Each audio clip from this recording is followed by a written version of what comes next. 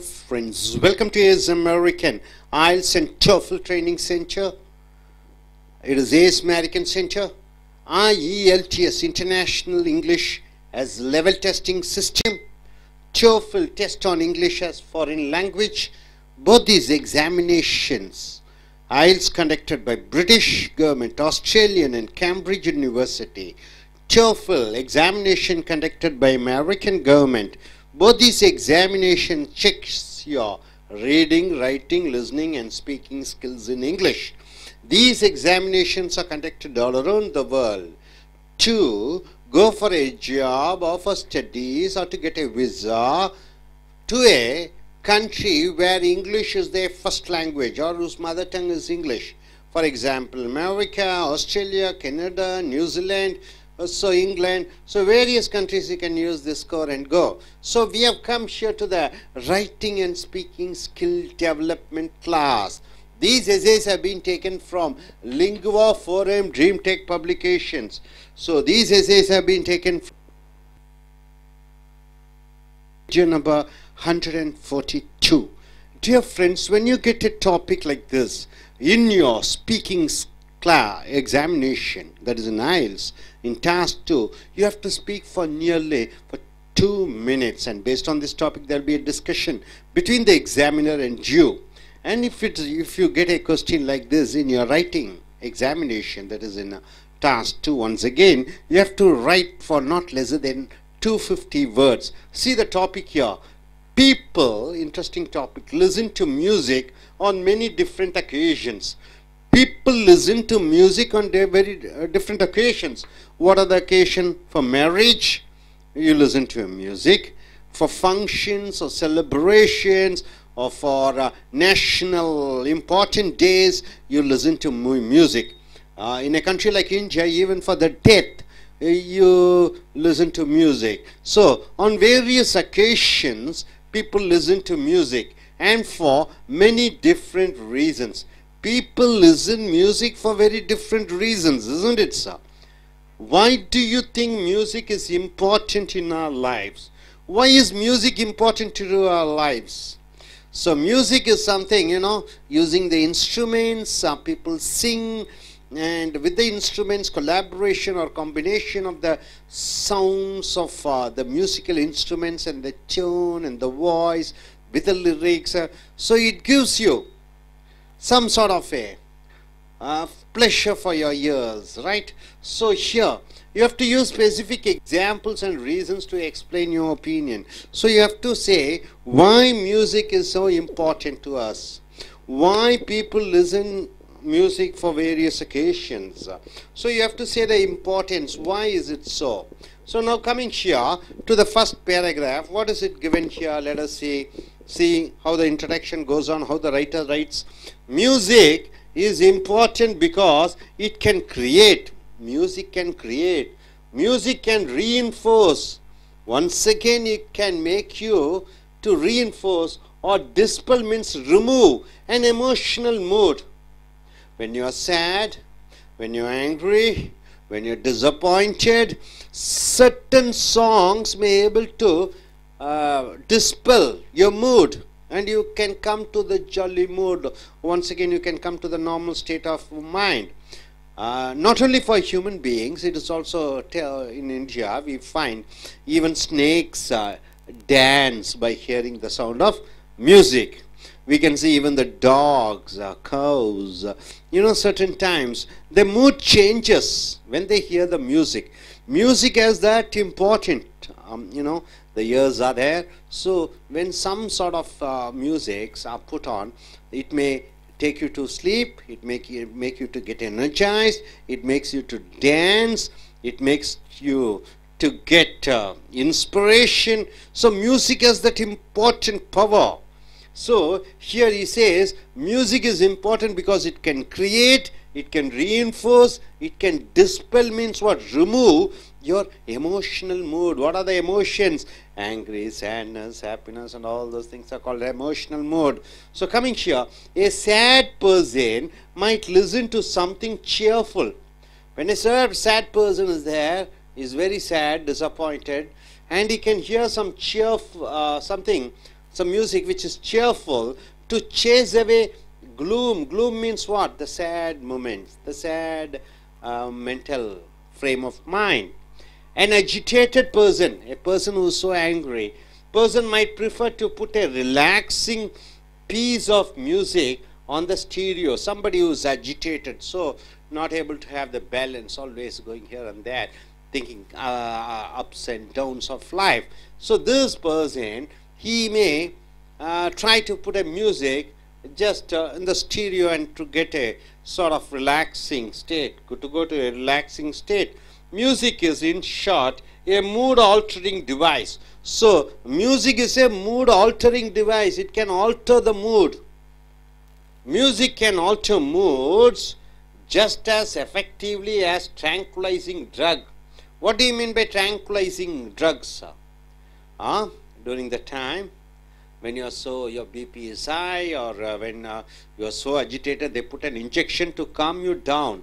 That is called tranquilizing. Tranquilizing means to make you to go in a state of total, what is that? In a relaxing mood, totally, completely making you to sleep. That's called tranquilizing. So the music can alter moods just as powerful as tranquilizing drug. Tranquilizing drug means what? An injection or a tablet. You go, take it, you go in for sleep. Or other chemical, and entails fewer risks to one's health. So music, not like tranquilizing injection or drug or chemicals. Music doesn't harm your body. So music has the capacity to make you to go to sleep. So in our country, mothers used to sing lullaby songs to make the child sleep. Have you seen? In the village, in town, your mother, they used to sing some songs, so the child goes in for sleep. So here, the music or the songs has that capacity, just like tranquilizing injection or some other drugs. It can make you to go to sleep. And coming here to the second paragraph, music is also useful to reinforce ideas or habits of thought.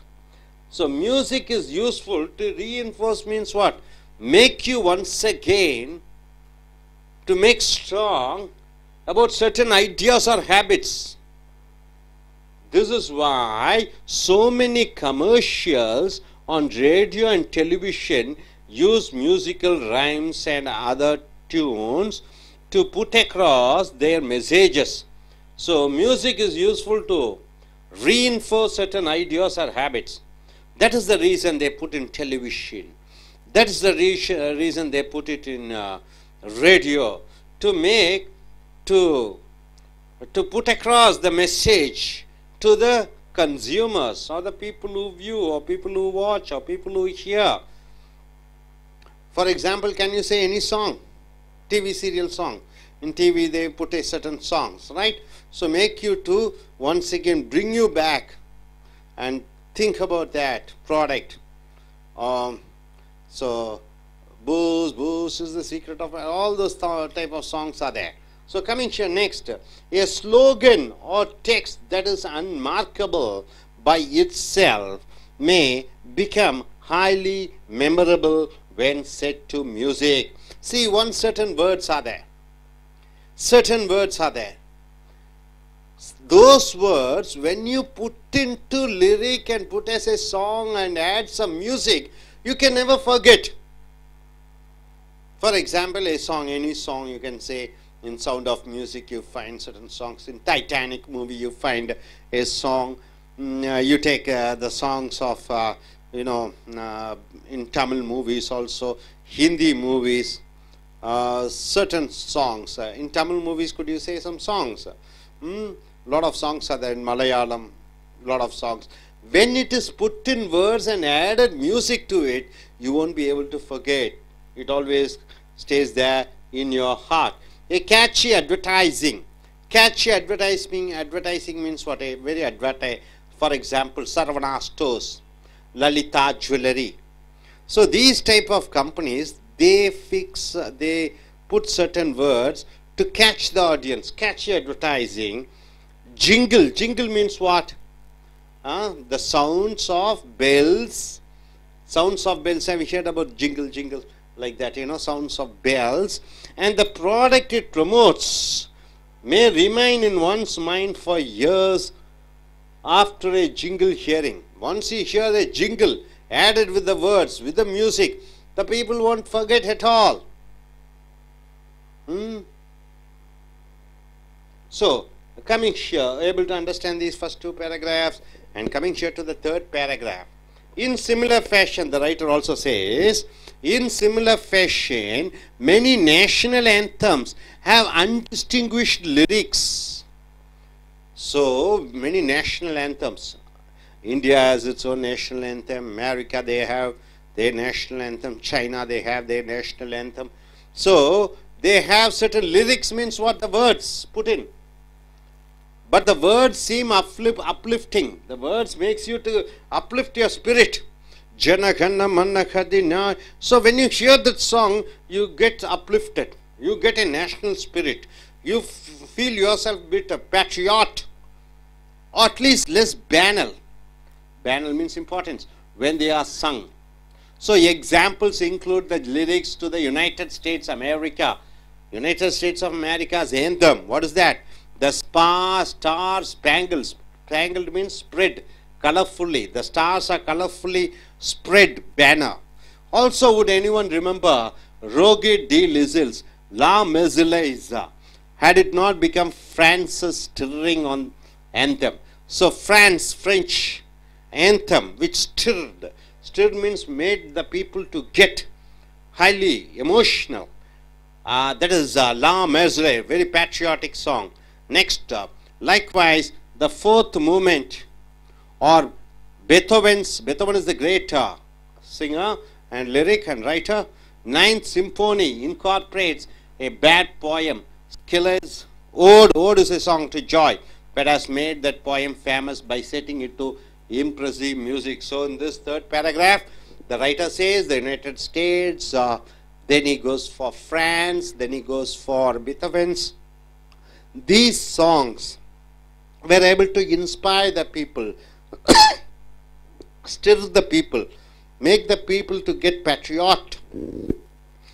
get the patriotic feelings. Now coming here to the final paragraph, conclusion, he says, one even may use music to make a social statement.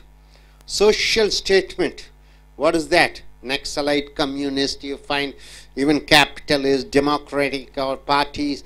They use certain songs to bring a social statement, right?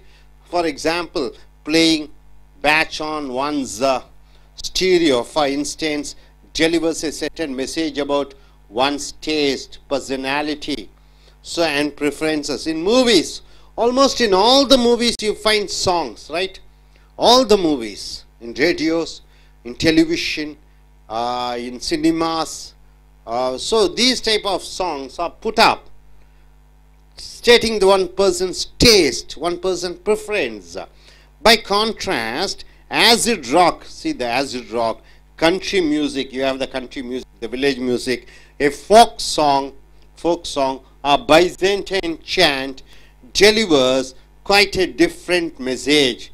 So certain songs says about one taste and personality. Certain country rock and acid rock music, country music, Michael Jackson's and you know what is that, Madonna's music and various music, they say something different. What we listen to says much about what we are individuals. So if you hear a song which is melodious, and you are a type of person who is melodious, if she hears the songs of Ayyappa or Lord Muruga or Christian songs or Islamic songs, it shows that she is a religious person.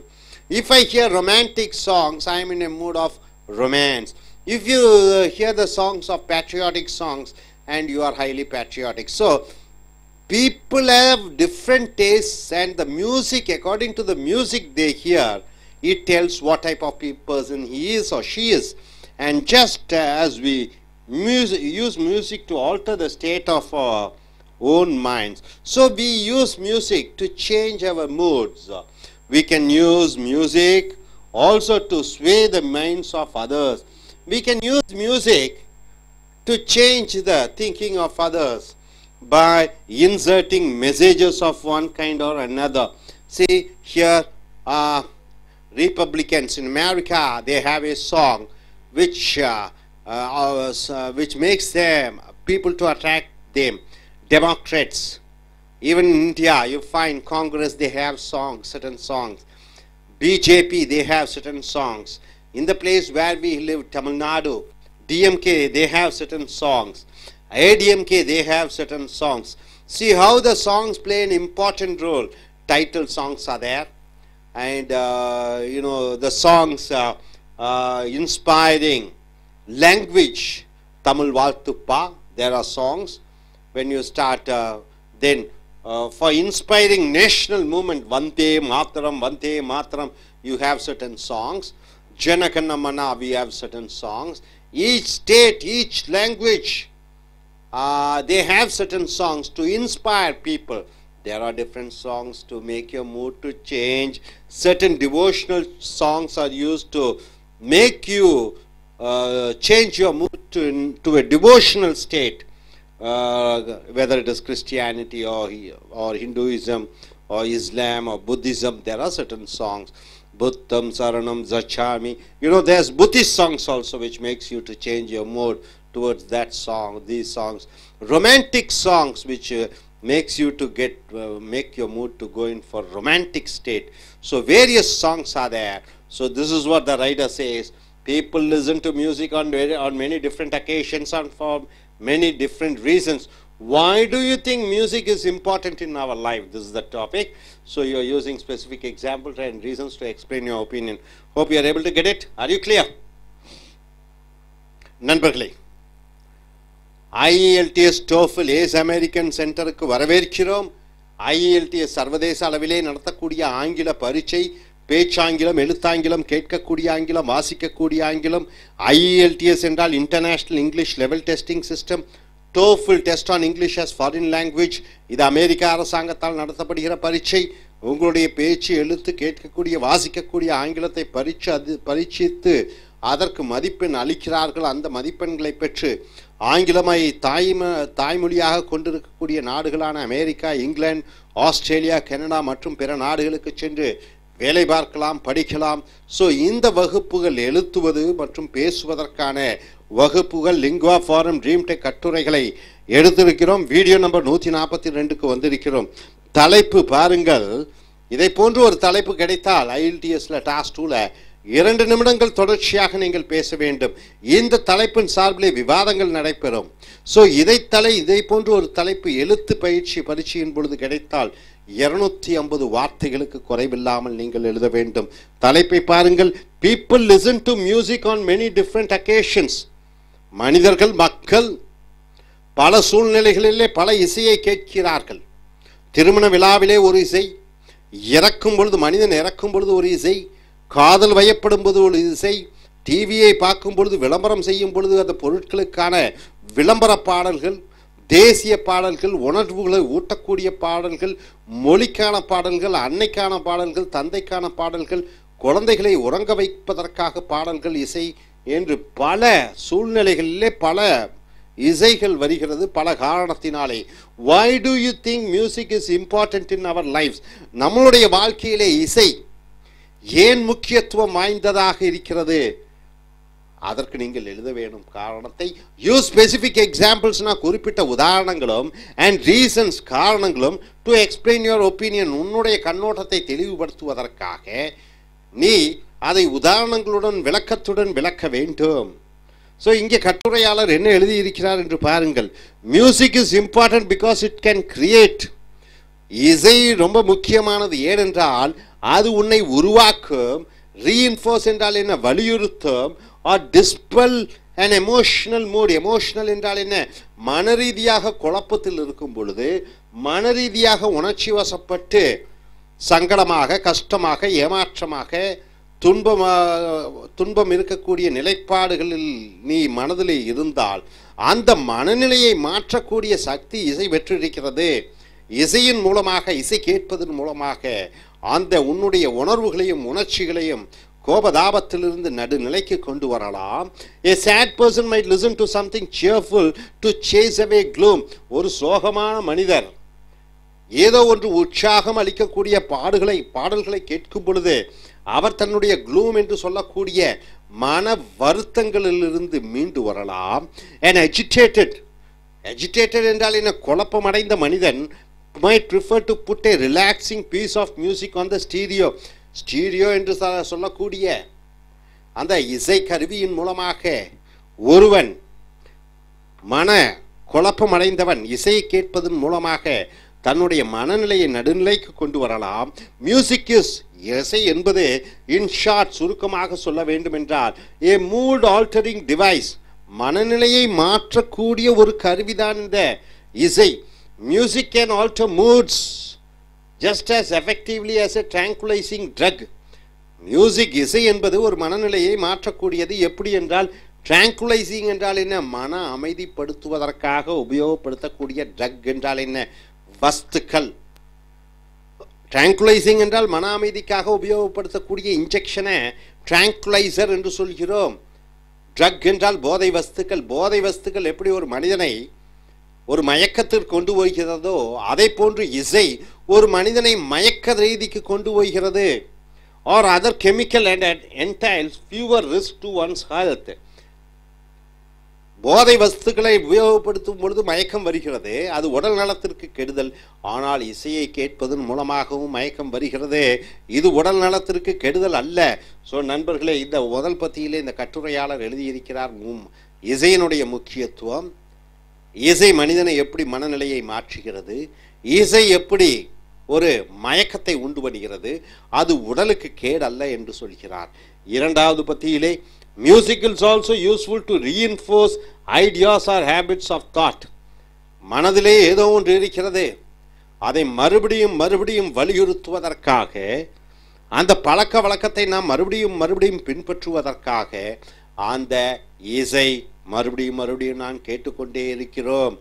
உதாரணத்துக்கு ஒரு சில இசைகள், அது கண்ணதாசன் எழுதியதாக இருந்தாலும் சரி, Beethoven எழுதியதாக இருந்தாலும் சரி, பல இசைகளை கேட்கும் பொழுது நமக்கு மனது உறுதி அடைகிறது. This is why so many commercials on radio and television use musical rhymes. ஆகையால் தான் டெலிவிஷனிலும் தொலைக்காட்சியிலும் வானொலியிலும் பல பாடல்களை நாம் கேட்கொண்டிருக்கிறோம். and to put across their messages, அந்த நிறுவனங்கள் தங்களுடைய தகவலை மக்களுக்கு சென்றடைவதற்காக மறுபடியும் அதே இசையையும் அதே பாடல்களையும் ஒளிபரப்பிக் கொண்டே இருக்கிறார்கள். A slogan or text that is unmarkable by itself. ஒரு சில வார்த்தைகள் அதை சாதாரணமாக சொன்னால் மக்கள் புரிந்து கொள்ள மாட்டார்கள். may become highly memorable, ஆனால் சாகும் வரைக்கும் நினைவாக இருக்கக்கூடிய ஒரு சில வரிகளை இசை மூலமாக மக்கள் மனதிலே பதிய வைத்து விடுகிறார்கள். when set to music. So 4-5 வார்த்தைகள் சொன்னால் புரியாது, கேட்டால் மனதில் வைத்துக் கொள்ள மாட்டோம். ஆனால் அதையுடன் இசையை சேர்த்து கொள்ளுங்கள், மனிதன் மறக்க மாட்டான். இசையுடன் சேர்ந்து வரக்கூடிய வார்த்தைகள் காதுகளிலே வரும் பொழுது அது மனதிலே தங்கி விடுகிறது. A catchy advertisement, ஒரு கவர்ச்சிகரமான ஒரு விளம்பரம். ஜிங்கிள் என்றால் என்ன? ஜிங்கிள் என்றால் மணிகளுடைய சத்தம். ஒரு சேரை அசைக்கிறோம், ஒரு சத்தம் வருகிறது, கதவை தள்ளுகிறோம், ஒரு சத்தம் வருகிறது, அதுதான் ஜிங்கிள். அந்த வார்த்தையினுடைய ஒரு ஜிங்கிளை சேர்த்துக் கொள்கிறார்கள். and the product it promotes, அதன் மூலமாக அவர்கள் தங்களுடைய பொருட்களை மக்களுக்கு விற்பனை செய்கிறார்கள். அது நிர்மா வாஷிங் பவுடராக இருந்தாலும் சரி, லிரலாக இருந்தாலும், ஹமாம் சோப்பாக இருந்தாலும், ஓனிடா டிவியாக இருந்தாலும், பல பொருட்களுக்கு அதற்கு தகுந்த வார்த்தையும் இசையையும் கலக்கி மக்கள் மனதிலே நிற்க வைத்து விடுகிறார்கள். may remain in one's mind for years after a jingle hearing. இசையுடன் கலந்த ஒரு பாட்டு பல வருடங்கள் மனிதனுடைய மனதிலே நிற்க வைக்கக்கூடிய ஆற்றலை பெற்றிருக்கிறது இந்த மியூசிக் என்ற இசை. அடுத்ததாக 3வது பத்தியிலே in similar fashion, அதே வகையிலே சொல்ல வேண்டும் என்றால் many national anthems, பல தேசிய கீதங்கள் have undistinguished lyrics. அந்த லிரிக்ஸ் என்றால் என்ன? எழுத்துக்கள். அன்டிஸ்டிங்விஷ்ட் என்றால் என்ன? தனியாக படித்தால் ஒன்றும் புரியாது. ஜன கண மன கதி என்ன ஒன்றும் தனியாக படித்தால் ஒன்றும் புரியாது. அதே இது இசை வடிவத்திலே வரும்பொழுது but the words seem uplifting. இசை வடிவிலே வரும்பொழுது, இசை சேர்க்கும் பொழுது மனதை உறுதிப்படுத்துகிறது, மனதை மேன்மை அடைய வைக்கிறது, or at least less banal. So when they are sung, example include the lyrics to the United States anthem. அமெரிக்காவினுடைய தேசிய கீதம் பாருங்க. the star என்றால் என்ன? நட்சத்திரம். ஸ்பாங்கிள்ட் என்றால் என்ன? பரவி இருக்கிறது. பேனர் என்றால் என்ன? அமெரிக்காவினுடைய பேனர்னா கொடி. அமெரிக்காவின் கொடியிலே நட்சத்திரங்கள் 50 நட்சத்திரங்கள் பரப்பி இருக்கிறது. ஒவ்வொரு நட்சத்திரமும் ஒவ்வொரு மாநிலத்தை குறிப்பிடுகிறது. Also would anyone remember Roger de Lisle? Roger de Lisle என்று சொல்லக்கூடியவர் பிரெஞ்சு நாட்டு இசை மேதை. La Marseillaise had it not become France stirring anthem. இது பிரெஞ்சு நாட்டினுடைய மக்கள் உணர்வுகளையும் உணர்ச்சிகளையும், ஸ்டிரிங் என்றால் என்ன? கலக்கி கொதிக்க அதை கொண்டு வரக்கூடிய ஆற்றலை பெற்றிருக்கிறது. லைக்வைஸ் த ஃபோர்த் மூமெண்ட், நான்காவது மூமெண்ட். பீத்தோவன் என்பவர் மிகப்பெரிய இசைஞானி, சிம்போனியை இசைத்தவர். 9th சிம்போனி இன்கார்பரேட்ஸ் என்றால் என்ன? அடங்குகிறது. A bad poems killers. Ode என்றால் போயம் டு ஜாய், இசை சந்தோஷத்திற்கான ஒரு செய்யுள், வாட்பா. But has made that poem famous by setting to impressive music. இசை மூலமாக அது மிகப்பெரிய மக்கள் மனதிலே நீங்க மறச் செய்யக்கூடிய ஆற்றலை பெற்றிருக்கிறது. இளையராஜாவாகட்டும், ஏஆர் ரகுமானாகட்டும், இன்னொரு அப்ரித் என்ற ஒரு சொல், அயுருத் என்று சொல்லுகிறார்கள். அவர் என்ன சொல்லி ஒரு பாட்டு, மிகப்பெரிய பிரபலமான பாட்டு என்னது? தனுஷ் பாடுவாரே, கொலவெறி கொலவெறி கொலவெறி. அந்த கொலவெறி சாதாரணமாக படித்தால் ஒன்றும் புரியாது.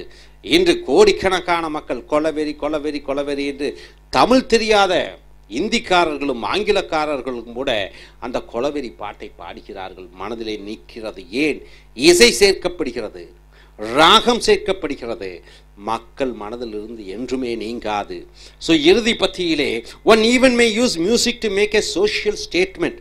ஒரு சமுதாய மாற்றத்திற்கு, சோஷியல் என்றால் சமுதாய மாற்றத்திற்கு இசையை பயன்படுத்துவார்கள். உதாரணத்துக்கு கம்யூனிசம் என்று சொல்கிறோம், சோஷியலிசம் என்று சொல்கிறோம், நக்சலைட் என்று சொல்கிறோம், பணக்காரத்துவம் என்று சொல்கிறோம். இந்த பல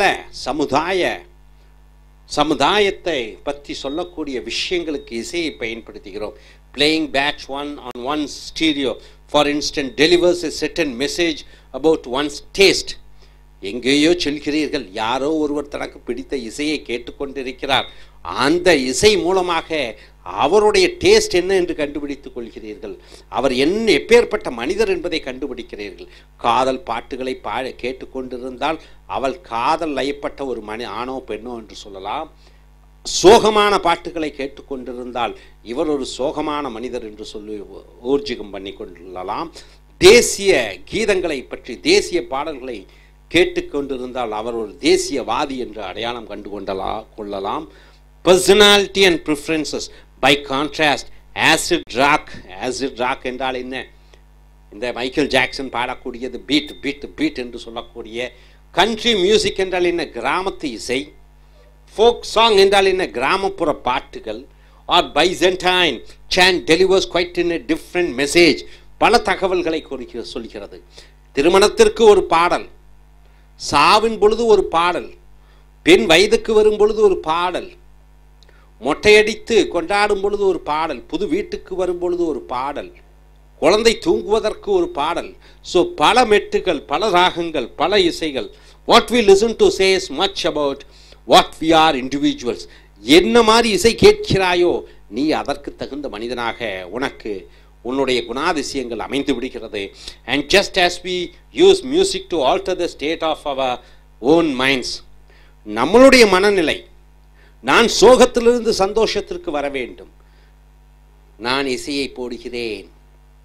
நான் சந்தோஷத்திலிருந்து சோகத்திற்கு வர வேண்டும், சோகமான இசையை போடுகிறேன். சோகத்திலிருந்து அல்லது சந்தோஷத்திலிருந்து தேசப்பற்றுடையவனாக ஆக வேண்டும், தேசப்பற்றான பாடல்களை போடுகிறேன். என்னுடைய மனநிலை இசைக்கு தகுந்தபடி மாறுகிறது. We can use music also to sway the minds of others. நம்முடைய மனநிலை மட்டுமில்லை, மற்றவர்களுடைய மனநிலையும் மாற்றி அமைக்கக்கூடிய சக்தியை இசை பெற்றிருக்கிறது. So by inserting messages of one's kind or another, இசையிலே நாம் சொல்லக்கூடிய தகவல்களை சொல்கிறோம். ஒரு எம்ஜிஆர் பாடல்களாக இருக்கட்டும், ஒரு சிவாஜி கணேசன் பாடல்களாக இருக்கட்டும், அவைகளெல்லாம் செய்திகளை சொல்லுகிறது மக்களிடம். என்னென்ன செய்திகளை சொல்ல வேண்டுமோ இசை மூலமாக, பாட்டு மூலமாக சொல்லும் பொழுது மனிதன் மாறுகிறான். மனிதனே அவர்களுடைய கண்ணோட்டத்திற்கு கொண்டு வருகிறார்கள். ஸோ இசை மனிதனுடைய மனதை மாற்றக்கூடியது மட்டுமல்ல, கேட்கக்கூடியவர்கள் மட்டுமல்ல, மற்றவர்கள் மனதையும் மாற்றி அவர்களை நம் வழிக்கு கொண்டு வரலாம். தேசம் முழுக்க வந்தே மாதரம் வந்தே மாதரம் என்ற ஒரு சிறு பாட்டு, இந்த பாட்டின் மூலமாக சுதந்திரத்திற்கு அடித்தளமிட்டது இந்த பாட்டு, சுதந்திர வேட்கையை உருவாக்கியது இந்த பாட்டு. ஸோ இசை, பாட்டு மிக முக்கியம் மனிதனுடைய வாழ்க்கையிலே. அது சாதாரணமாக எடை போட முடியாது. அதற்காகத்தான் இன்று இசை ஞானிகளுக்கும் இசை கச்சேரி செய்பவர்களுக்கும் அந்த காலத்திலிருந்து இந்த காலத்து வரைக்கும், அது நாதஸ்வரமாக இருக்கட்டும், மேலதாளமாக இருக்கட்டும், இன்றைய நவநாகரிக இசை கருவிகளாக இருக்கட்டும், இசை ஞானிகளாக இருக்கட்டும், அது ஏஆர் ரஹ்மானாக இருந்தாலும் இளையராஜாவாக இருந்தாலும் அவர்களுக்கு மக்களிடம் மிகப்பெரிய ஒரு செல்வாக்கு இருக்கிறது.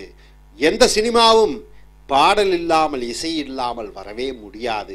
ஏனால் பாடலும் இசையும் சேர்ந்து அந்த வார்த்தைகள் சேரும் பொழுதுதான் மக்கள் மனதிலே. I.E.L.T.S TOEFL Training Center, I.E.L.T.S International English as Level Testing System, TOEFL Test on English as Foreign Language, I.E.L.T.S British Oriented Examination, TOEFL American Oriented Examination. Both these examinations check your reading, writing, listening and speaking skills in English. So we have come here for the writing and speaking skill development class over here. Lingua Forum Dream Tech essays. These are essays we have taken from, and we have come here to the video number 143. In I.E.L.T.S in task 2, you may get a topic where you have to write for 250 words, not less than 250 words. And if you get a topic in task 2, you have to speak for nearly 2 minutes based on this topic, and the discussions will be conducted between the examiner and you regarding this topic. See the topic: organizations and groups. What do you mean by organizations? What do you mean by group? I belong to Tata Consultancy Service. TCS is a group. I belong to Republic Party. It's a group. I belong to Democratic Party. I belong to Congress. I belong to BJP. I belong to Students Union. I belong to Auto Rickshaw Drivers Union. I belong to Film Federation Union, Pepsi. I belong to this and that, communist. I am a socialist. I belong to Democratic Party. I belong to Naxalite group. So organization and groups play an important part in many people's lives. Is it true? A DMK, only leader is arrested.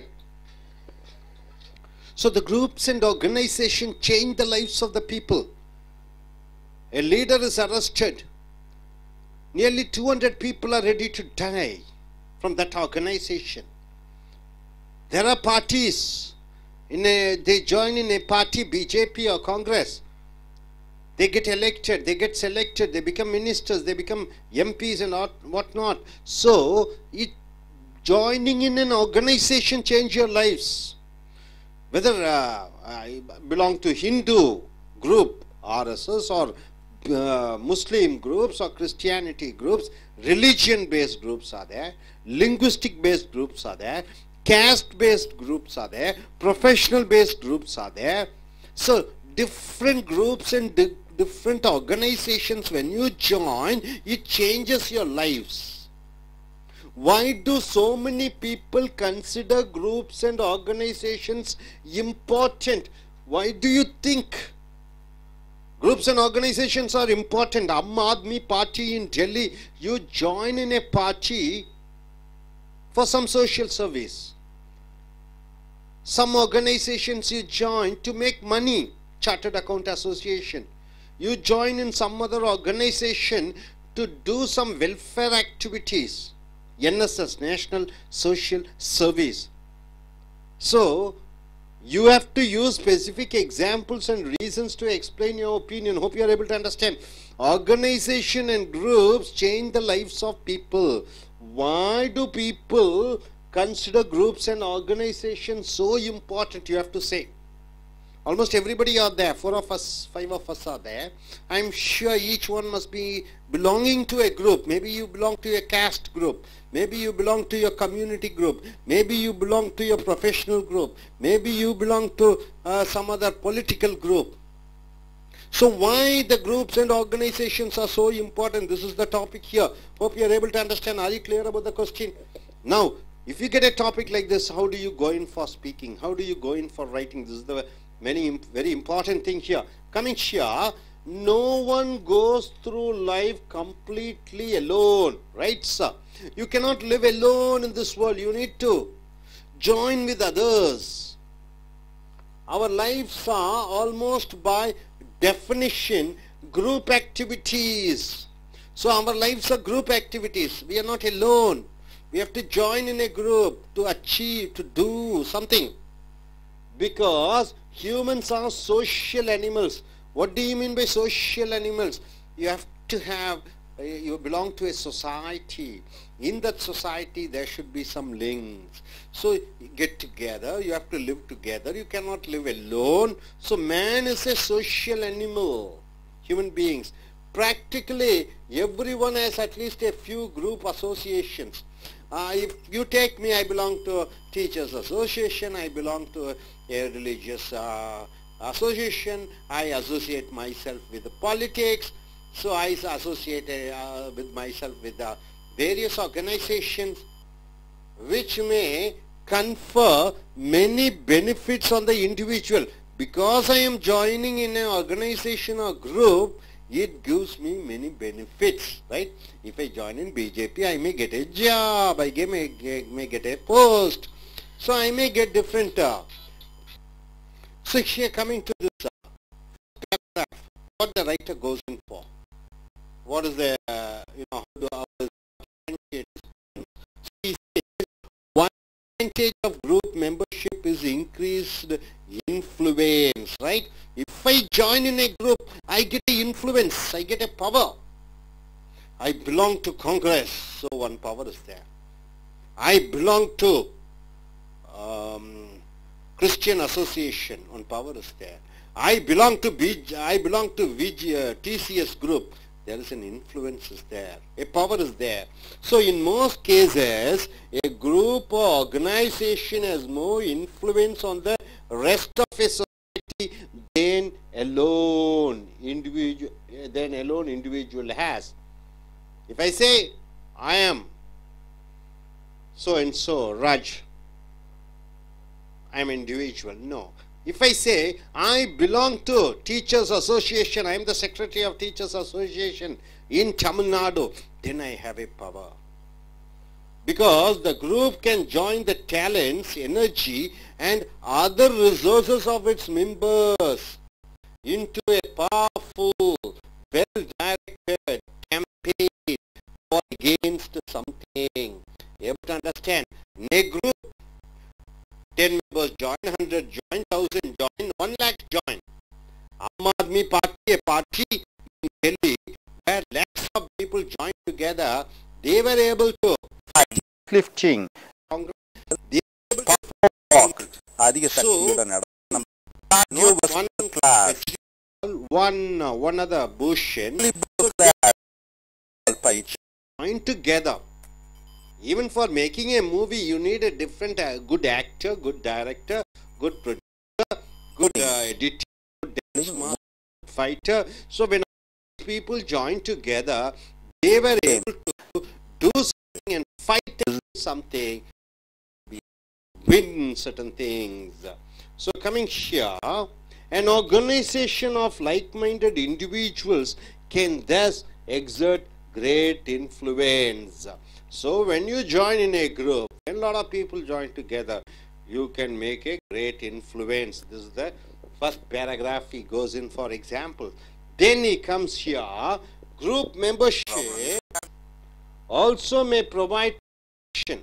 It is safety, security. If I belong to a group, I am safe. This is why fish travel in schools. Fish travel in schools. What do you mean by that? A school of fish is much larger than an individual fish and may serve to intimidate predators. What do you mean by, if one fish is going, easily they will be able to, the other one fish eater, fish, one of the fish, big fish, it will be able to eat that fish. But when group of fish is there, they will be scared. Predators means what? Somebody trying to intimidate you, attack you, or eat you. So the same principle applies to humans. See, one bull is there. Easily a tiger comes and attacks the bull and eats. Suppose if 10 bulls are there together, wherever we go, we have to go together. The lion or tiger may be scared to attack the bull. Because why? Because they are in the group. When you are in group, the predators, the enemies will be scared. But if you are alone, the enemy will attack you. This is the philosophy. So a group or organization is more powerful and more difficult to attack than an individual. If you belong to a group, it is very difficult to attack. If you are individual, it is easy to attack you. The management of a business, for example, may be less likely to harass or fire an individual employee if that employee is part of a union. A company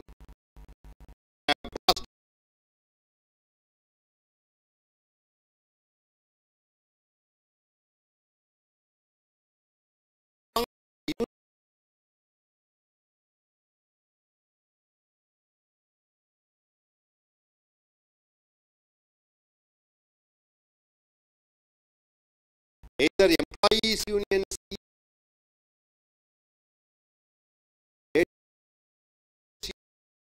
public party union, when he belongs to an union, it is difficult for the management to dismiss him because the union will support the individual member in any dispute with management. Now coming here to the conclusion part, the writer says, then there are the pleasure and sense of security that accompany being part of a group. So once you belong to a group, you feel safety, you feel bit of security. I belong to workers union, so nobody can do anything to me. I belong to so nobody can attack me. So people enjoy doing things together, and group membership gives one a certain sense of identity as well. So when you do in a group, you get a identification.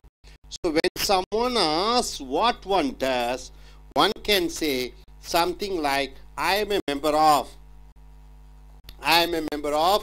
Film Federation. I am a member of Chartered Accountant. I am a member of Government Workers Union. I am a member of Forward Bloc. I am a member of Communist Party.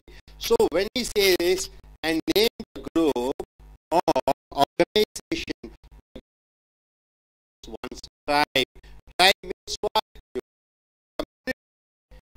Identification with which defines the individual. So if you say I belong to, in Tamil Nadu or in India, you have a humpty number of castes. I belong to Reddy organization. I belong to Verbs organization. I belong to Nair community. I belong to Chettiar. I belong to Kaur. So different. I belong to Brahmin community. So all tribes and association identifications are there. Whether the group is serious or frivolous. Serious means very serious. Frivolous means very weak. Now we have an I.E.L.T.S taker over here, and let us see if he gets a topic like this, what he is going to speak. Yes, he has to introduce his name his qualification, which country he plans to go, what's his specialization, and he should say something about his profession. Then later he can go in for the topic. Hello, I am Sundar. I have done my qualification as a diploma in engineering, electronics and communication engineering, which is more thing. And I have came out to Chennai to study my multimedia courses, to extend my studies for interior and architecture visualization. And hereby I came out for learning my English skills, and as I'm going for abroad for my further studies, and I'm here. I have given a topic to talk about organizations. As an interior designer, I have got an organization, Interior Decoration Association. I have registered my company, and I feel secured.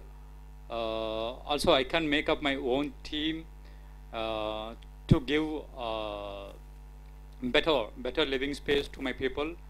And as an organization, the people comes to me, they feel secure. They too feel secure.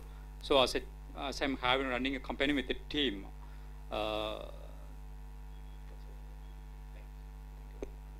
Thank you very much. நண்பர்களே, Ace American IELTS and TOEFL சென்டருக்கு வரவேற்கிறோம். I.E.L.T.S என்றால் internet சர்வதேச அளவிலே ஆங்கிலத்தை பரிசோதிக்கக்கூடிய பரீட்சை. International English as level testing system என்று சொல்வார்கள். பேசக்கூடிய ஆங்கிலம், கேட்கக்கூடிய ஆங்கிலம், வாசிக்கக்கூடிய ஆங்கிலம். ஸோ டோஃபில் அமெரிக்க அரசாங்கத்தின் மூலமாக நடத்தக்கூடிய பரீட்சை TOEFL test on English as foreign language. இதுவும் பேச, கேட்க, வாசிக்கக்கூடிய அந்த ஆங்கில பரீட்சைகள். இது பிரிட்டிஷ் I.E.L.T.S பிரிட்டிஷ் ஓரியன்ட் பரீட்சை. So writing and speaking skill development, எழுதுவது, பேசுவது, அதற்கான பயிற்சி வகுப்புகள், லிங்குவா ஃபாரம் ட்ரீம் டெக் கட்டுரைகளிலிருந்து எடுக்கப்பட்டிருக்கக்கூடிய கட்டுரைகள். வீடியோ நம்பர் 143க்கு வந்திருக்கிறோம். ஸோ இதை போன்று ஒரு தலைப்பு உங்களுடைய I.E.L.T.S பரீட்சையிலே எழுதும் பொழுதும் அல்லது பேசும் பொழுதும் கேட்கப்படுகிற பொழுது, எழுதும் பரீட்சையிலே 250 வார்த்தைகளுக்கு குறைவில்லாமல் எழுத வேண்டும். பேசும் பொழுது குறைந்தது 2 நிமிடங்களுக்கு தொடர்ச்சியாக சரளமாக இலக்கண ரீதியாக ஏற்ற இறக்கத்துடன் நீங்கள் பேச வேண்டும். அதை சார்ந்து விவாத கேள்விகளும் கேட்கப்படும். உதாரணத்திற்கு ஆர்கனைசேஷன்ஸ். ஆர்கனைஸ் என்றால் என்ன? ஒருங்கிணை, ஆர்கனைஸ். அதிலிருந்து வரக்கூடிய வார்த்தை தான் ஆர்கனைசேஷன். ஒருங்கிணைத்து செயல்படும் ஒரு செயல் ஸ்தாபனம். TCS என்பது ஆர்கனைசேஷன். 2 லட்சம் வேலையாட்கள் அங்கே வேலை செய்து கொண்டிருக்கிறார்கள். இன்ஃபோசிஸ் என்பது ஒரு ஆர்கனைசேஷன். ஆர்கனைஸ் என்றால் ஒருங்கிணை, ஒருங்கிணைக்கிறார்கள். ஒரே செயல், ஒரே மனப்பான்மை உடைய மனிதர்கள். ஆர்கனைசேஷன். TCSல பார்த்தீங்கன்னா சாஃப்ட்வேர், மென்பொருள் படித்த அந்த என்ஜினியர்ஸ், பொறியாளர்கள் எல்லாம் ஒன்றுடன் ஒன்று இணைந்து இணைந்து செயல்படக்கூடியதை ஆர்கனைசேஷன்ஸ் என்று சொல்வோம். Cinema organisation. நடிகர்கள் எல்லாம் சேர்ந்து சினிமாவை பற்றி ஒரு இயக்கமாக இருக்கும் பொழுது அது ஆர்கனைசேஷன், சினிமா ஆர்கனைசேஷன். அதே போன்று குரூப் என்றால் என்ன? குரூப் என்றால் என்ன? கூட்டாக, குழுக்களாக. play an important part in many people's lives. மக்களுடைய வாழ்க்கையிலே இந்த ஆர்கனைசேஷன்ஸும் இந்த குரூப்ஸும் கூட்டுக்களும் மக்களுடைய வாழ்க்கையிலே மிகப்பெரிய ஒரு பாதிப்பை உண்டாக்குகிறது, மாற்றங்களை உண்டாக்குகிறது. Why do so many people consider groups and organization important? எதற்காக மக்கள் இந்த இயக்கத்திலையும் கழகங்களையும் ஒரு கூட்டு அமைப்புகளிலும் சேருகிறார்கள்? எதற்காக சேருகிறார்கள்? Use specific example. எதற்காக சேருகிறார்கள் என்பதை உதாரணங்களுடன், ரீசன்ஸ், விளக்கங்களுடன், காரணத்துடன் நீ விளக்க வேண்டும் உன்னுடைய கண்ணோட்டத்தை. அப்ப தலைப்பு தெளிவாக நீங்கள் அறிந்து கொள்ள வேண்டும். எதற்காக மக்கள் சில அமைப்புகளிலும், சில கட்சிகளிலும், சில நிர்வாகத்திலும் சேருகிறார்கள், ஒரு அமைப்பிலே சேருகிறார்கள். ஸோ இங்கே முன்னுரையிலே பாருங்கள், இந்த கட்டுரையாளர் என்ன எழுதியிருக்கிறார் என்று. No one goes through life completely alone. இந்த உலகத்தில் பிறந்த எந்த மனிதனும் தனியாக வாழ்ந்து தனியாக இறந்து போவதில்லை, வாழ்ந்து இறந்து போவதில்லை, கண்டிப்பாக இல்லை. Our lives are almost by definition group activities. நம்மளுடைய வாழ்க்கை தெளிவாக விளக்க வேண்டும் என்றால் குரூப் ஆக்டிவிட்டிஸ் என்றால் என்ன? கூட்டாக செயல்படக்கூடிய ஒன்று. இந்த பெண் இருக்கிறார்கள், அவரை நீங்கள் என்ன ஆக வேண்டும் என்று கேட்கிறேன். என்ன ஆக வேண்டும் என்று நினைக்கிறீர்கள்? ஃபேஷன் டெக்னாலஜி என்று சொல்கிறார்கள். அப்போ ஃபேஷன் டெக்னாலஜி தனியாக இருந்தால் செயல்பட முடியாது. நீங்கள் எங்கே செல்ல வேண்டும்? ஒரு நிர்வாகத்திற்கு செல்ல வேண்டும், ஒரு அமைப்பிற்கு செல்ல வேண்டும். அந்த அமைப்பில் இருக்கக்கூடியவர் அனைவரும் ஃபேஷன் டெக்னாலஜியாக இருப்பார்கள். இவர்கிட்ட கேட்கிற என்ன ஆக வேண்டும்? சினிமா நடிகனாக வேண்டும், சினிமா துறையிலே சேர வேண்டும். அப்போ சினிமா துறையிலே சினிமா சம்பந்தப்பட்ட அனைவரும் ஒரு கூட்டாக இருக்கக்கூடிய பெப்சி சினிமா கூட்டமைப்பு. அங்கே டைரக்டர், அங்கே மியூசிஷியன், அங்கே நடிகன், அங்கே தயாரிப்பாளர்கள். அந்த கூட்டணியிலே இவர் சேர்ந்தால்தான் அவருடைய வாழ்க்கையிலே வெற்றி உண்டாகும். என்ன ஆக வேண்டும் என்று அவரிடம் கேட்கிறேன். மந்திரி ஆக வேண்டும் என்று சொல்கிறார். தனியாக நின்று மந்திரி ஆக முடியுமா? நிச்சயமாக ஒரு கட்சி வேண்டும். நிச்சயமாக அந்த கட்சியில் இருக்கக்கூடியவர்கள் இவருக்கு உழைக்க வேண்டும், இவர் அவர்களுக்கு நன்மை செய்ய வேண்டும். அதன் பிறகுதான் அவர் ஒரு எம்எல்ஏவோ மந்திரியோ ஆக முடியும். So our lives are almost by definition group activities. கூட்டாக மறுபடியும் தேர்தல் நிற்கிறீங்க, யார் இவருக்கு ஆதரவு காண்பிக்க வேண்டும்? அவருடைய ஜாதிக்காரர்கள் ஆதரவு தெரிவிக்க வேண்டும். அவருடைய எந்த சமுதாயம், ஹிந்துவா கிறிஸ்டியனா, அவர்கள் ஆதரிக்க வேண்டும். எந்த ஊர், அந்த ஊர்க்காரர்கள் ஆதரிக்க வேண்டும். எந்த வயது, அவர் வயதுடையவர்கள் ஆதரிக்க வேண்டும். So because humans are social animals. மனிதன் என்பவன் சமுதாய மிருகம். மாமா, மைத்துனர், ஜாதி, சொந்தம், பந்தம், இவர்களுடன் வாழக்கூடிய ஒரு சமுதாய மிருகமாக மனிதன் இருக்கிறான். practically everyone has at least a few group association. நடைமுறையிலே பார்க்கும் பொழுது நாம் அனைவரும் ஏதோ ஒரு குழுவிலே, ஏதோ ஒரு கூட்டத்திலே, ஏதோ ஒரு அமைப்பிலே இருக்கிறோம். அது ஜாதி அமைப்பாக இருக்கலாம், மத அமைப்பாக இருக்கலாம், அல்லது மொழி பேசக்கூடிய அமைப்பாக இருக்கலாம், வேலையில்லா பட்டதாரிகள் கூட்டமாக இருக்கலாம், எது வேண்டுமானாலும் இருக்கலாம். which may confer many benefits on the individual. இதன் மூலமாக நமக்கு பல அனுகூலங்கள் இருக்கிறது, பல நன்மைகள் இருக்கிறது. ஒரு ஜாதி கூட்டமைப்பில் இருக்கிறீர்கள், மத கூட்டமைப்பு இருக்கிறீர்கள், அல்லது கட்சி கூட்டமைப்பில் இருக்கிறீர்கள். உங்களுக்கு ஏதோ ஒன்று ஆகிவிட்டது, அவர்கள் அந்த அமைப்பு உங்களுக்கு பணம் கொடுக்கும், உங்கள் குடும்பத்தாரை காப்பாற்றும், உங்கள் குடும்பத்தாருக்கு ஒரு வேலை கொடுக்கும். ஸோ அடுத்த பத்தியில் இவர் என்ன சொல்கிறார் என்றால், one advantage of group membership is increased influence.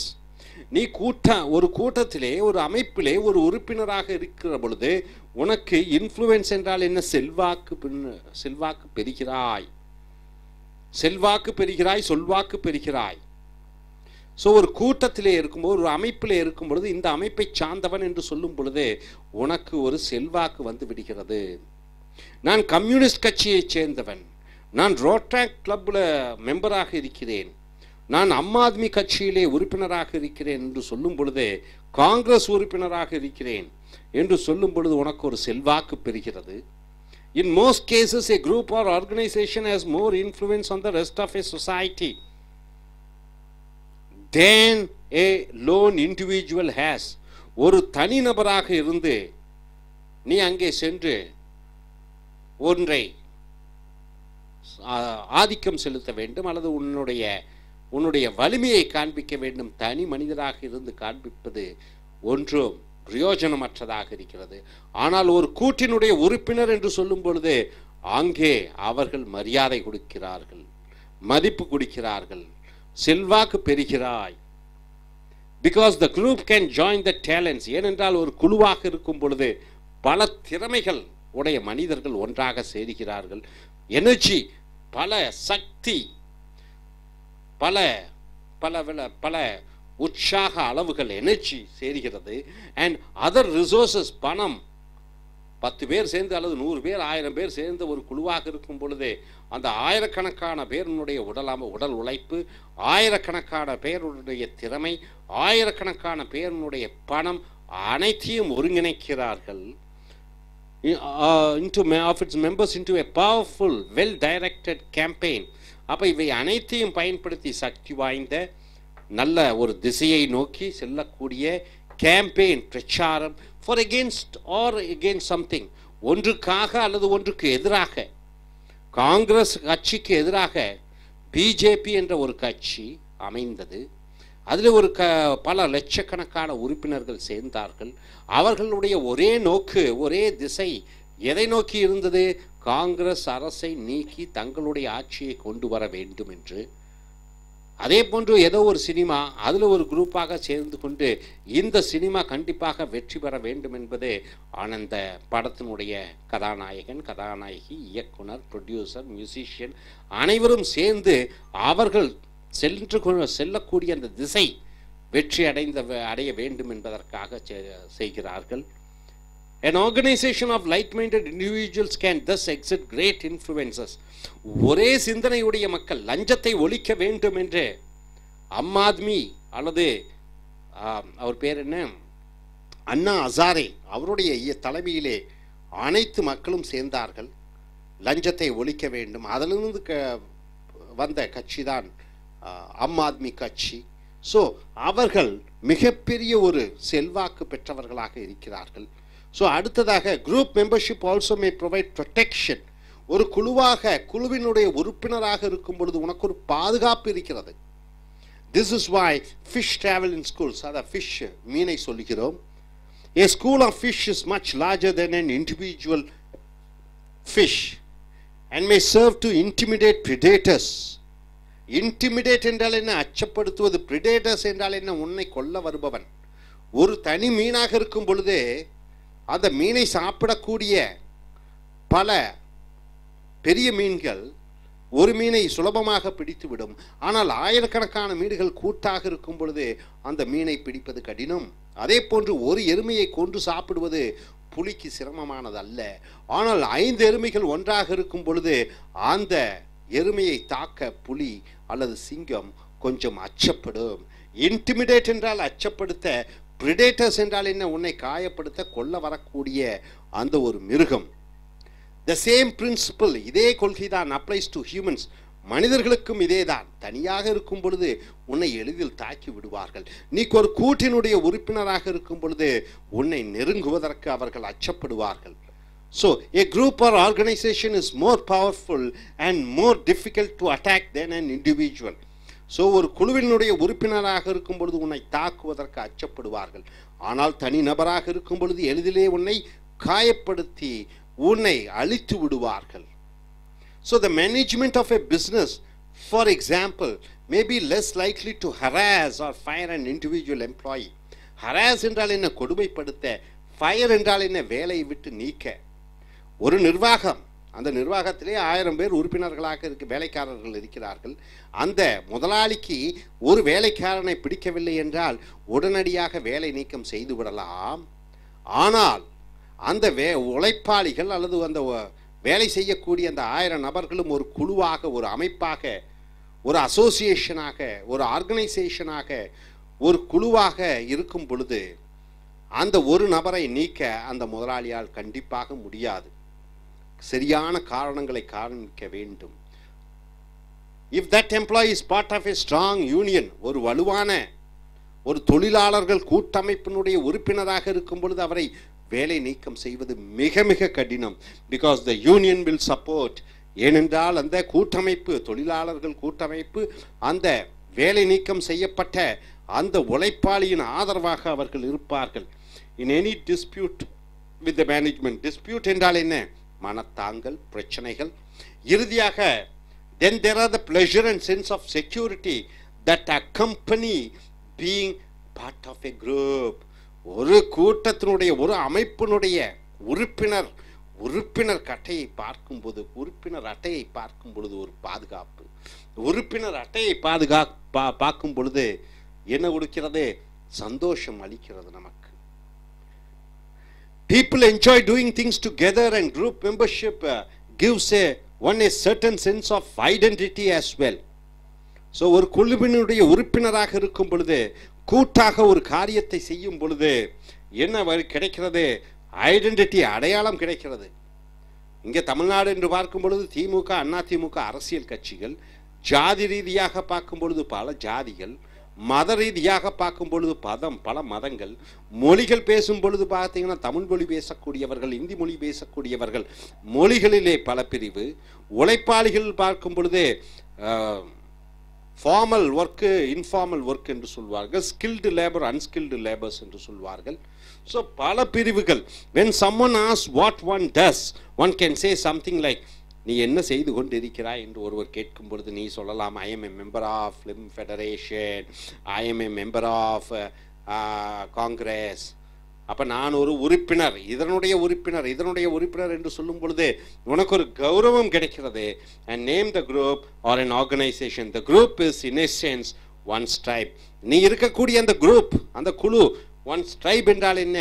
உன்னுடைய ஜாதி மத அமைப்பாக இருக்கலாம். Identification with which defines the individual. அது உன்னை அடையாளம் காண்பிக்கிறது. எதன் அடையாளமாக நீ கருதப்படுகிறாய் என்று சொல்கிறது. whether the group is serious, அந்த குழு ரொம்ப சீரியஸ் என்றால் என்ன, மிக முக்கியம் வாய்ந்ததாக இருக்கலாம். அல்லது frivolous என்றால் என்ன, முக்கியமற்ற ஒரு குழுவாக இருக்கலாம். it provides both social and psychological benefits. இது ஒரு சமுதாய ரீதியாகவும் மன ரீதியாகவும் பல நன்மைகளை கொண்டு வருகிறது. ஸோ நண்பர்களே, இதை போன்று ஒரு தலைப்பு கிடைக்கும் பொழுது கூட்டு நிர்வாகம், ஆர்கனைசேஷன், இதில் மக்கள் எல்லாம் இணைந்து கொள்கிறார்கள். அதனால் நன்மைகள் என்ன, அந்த நன்மைகளை சரியான உதாரணங்களுடன் விளக்கங்களுடன் நீ சொல்ல வேண்டும் என்று சொல்லும் பொழுது ஆங்கிலத்திலே தொடர்ச்சியாக சரளமாக நீங்கள் இதை பேச வேண்டும். ஸோ இனி அடுத்து வரக்கூடிய வீடியோக்கள் மற்ற தலைப்புகளில் பார்ப்போம். Thanks friends. Welcome to A.S. American I.E.L.T.S and TOEFL Training Center, A.S. American English Center over here in Chennai, in Kodambakkam. I.E.L.T.S International English as level testing system. TOEFL test on English as foreign language. I.E.L.T.S, it is British, Australian and Cambridge University joined together and conducts and checks your reading, writing, listening and speaking skills in English. TOEFL is American based English examination. It too checks your reading, writing and listening and speaking skills. Coming here to the writing and speaking skill development class, we have taken these essays from Lingua Forum Dream Tech publications. We have come here to the video number 144. Dear friends, if you get a topic like what is written over here, then you have to write for most not lesser than 250 words. If you get a topic like this in your speaking task 2, you have to speak for 2 minutes continuously, and based on this topic there will be a discussion between the examiner and you. Coming here to the topic, see here, how can schools, schools help students, how can schools help students handle problems that the students face when they move to new schools? So the students generally, not much of them stay in the same school up to 1st to 12th standard. In between they move on to new schools.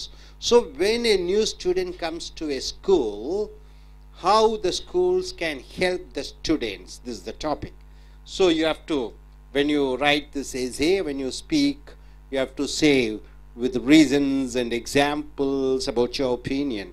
So use specific reasons and examples to explain your opinion. Hope you are able to understand. So students who move out of one school to other school, when a new student comes to a school, how does the school prepare the student or make him comfortable in the new atmosphere or the new school? This is the topic. So coming here to that introduction part, it's perhaps inevitable, which cannot be avoided. It is inevitable that students will face problems when moving to a new school.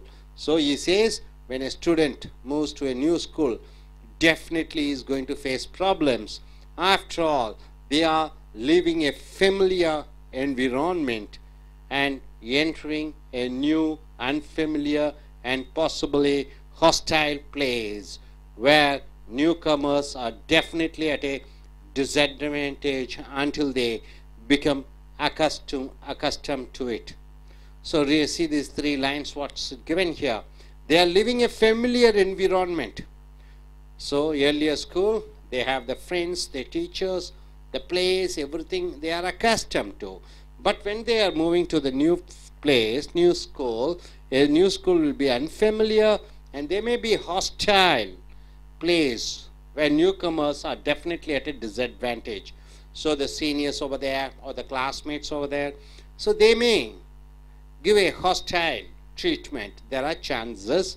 So until the student get accustomed to that environment, schools, however, can help students in various ways to make such transition. Transition means what? Students coming from one place to other place. So the schools can make certain comfortability for the new students who come to their school. This is the same situation when you get transferred, when you are working in a company, when you get transferred, that new atmosphere, there you have problems. Same thing for a job or for some studies, you go for abroad. You go abroad and that atmosphere, it may be different. So till you get accustomed, till you get used to it, you may have problems. So those schools or colleges or the universities or the countries should provide certain things to make the student to feel home. So coming here, he also states with an example, coming here to the next paragraph, what does he say? One way is to give new students a comprehensive orientation to the school. So the school, they have to the school, new school, if they come, the school management should give a orientation program. They have to say what are the values and principles about the school. The administration can tell new students what to expect from the school in terms of students' characters and behavior, characteristics and behavior, traditions, organizations, and so on. A printed guide to the school might be helpful. So here on the part of the school, what does the school should do? A school should give an orientation program stating the school's values and principles. So many schools have their own values. Some schools are Christian institutions. They have their Christianity-based certain principles to be followed. And you find Hindu schools, government schools, and central board schools, Navodaya schools, public schools, private schools. So each school should state their values, their principles, and what they expect the CAS students to do, and what are the characteristics they should follow. So in fact, if they give in a printed material, it would be great. That's what the writer says. And coming here, once again he says, another useful practice might be to introduce incoming students formally to their new classmates. Wonderful, isn't it? When a new student comes, the teacher takes the new student to the class and introduces the new student to the classmates. So the teacher becomes a mediator, teacher becomes a friend, teacher becomes a person who introduces the new student to the classmates. This might be done in the homeroom on the incoming students' first day at school. So it can be done in a homeroom. Homeroom means what? Where the students relax themselves. So the school's counselors and other staff should be given some idea of problems that may arise when the new students enter the school. So when new students come to the school counselors and teachers should be told about the problems what the students may face, new students. So the difficulties when and if they arise will not catch everyone unprepared. So when a new student comes, the teachers and counselors should be well prepared. He might have that friend sickness. The old students, he belongs to one other school. He might have brought up in a different culture. So he may have problems. So the students, the teachers, the staff, and the counselors should be told about the student and his problems he may have to face, and so that the staff may be well prepared. So coming here to the final conclusion, here the writer goes in for saying that, of course, there is a limit to what schools can do to ease the adjustment of the new students to school. So there's a limitation by the school management of what they can do. So much of the transition is the responsibility of students themselves and cannot reasonably be assigned to the school administration. So he also puts the entire responsibility on the side of the new student. When a new student comes to a school, it is his responsibility. Management can do to a certain extent to help the student, but it's almost everything depends upon the new students to adjust according to the environment of the school, new school. Regardless, schools can help to make the arrival of new students smoother, even if a certain amount of friction, resistance, and difficulty is bound to occur. So schools, they can definitely help the students, even though a certain amount of friction means there will be a problem, resistance there will be a problem, difficulty is bound to occur. So my dear friends, hope you are able to understand the question. Students may have to leave to other schools, either because of the parents' transfer or because of a certain better atmosphere to study. So they have to leave the old school and join the new school. So as they join a new school, the environment and atmosphere would be different. So students may face certain difficulties. So on the part of the school, what the school should do, here the writer says about the duties of the school management, what they have to do, and he also says it is the most important part of getting transited or the transition takes place should be done by the students. Is the responsibility of the new students to cope up with the environment. Hope you are able to understand. I request the I.E.L.T.S takers to come forward and give if they get a topic like this, what they are going to speak. So here's a student of our institution who's going to take his I.E.L.T.S examination. So in part 1, this is an ice-breaking session. So you have to introduce about your name, your qualification, about what you do, a small introduction or something about your hometown, and then you can come to the topic where you have to speak for nearly 2 minutes. So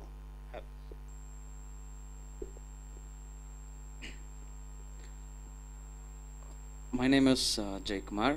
I did my engineering in computer science and I did my master's in administration in UK. Now I'm planning to migrate to Canada, so I'm taking this IELTS on 22nd of November. And as far as this topic, it's mentioned about the problem the students will be facing when they are moving to a new school or new environment. So on my opinion, there are many difficulties when a student is moving to a new school from the older school, because they would be set up with an environment where they've been studying from their kindergartens from to whichever standard they're going to move, and they would be adjusting with the environment, with the schools, the teachers, and with the friends. But when they are moving to a new environment for a new school, so it would be completely kind of a new environment where they won't be able to what is their culture, what is their teaching method, or what is their tradition. So there are many difficulties when the student is moving to a new school. So first of all, the schools can help the students in making them to move easier and to get set up with the environment. The schools can give them kind of an orientation about their teaching method, about the discipline, about the procedure, and can make the student move easily with the subjects with the schools. And second thing is, the school administration can introduce themselves with the teachers and introduce them to the students, and introduce them to their environment about how they teach the classes and how the procedures are going to go on. And as far as concerned, even though the schools are giving them many informations and many procedures and how to behave and how to act, it all depends on the students to go and adjust with that, because mainly the students are going to go and study over there, even though the environment is going to be big than whatever they're doing, or the teachers may have many more experience or much experience than the older school. It all depends on the student to go and adjust with the school. So thank you. So Nanbarle, welcome to AS American IELTS and TOEFL Training Center. I.E.L.T.S என்று சொல்லக்கூடிய சர்வதேச அளவிலே ஆன உங்களுடைய பேச்சாங்கிலம், எழுத்தாங்கிலம், கேட்கக்கூடிய ஆங்கிலம், வாசிக்கக்கூடிய ஆங்கிலத்தை பரீட்சையின் மூலமாக உலகம் முழுக்க பிரிட்டிஷ் அரசாங்கத்தின் மூலமாக நடத்தப்படுகிற பரீட்சை. இதில் உங்களுடைய கிடைக்கக்கூடிய மதிப்பெண்ணை வைத்து வெளிநாட்டுகளுக்கு வேலைக்கு, படிப்பிற்கு, விசா பெறுவதற்கு பயன்படுத்தப்படுகிறது. TOEFL test on English as foreign language. இது அமெரிக்க அரசாங்கத்தின் மூலமாக உங்களுடைய பேச்சு, எழுத்து, கேட்கக்கூடிய ஆங்கிலம், வாசிக்கக்கூடிய ஆங்கிலத்தை சோதனை செய்யக்கூடிய ஒரு பரீட்சை. இது இங்கே ரைட்டிங், எழுதுவது மற்றும் பேசக்கூடிய ஆங்கில வகுப்புகள் இப்பொழுது நடைபெறுகிறது. லிங்குவா ஃபாரம் ட்ரீம் டெக் அச்சகத்தின் கட்டுரைகளை எடுத்திருக்கிறோம். இங்கே வீடியோ நம்பர் 144க்கு வருகிறோம். இதை போன்று ஒரு தலைப்பு உங்களுடைய எழுத்து ஆங்கிலத்தை சோதனை பண்ணும் பொழுது, அந்த பரீட்சையிலே வரும் பொழுது நீங்கள் குறைந்தது 250 வார்த்தைகளிலே ஒரு கட்டுரையை எழுத வேண்டும். அல்லது இதை போன்று ஒரு தலைப்பு உங்களுக்கு கிடைத்தால் பேச்சு பரீட்சையின் பொழுது 2 நிமிடங்களுக்கு தொடர்ச்சியாக நீங்கள் பேச வேண்டும். அதற்கு பிறகு விவாத சம்பந்தப்பட்ட கேள்விகள் கேட்கப்படும். உதாரணத்திற்கு, how can schools help students handle problems that the students face when they move to new schools? பொதுவாகவே முதல் வகுப்பிலிருந்து 12 வகுப்பு வரைக்கும் பள்ளியிலே படிக்கிறோம். எல்லா குழந்தைகளும் ஒரே பள்ளியிலே படிப்பதில்லை. சில குழந்தைகள் இடையிலே ஒரு பள்ளியிலிருந்து இன்னொரு பள்ளிக்கு மாறுகிறது. அது தந்தையாருடைய டிரான்ஸ்ஃபராக இருக்கலாம், அல்லது வேறு ஆங்கில மீடியத்திற்கு செல்ல வேண்டும், அல்லது பல மொழிகள் கற்ற வேண்டும், பல குரூப்புகள் சேர வேண்டும் என்கிற பொழுது மாணவர்கள் ஒரு பள்ளியிலிருந்து இன்னொரு பள்ளிக்கு செல்லக்கூடிய அந்த வாய்ப்புகள் இருக்கிறது. ஹாஸ்டலில் சேர வேண்டும் என்று பல காரணங்கள் இருக்கிறது. இப்படி மாணவர்கள் ஒரு பள்ளியிலிருந்து இன்னொரு பள்ளிக்கு மாறும் பொழுது அதனால் விளையக்கூடிய பிரச்சனைகள், அந்த பள்ளிக்கூடம், அதாவது புதியதாக இந்த மாணவர் போய் சேரக்கூடிய அந்த பள்ளிக்கூடத்தின் நிர்வாகம் அந்த புதிய மாணவர்கள் தங்கள் பள்ளியில் வந்து சேரும் பொழுது அவர்கள் என்ன மாதிரி ஒரு சூழ்நிலையை அவர்கள் உருவாக்க வேண்டும் அந்த மாணவர் பிரச்சனை இல்லாமல் படிப்பதற்கு. ஸோ அதுதான் தலைப்பு. யூஸ் ஸ்பெசிஃபிக் எக்ஸாம்பிள்ஸ், குறிப்பிட்ட உதாரணங்கள், அண்ட் எக்ஸ்பிளைன் யுவர் ஒப்பீனியன், உன்னுடைய கண்ணோட்டத்தை கூறு என்று சொல்கிறார்கள். Hope you are able to understand the question properly. இங்கே பார்த்தீங்கன்னா முதல் பத்தியில் it is perhapsனா உண்மையில், inevitable தவிர்க்க முடியாதது, that students will face problems when moving to a new school. perhapsனா உண்மைதான், தவிர்க்க முடியாது. மாணவர்கள் புதிய பள்ளிகளில் சேரும் பொழுது பல பிரச்சனைகளை எதிர்கொள்வார்கள். After all, they are living a familiar environment. familiar environment என்றால் என்ன? familiarனா அவர்களுக்கு நன்கு பழகிய, environmentனா சுற்றுப்புற சூழ்நிலை, and entering a new, ஒரு புதிய நன்றாக பழகிய ஒரு பள்ளிக்கூடத்திலிருந்து புதிய பள்ளிக்கூடத்துக்கு போகும்போது unfamiliar, அந்த புதிய பள்ளிக்கூடம் unfamiliarனா அவர்களுக்கு அறியாது, எப்படி இருக்கும் பள்ளி, ஆசிரியர்கள் எப்படி இருப்பார்கள் என்று தெரியாது. Possibly hostile place. ஹோஸ்டைல் என்றால் என்ன? அங்கே உனக்கு வரவேற்பதற்கு நண்பர்கள் இருக்க மாட்டார்கள், ஒருவேளை கிண்டலும் கேலியும் செய்யக்கூடிய எதிரிகள் இருப்பார்கள், அல்லது ரேகிங் பண்ணக்கூடிய சீனியர் மாணவர்கள் இருப்பார்கள். when newcomers are definitely at a disadvantage, புதிய மாணவர்கள் அங்கே அவர்களுக்கு அனுகூலங்களே கிடையாது.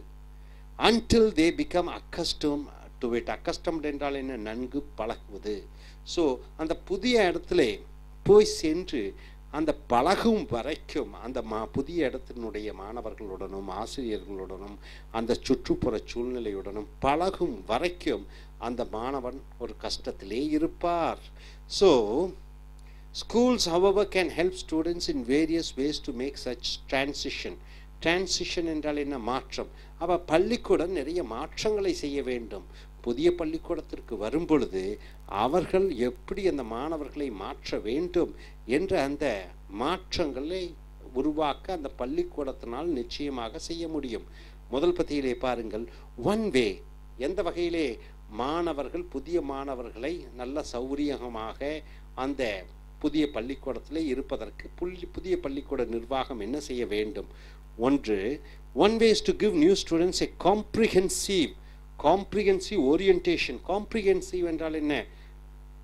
பெரிய அளவிலே திறந்த அளவிலே அதை பெரிதாக ஓரியன்டேஷன் என்றால் என்ன வாய் சொற்கள் மூலமாக to the school the administration can tell new students what to expect from the school in terms of students characters அப்ப புதிய பள்ளி மாணவர்களிடம் விளக்கமாக காம்ப்ரிஹென்சிவ்னா விரிவாக ஓரியன்டேஷனை சொல்ல வேண்டும் என்ன சொல்ல வேண்டும் எங்கள் பள்ளியிலே இதை எதிர்பார்க்கிறோம் நீங்கள் நன்றாக படிக்க வேண்டும் விளையாட வேண்டும் நல்ல நேரத்தில் தூங்க வேண்டும் பொய் சொல்லக்கூடாது போன்ற எது அவர்களுடைய கலாச்சாரமோ பண்பாடோ சில கிறிஸ்டியன் ஸ்கூல்கள் கிறிஸ்டிய ரீதியாக சொல்வார்கள் ஹிந்து ஸ்கூல் அதனுடைய தத்துவத்தை சொல்வார்கள் முஸ்லீம் ஸ்கூல்ஸ் அதனுடைய தத்துவத்தை சொல்வார்கள் கவர்மெண்ட் ஸ்கூல்ஸ் அது தனியாக சொல்வார்கள் பிரைவேட் ஸ்கூல்ஸ் பப்ளிக் ஸ்கூல்ஸ் பல பள்ளிக்கூடங்கள் இருக்கிறது ஸோ அந்தந்த பள்ளிக்கூடங்கள் அந்தந்த நிர்வாகிகள்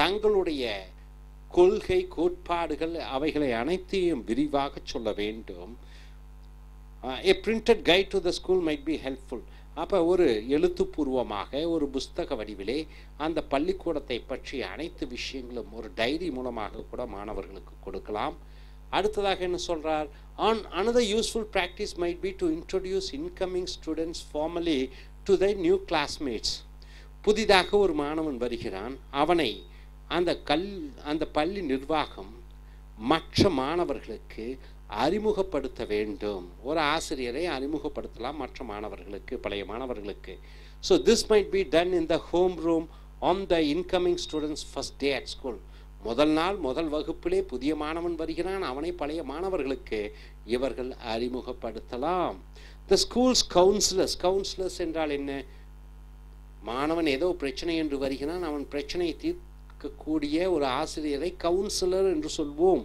the school's counselors and other staff என்றால் என்ன அங்கே வேலை செய்யக்கூடிய ஆசிரியர்களும் மற்ற ஆசிரியர் இல்லாத மற்ற உழைப்பாளிகளும் should be given some idea of problems that may arise when the new students enter the school ஒரு புதிய மாணவன் பள்ளியில் வரும்பொழுது அவன் பல பிரச்சனைகளை சந்திப்பான் என்று அங்கே இருக்கக்கூடிய ஆசிரியர்கள் மற்றும் பிற ஆசிரியர் செய்யாத மற்ற தொழில்களில் இருக்கக்கூடிய அந்த பள்ளி வேலையாட்களிடம் விரிவாக சொல்ல வேண்டும் புதிய மாணவன் வருகிறான் அவன் பல பிரச்சனைகளை சந்திக்க நேரிடும் உணவு பிடிக்காமல் இருக்கலாம் நண்பர்கள் பிடிக்காமல் இருக்கலாம் ஆசிரியரை பிடிக்காமல் இருக்கலாம் அதற்காக நீங்கள் அதற்கு தகுந்தபடி பழக வேண்டும் என்று சொல்வார்கள் so that difficulties when and if they arise will not catch everyone's unprepared so இந்த மாதிரி புதிய மாணவன் வரும்பொழுது அதில் பிரச்சனைகள் வரும்பொழுது இவர்கள் எளிதாக சமாளிக்க முடியும் ஏனால் புதிய மாணவன் வரும்பொழுது பழைய மாணவர்கள் ரேகிங் பண்ணலாம் அந்த பள்ளியின்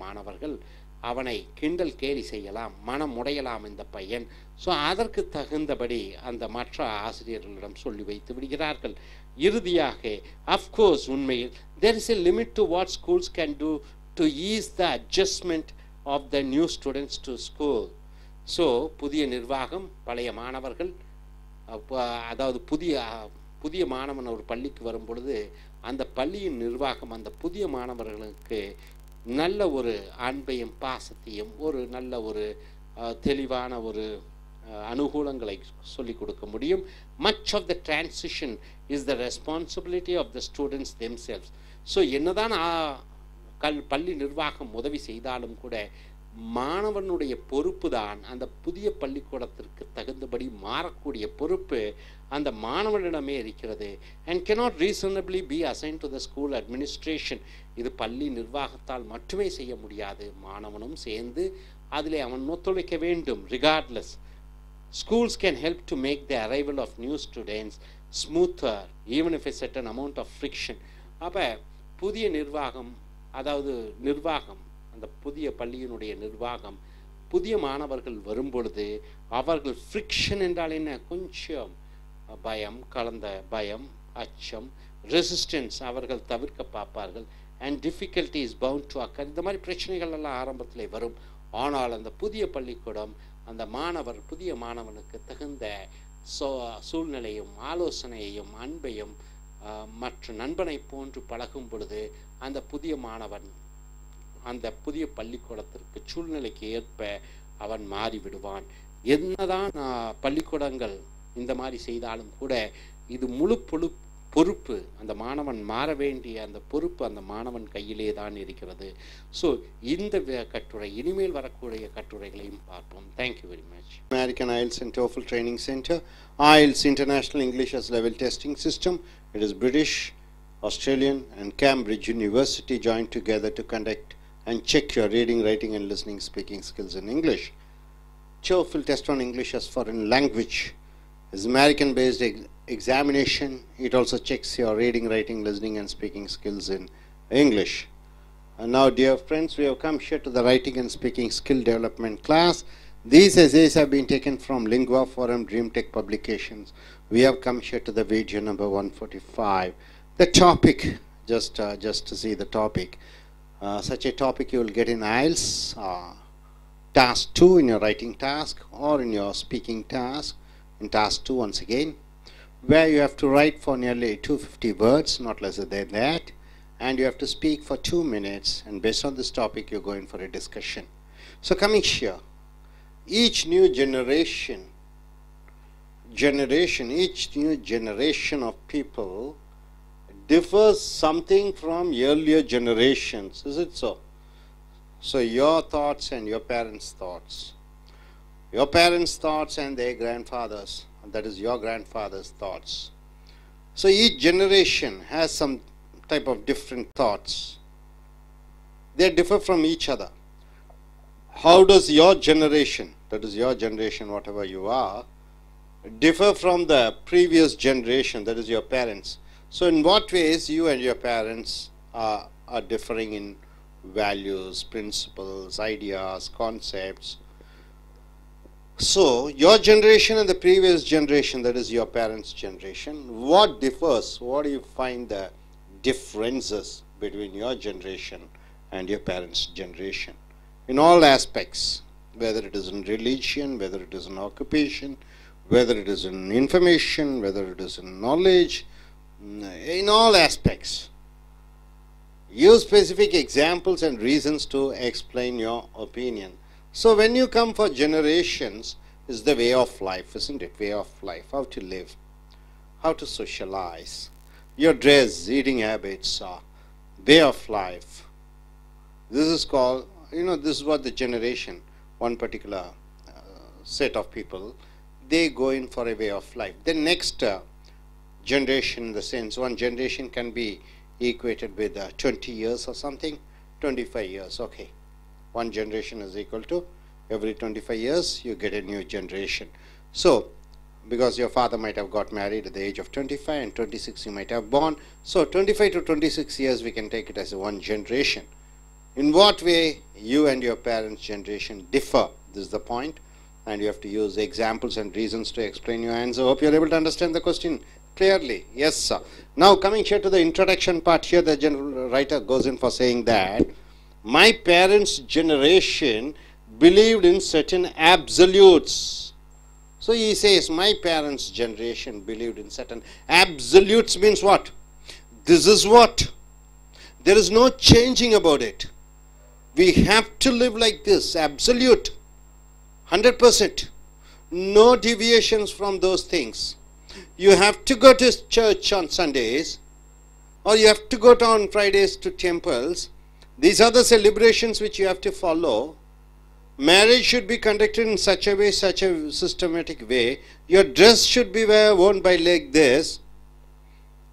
So your respect towards the society should be like this. So they are having certain absolutes. There's no alteration, there's no change, no place for any flexibility. Absolutes or postulates. What do you mean by postulates? Doing certain things based on certain assumptions. Doing certain things based on certain assumptions, it's called postulates and absolutes. Whose truth was simply, the truth was simply accepted without question. Without question, the truth is accepted. You have to take a coconut and break it for every functions and celebrations. And after death, heaven is there, hell is there, and all those things. And for your previous generations, you have to give Without question, celebrations, functions, whatever it is, no raising a question towards the formalities, towards the rituals, towards the celebrations. That's what the earlier generation was doing. In general, non-conformist acts were discouraged. Non-conformist acts were discouraged means, suppose certain actions which you do voluntarily without following certain rituals, it is not allowed. And society placed a high value on internal harmony. High values on internal harmony. The society living in that particular age were caste-based, religion-based, language-based, regional-based. So there is no question of any problems. There should be harmony, even to the extent of suppressing legitimate dissent. Legitimate means what? The true, truthful. Dissent means what? See, in villages we find people are differentiated according to their profession, according to the caste. So lower caste people are not allowed to go into the temple. Lower caste people are not allowed to come to the high class people.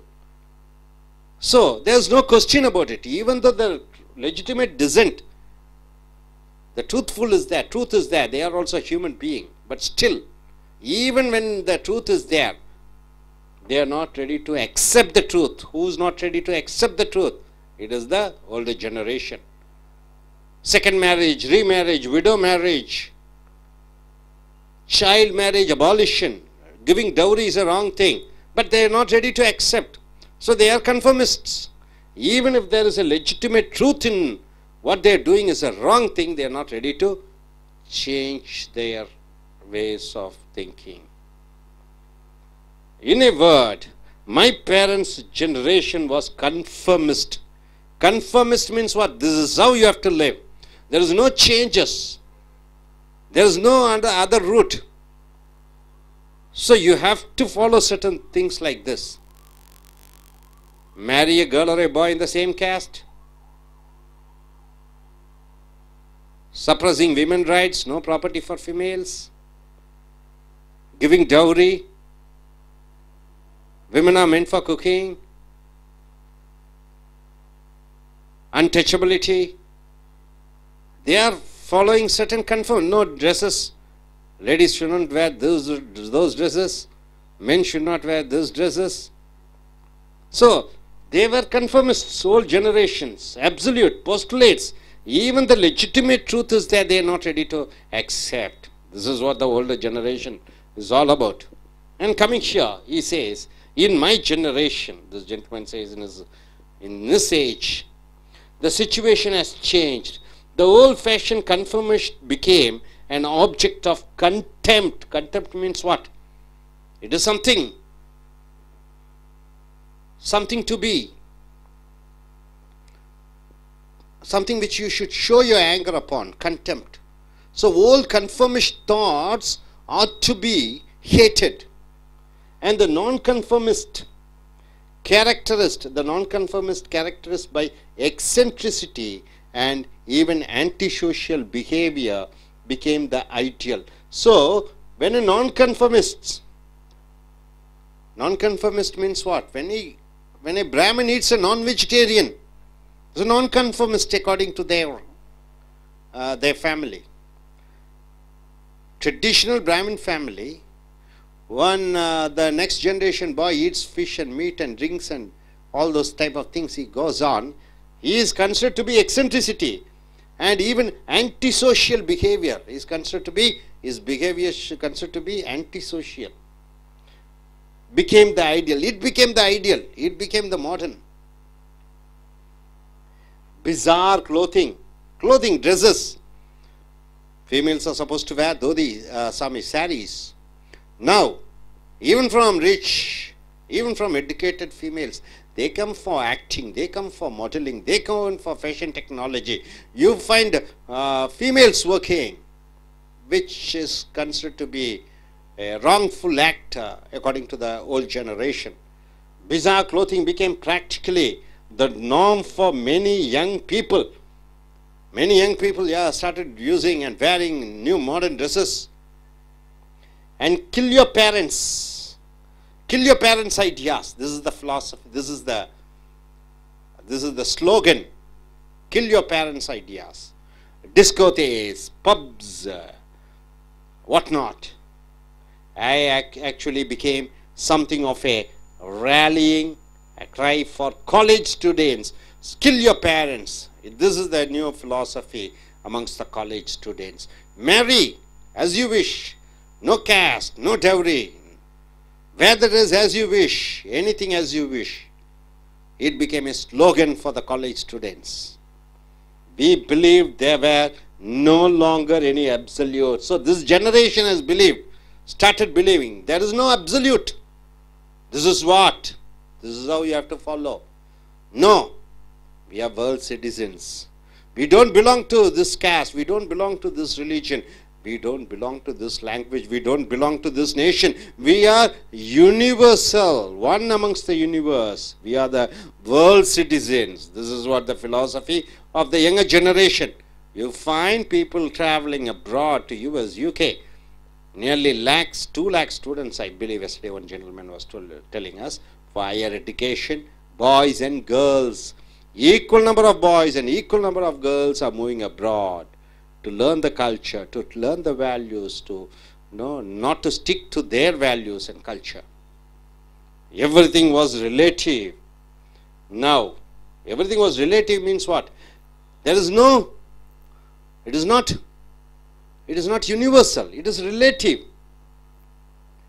So it depends upon each person, and very little was considered categorically right and wrong, right or wrong.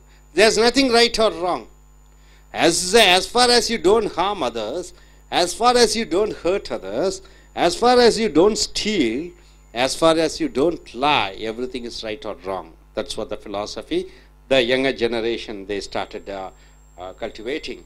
Now coming here to the third paragraph, he also says, nothing illustrated the dramatic difference between my parents' generation and my more clearly than popular entertainment.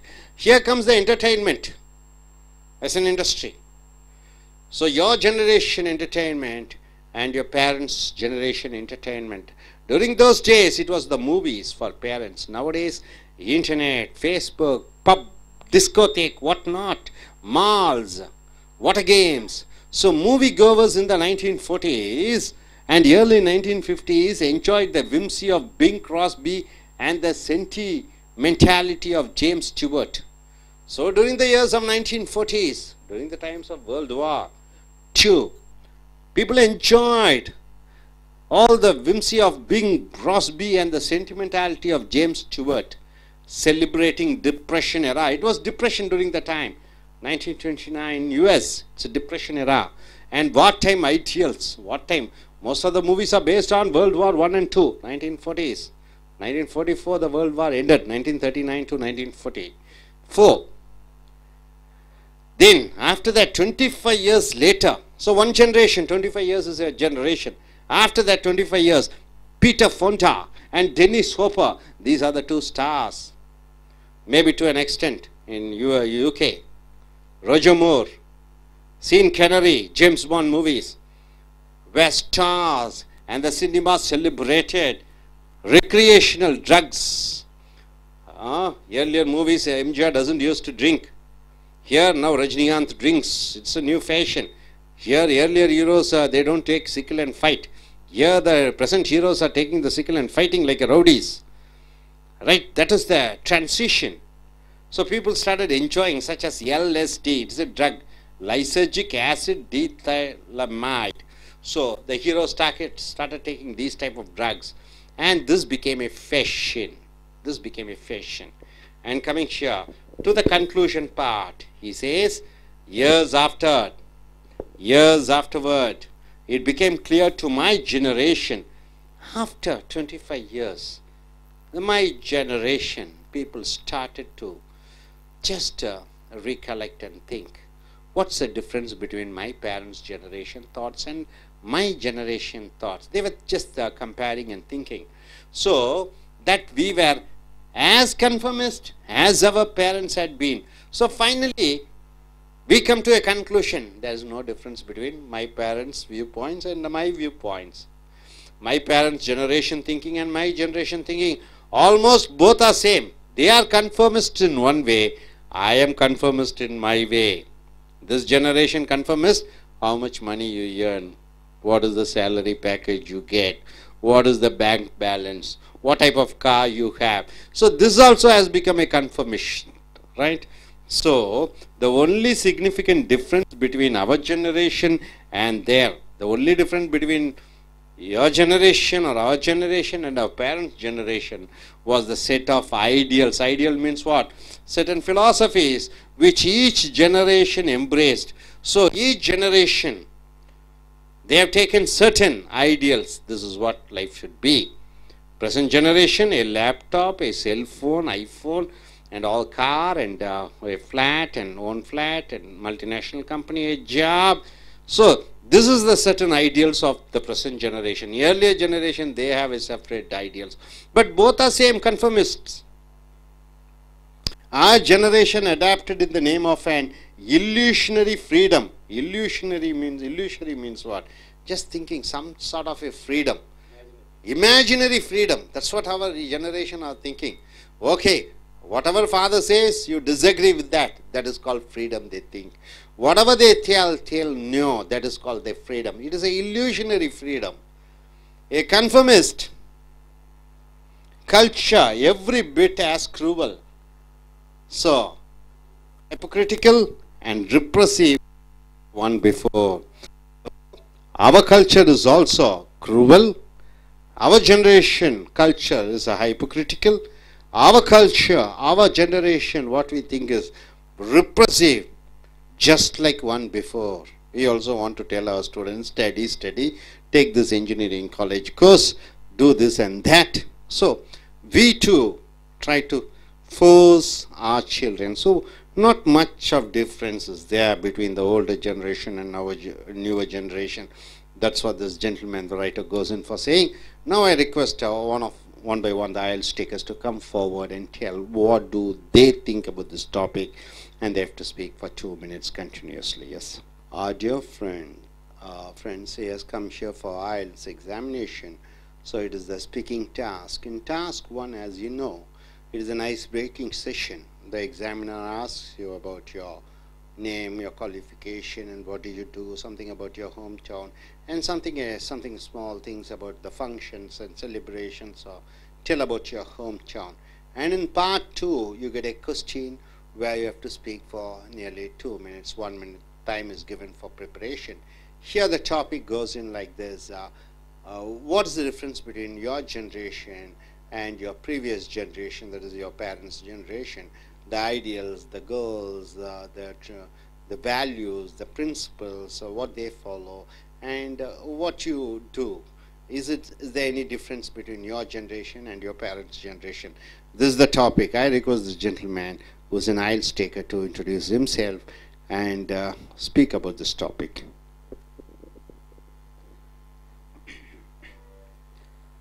My name is Jay Kumar, and I did my engineering in computer science, and I did my master's in management in UK. And I'm going to take an I.E.L.T.S on 22nd because I'm going to migrate to Canada. So I'm going to take this I.E.L.T.S exam. And as far as this speaking and writing topic, I would like to share my opinion that there is a huge generation gap when saying about even the 21st century, because my parents, they follow their parents, and nowadays there is a lot of generation gap, so that it's not mandatory that I have to follow my parents' rituals and their philosophy, because we get a freedom nowadays, so that to choose our own decision and choose what we have to do and what we have to become. Because for example, my grandfather worked in a railway, and he wanted his son to work in a similar kind of thing. So he placed his son in railways. Now my father, now he also wants his son to be placed in railways, but due to the economic situation and due to the opinion and due to the current situation, I wanted to change from that. I wanted to move to another career. So I choose information technology as my career. So this is a lot of differences from his behavior and my behavior, and his culture and my culture. So my culture is most of is like open-minded, but my father's culture is most of a family-related oriented thing. So they wanted to follow their own rituals. Like they are like someone who got stuck in a pot. So they rotate within the pot. The pot is the family culture, the tradition which have been taught to them from their parents. But there are very few who comes out of the pot and think as open-minded, where they allow us to allow their childrens and give them the freedom of what to think and what to do. And this is a kind of relation. There is a relationship gap from their parents, my father's parents, and my father. Now the relationship between the father and a son or a daughter is getting more complicated, because they would have many differentiation in their opinion. Some say they wanted to go with their own ideology, but the youngsters or the future generation or the upcoming generation, they have their own ideology and they wanted to follow with their own generation. So they get their own freedom, but all those freedoms would be on a certain stage, because when we become a parent, we also follow the same ideology what our parents followed. So it all depends upon the age and the time duration of what everything would happen. So this is what my concern about the generation gap. Thank you. So, my dear friends, here is the person who has come here. He's going to US. So let us ask, if he gets a question like this, what he's going to do, what he's going to speak, and he has to introduce himself and start the topic. Good evening to everybody. I am R. Manavaran, ex-executive of one of the leading private sector banks. Recently, I retired from my service. My qualification is M.Com MBA. I have planned to visit US next month, and for this purpose, I have come over here for learning American accent. This is a very good, useful, very useful course. Today's subject is generation gap. In those days, generation gap, there was no generation gap. There was no generation gap between my great-grandfathers and my grandfather. There is no generation gap between my grandfather and my father. But there was a generation gap between my parents and myself. There was a generation gap. There was a generation gap. The reason is, previously they were doing business, same type of business. They treated us a family business. They were doing family business consecutively, generation by generation. But my mentality changed. See, what is the purpose of doing old type of business continuously? What sort of income they are getting? My view was changed. See, I want to become a banker. The generation gap comes. Then I applied for a bank. I got the job. I was appointed as an officer. My ambition was I had to become executive. Just like that, generation gap increased.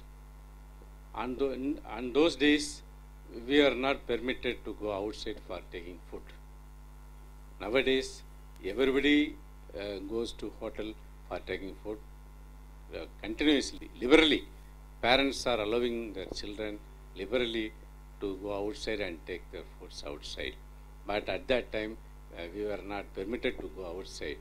See, for everything there was a rule. For clothing, rule will be there.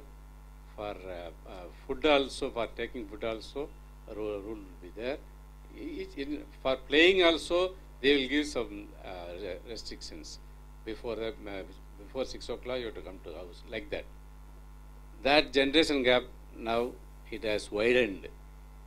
Now, again, the generation gap has widened fully between me and my children. See, actually, my grown-up stage was entirely different between my stage and my children's stage. I permitted my students, my children to grow with freedom. See, actually, in education also, they chose their subject as they like. I permitted. They chose to continue master degree. I permitted. So whatever it may be. See, we had no choice. It is left to their choice. Just like that, they grown up. They got a very good life in there, and they settled now. This is the generation gap. Now it is widening, but taking food and everything outside home and outside home, see, now it's giving trouble to the children. See, health-oriented problem comes. That's why, again, scientists are recommending for homemade foods. Now, the history is repeating. That's why the generation gap is becoming closely. It is now coming slowly. It is coming down. This is my opinion. Next, I.E.L.T.S taker who wants to go to Singapore, and he is joining in a university over there. So he is going to introduce himself and speak about this topic. Hi everybody, I'm Sundar. Good evening. I have studied my diploma in electronics and communication, and here I came over to expand my English speaking knowledge, and I'm flying to Singapore for my abroad studies. And here I'm going to talk about generation gaps. Generation gaps, as I face some problem. My dad, so when I was finishing my diploma, he used to tell me, okay, go for engineering. So this is what you have to do. So everyone is doing engineering so that they can go for a good job and settle down. But I am really not interested in engineering. So I decided to come over to study here at Chennai, and I took multimedia courses and done my graduation here. And now I can, I'm having my own company running, doing my business and earning. So not only in studies, even in foods, clothes, and everything. For example, I have been to Singapore for a couple of times. Last time when my dad was there, he wants to go to temple with his traditional clothes. But my brother, he's not happy with it, because people there, they respect their tradition. I mean, they doesn't give respect to our tradition exactly. So my dad has to adapt to the culture now. So this is the thing of the generation gaps. So not only in food, clothes, and in everywhere. So whatever it is. That's it I can. Thank you. நண்பர்களே, Ace American IELTS and TOEFL training சென்டருக்கு வரவேற்கிறோம். I.E.L.T.S international English level testing system என்றால் British அரசாங்கம், Australian அரசாங்கம், Cambridge பல்கலைக்கழகம் இணைந்து நடத்தக்கூடிய பேச்சாங்கிலம், எழுத்தாங்கிலம், கேட்கக்கூடிய ஆங்கிலம், வாசிக்கக்கூடிய ஆங்கிலத்தை பரீட்சை வைத்து சோதித்து உங்களுக்கு மதிப்பெண் அளிக்கிறார்கள். அந்த மதிப்பெண்ணை வைத்து தாய்மொழியை ஆங்கிலமாக கொண்டிருக்கக்கூடிய நாடுகளான அமெரிக்கா, ஆஸ்திரேலியா, இங்கிலாந்து போன்ற நாடுகளுக்கு நீங்கள் வேலை வாய்ப்புகளுக்காகவும் படிப்பதற்காகவும் விசா பெறுவதற்காகவும் இந்த I.E.L.T S மதிப்பெண்களை நீங்கள் உபயோகிக்கலாம். TOEFL அதே போன்று test on English as foreign language, இது அமெரிக்க அரசாங்கத்தால் நடத்தப்படுகிற பேச்சு, எழுத்து, கேட்கக்கூடிய, வாசிக்கக்கூடிய ஆங்கிலம், இதன் மூலமாக கிடைக்கக்கூடிய மதிப்பெண்ணை வைத்து அமெரிக்காவிற்கு மேற்படிப்பிற்கும் வேலைக்கும் செல்லலாம். ஸோ இங்கே ரைட்டிங் எழுதுவது மற்றும் ஸ்பீக்கிங் பேசக்கூடிய திறன்களை வளர்க்கக்கூடிய ஒரு படிப்பிற்கு வந்திருக்கிறீர்கள். ஸோ இந்த கட்டுரைகள் லிங்குவா ஃபோரம் பப்ளிகேஷன்ஸ் அச்சகத்தின் மூலமாக எடுக்கப்பட்டிருக்கக்கூடிய கட்டுரைகள். ஸோ நம்ம வீடியோ நம்பர் 145க்கு வந்திருக்கிறோம். தலைப்பு, இதை போன்று தலைப்பு கிடைத்தால் IELTSல எழுதுவதும் பொழுது 250 வார்த்தைகளுக்கு குறையில் இல்லாமல் மிக அருமையான ஒரு கட்டுரையை எழுத வேண்டும். ஸோ எழுதும் பொழுது நீங்கள் என்ன ஆகிவிடுகிறீர்கள்? ஆங்கிலத்திலே எழுத்தாளர்களாக மாறிவிடுகிறீர்கள். அதே போன்று இதை போன்று ஒரு தலைப்பு கிடைக்கும் பொழுது 2 நிமிடங்களுக்கு குறைவில்லாமல் பேச வேண்டும். இதன் மூலமாக ஆங்கிலத்தில் சிறந்த பேச்சாளர்களாக மாறுகிறீர்கள். ஸோ இதை போன்று ஒரு தலைப்பு, எதை போன்று ஒரு தலைப்பு, ஈச் நியூ ஜெனரேஷன், ஒவ்வொரு புதிய தலைமுறையினரும், ஒரு தலைமுறை என்பது 25 ஆண்டு காலம் என்று ஒன்று மதிப்பிட்டுக் கொள்வோம். 24 வயதிலே ஒருவர் கல்யாணம் ஆகிவிடுகிறது ஒரு ஆணுக்கு. 26, 25, 26லே அவர் ஒரு குழந்தையை பெற்றுக்கொள்கிறார்.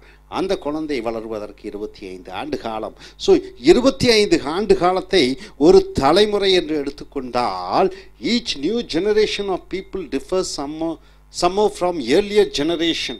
ஒரு தலைமுறையினர் அதற்கு முந்தைய தலைமுறையினரை விட பல விஷயங்களில் ஒப்பிட்டு பார்க்கும் பொழுது வாழும் முறை, பழகும் முறை, நினைக்கக்கூடிய சிந்தனைகள், ஜாதி, மதம் போன்ற பல விஷயங்களில் வேறுபடுகிறார்கள். How does your generation different from the previous generation, your parents' generation? இப்பொழுது உன்னையே நீ உதாரணமாக எடுத்துக்கொள். உன் தலைமுறை, உன் சிந்தனைகளும் your father's generation, உன்னுடைய தந்தையாருடைய அவர்களுடைய பழக்க வழக்கங்கள், சிந்தனைகள், கோட்பாடுகள், கொள்கைகள் ரெண்டிற்கும் என்ன வித்தியாசங்கள்? Use specific examples and reason to explain your opinion. அந்த விளக்கங்களையும் அந்த கருத்துக்களையும் காரண காரியங்களுடன் விளக்கமாக உதாரணங்களுடன் நீ சொல்ல வேண்டும் என்று இந்த கட்டுரை எழுதப்பட்டிருக்கிறது. இங்கே கட்டுரையாளர் என்ன சொல்கிறார்? My parents generation believed in certain absolutes. என்னுடைய பெற்றோர்கள், என் தலைமுறையினர், என் தந்தையாருடைய தலைமுறை, அவர்கள் அந்த காலகட்டத்தில் என்ன நினைத்து கொண்டிருக்கிறார்கள் என்றால், அப்சல்யூட்ஸ் என்றால் என்ன? ஒரு சில விஷயத்திற்கு எதிர்பேச்சே கிடையாது, ஒரு சில விஷயத்திற்கு மறுபேச்சு கிடையாது, அதை கண்டிப்பாக பின்பற்றியே ஆக வேண்டும் என்ற இந்த அப்சல்யூட்ஸை போட்டு விடுகிறார்கள். ஆர் போஸ்டுலேட்ஸ், ஊகத்தின் அடிப்படையிலே ஒரு விஷயத்தை செய்தாக வேண்டும். திருமணம் என்பது 3 நாட்கள் நடைபெற வேண்டும், திருமணம் என்பது வரதட்சணை கொடுக்க வேண்டும், திருமணம் என்பது இப்படியாக இருக்க வேண்டும். அதே போன்று ஒரு சில விஷயங்கள், சாஸ்திர சம்பிரதாயங்கள், அசைவம் சாப்பிடக்கூடாது, நம் ஜாதி, நம் மக்கள், நம் இனம் என்று அவர்கள் அப்சல்யூட்ஸ், மாற்றமே கிடையாது, கோயிலுக்கு சென்றாக வேண்டும், சாமி சொர்க்கம் நரகம் என்று தீவிர பல பழக்க வழக்கங்களை முன்னோடியாக வைத்துக்கொண்டு அதில் எந்த விதமான மாற்றமும் இல்லாமல் கடைபிடித்து கொண்டிருந்தார்கள். whose truth was simply accepted without question. எந்த விதமான கேள்வி மறுகேள்வியும் இல்லாமல் அது ஏற்றுக்கொள்ளப்பட்ட ஒரு கொள்கையாக கடைபிடித்தார்கள். இன் ஜெனரல், பொதுவாகவே நான் கன்ஃபர்மிஸ்ட் ஆக்ட்ஸ் were discouraged. அப்ப குறிப்பிட்ட கொள்கைகளுக்கு எதிராக கருத்து தெரிவித்தால் அது அவர்களை உற்சாகப்படுத்துவதில்லை, அவர்களுக்கு மதிப்பில்லாமல் செய்து விடுகிறார்கள். and societies place a high value on internal harmony.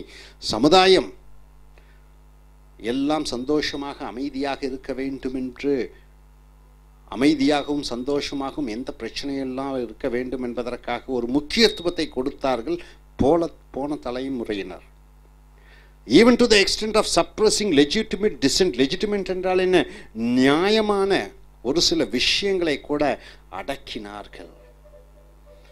ஜாதி, மதம், கீழ் ஜாதி, மேல் ஜாதி, கோயிலுக்குள்ள இந்தந்த ஜாதியினர் நுழையக்கூடாது, ஒரு ஜாதியினர் இன்னொரு ஜாதியினர் திருமணம் செய்யக்கூடாது, சைல்டு மேரேஜ், குழந்தை திருமணம், பெண்களை படிக்க வைக்கக்கூடாது, பெண்களுக்கு சொத்து எழுதக்கூடாது போன்ற பல விஷயங்கள் லெஜிட்டிமேட் நியாயமான கொள்கைகள் கூட 1989 தான் பெண்களுக்கே சொத்துரிமை கிடைத்தது என்ற உண்மை 1990 89 90.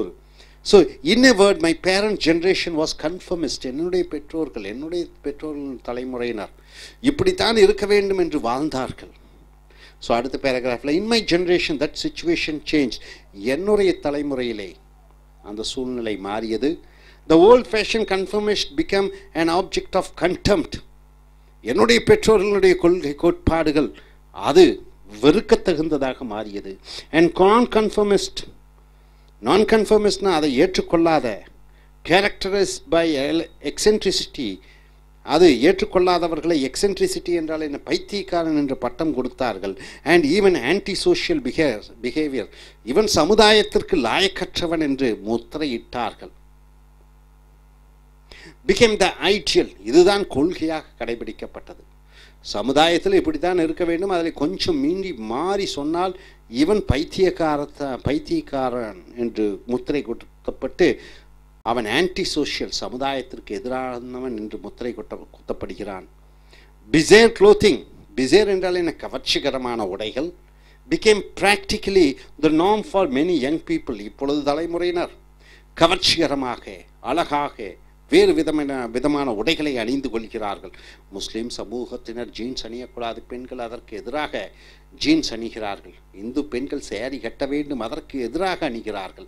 ஸோ பலவிதமான ஆடைகளும் கவர்ச்சிகரமான ஆடைகளை உபயோகிக்கிறார்கள். அண்ட் கில் யோர் பேரண்ட்ஸ், பெற்றோர்களுடைய கொள்கைகளை கொன்றுவிடு. Actually became something of a rallying cry for college students.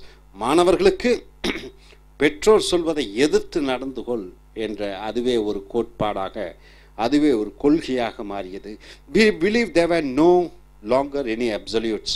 So இந்த தலைமுறையினர் நாங்கள் எதற்கும் அப்சல்யூட்ஸ் என்றால் இப்படித்தான் நடக்க வேண்டும் என்று எந்த ஒரு கொள்கையும் இல்லாமல் நாங்கள் வாழ்ந்தோம். எவ்ரிதிங் வாஸ் ரிலேட்டிவ், எல்லாமே தனிநபரை சார்ந்தது, ஒவ்வொருவருடைய வெறுப்புகளுக்கு சம்பந்தப்பட்டது. யாரும் எதையும் எதற்காகவும் விட்டு கொடுக்க வேண்டிய அவசியம் இல்லை என்ற கொள்கையை நாங்கள் உணர்ந்தோம். And very little was this considered category right or wrong. சரி தவறு என்பது ஒரு சாதாரண சில விஷயங்களுக்கு மட்டும்தான். மற்றவர்களை அடிக்கக்கூடாது, மற்றவர்களை துன்புறுத்தக்கூடாது, மற்றவர்களிடம் திருடக்கூடாது போன்ற சில விஷயங்கள் தான் சரியா தவறு என்று நிர்ணயிக்கப்பட்டதே ஒழிய வாழும் முறை, நினைக்கும் முறை, சிந்திக்கும் முறை, வாழும் முறையிலே எந்த தவறும் இல்லை. அமெரிக்காவும் பிரிட்டிஷ் நாட்டிலும் இன்று ஆண்களும் திருமணம் செய்து கொள்ளலாம். 12% சிறுபான்மை மக்கள் அவர்கள், 100 12% ஹோமோசெக்சுவல்ஸ். அதற்கு பிரிட்டிஷ் அரசாங்கம் அனுமதி அளித்திருக்கிறது, அமெரிக்க அரசாங்கம் அனுமதி அளித்திருக்கிறது. ஸோ இந்தியாவிலும் அது ஹைகோர்ட் சட்டப்படி ஏற்றுக்கொள்ளலாம் என்று சொல்கிறது. சட்டசபையிலே அதை அமல்படுத்த வேண்டும். ஸோ சில விஷயங்கள் தான் தவறு, ரைட்டே ஒழிய சரி தவறு எல்லா விஷயங்களும் கிடையாது முன்றைய தலைமுறையினரை போல என்று சொல்கிறார். அடுத்ததாக, nothing illustrated the dramatic difference between my parents' generation and mine more clearly than popular entertainment. Entertainment என்றால் என்ன? பொழுதுபோக்கு அம்சத்தை பார்க்கும் பொழுது என்னுடைய தாய் தந்தையர் அவர்களுடைய காலகட்டத்திற்கும் என்னுடைய காலகட்டத்தினுடைய பொழுதுபோக்கையும் வைத்து வேறுபடுத்தி பார்க்கும் பொழுது தெளிவாக உணர்ந்து கொள்கிறோம். அதற்கு பொழுதுபோக்கு சாதனத்தை எதையாக எடுத்துக்கொள்ளலாம்? சினிமாவை எடுத்துக்கொள்ளலாம். என் தந்தையார் காலத்து சினிமாவும் என் காலத்து சினிமாவும் உள்ள வேறுபாடுகள்.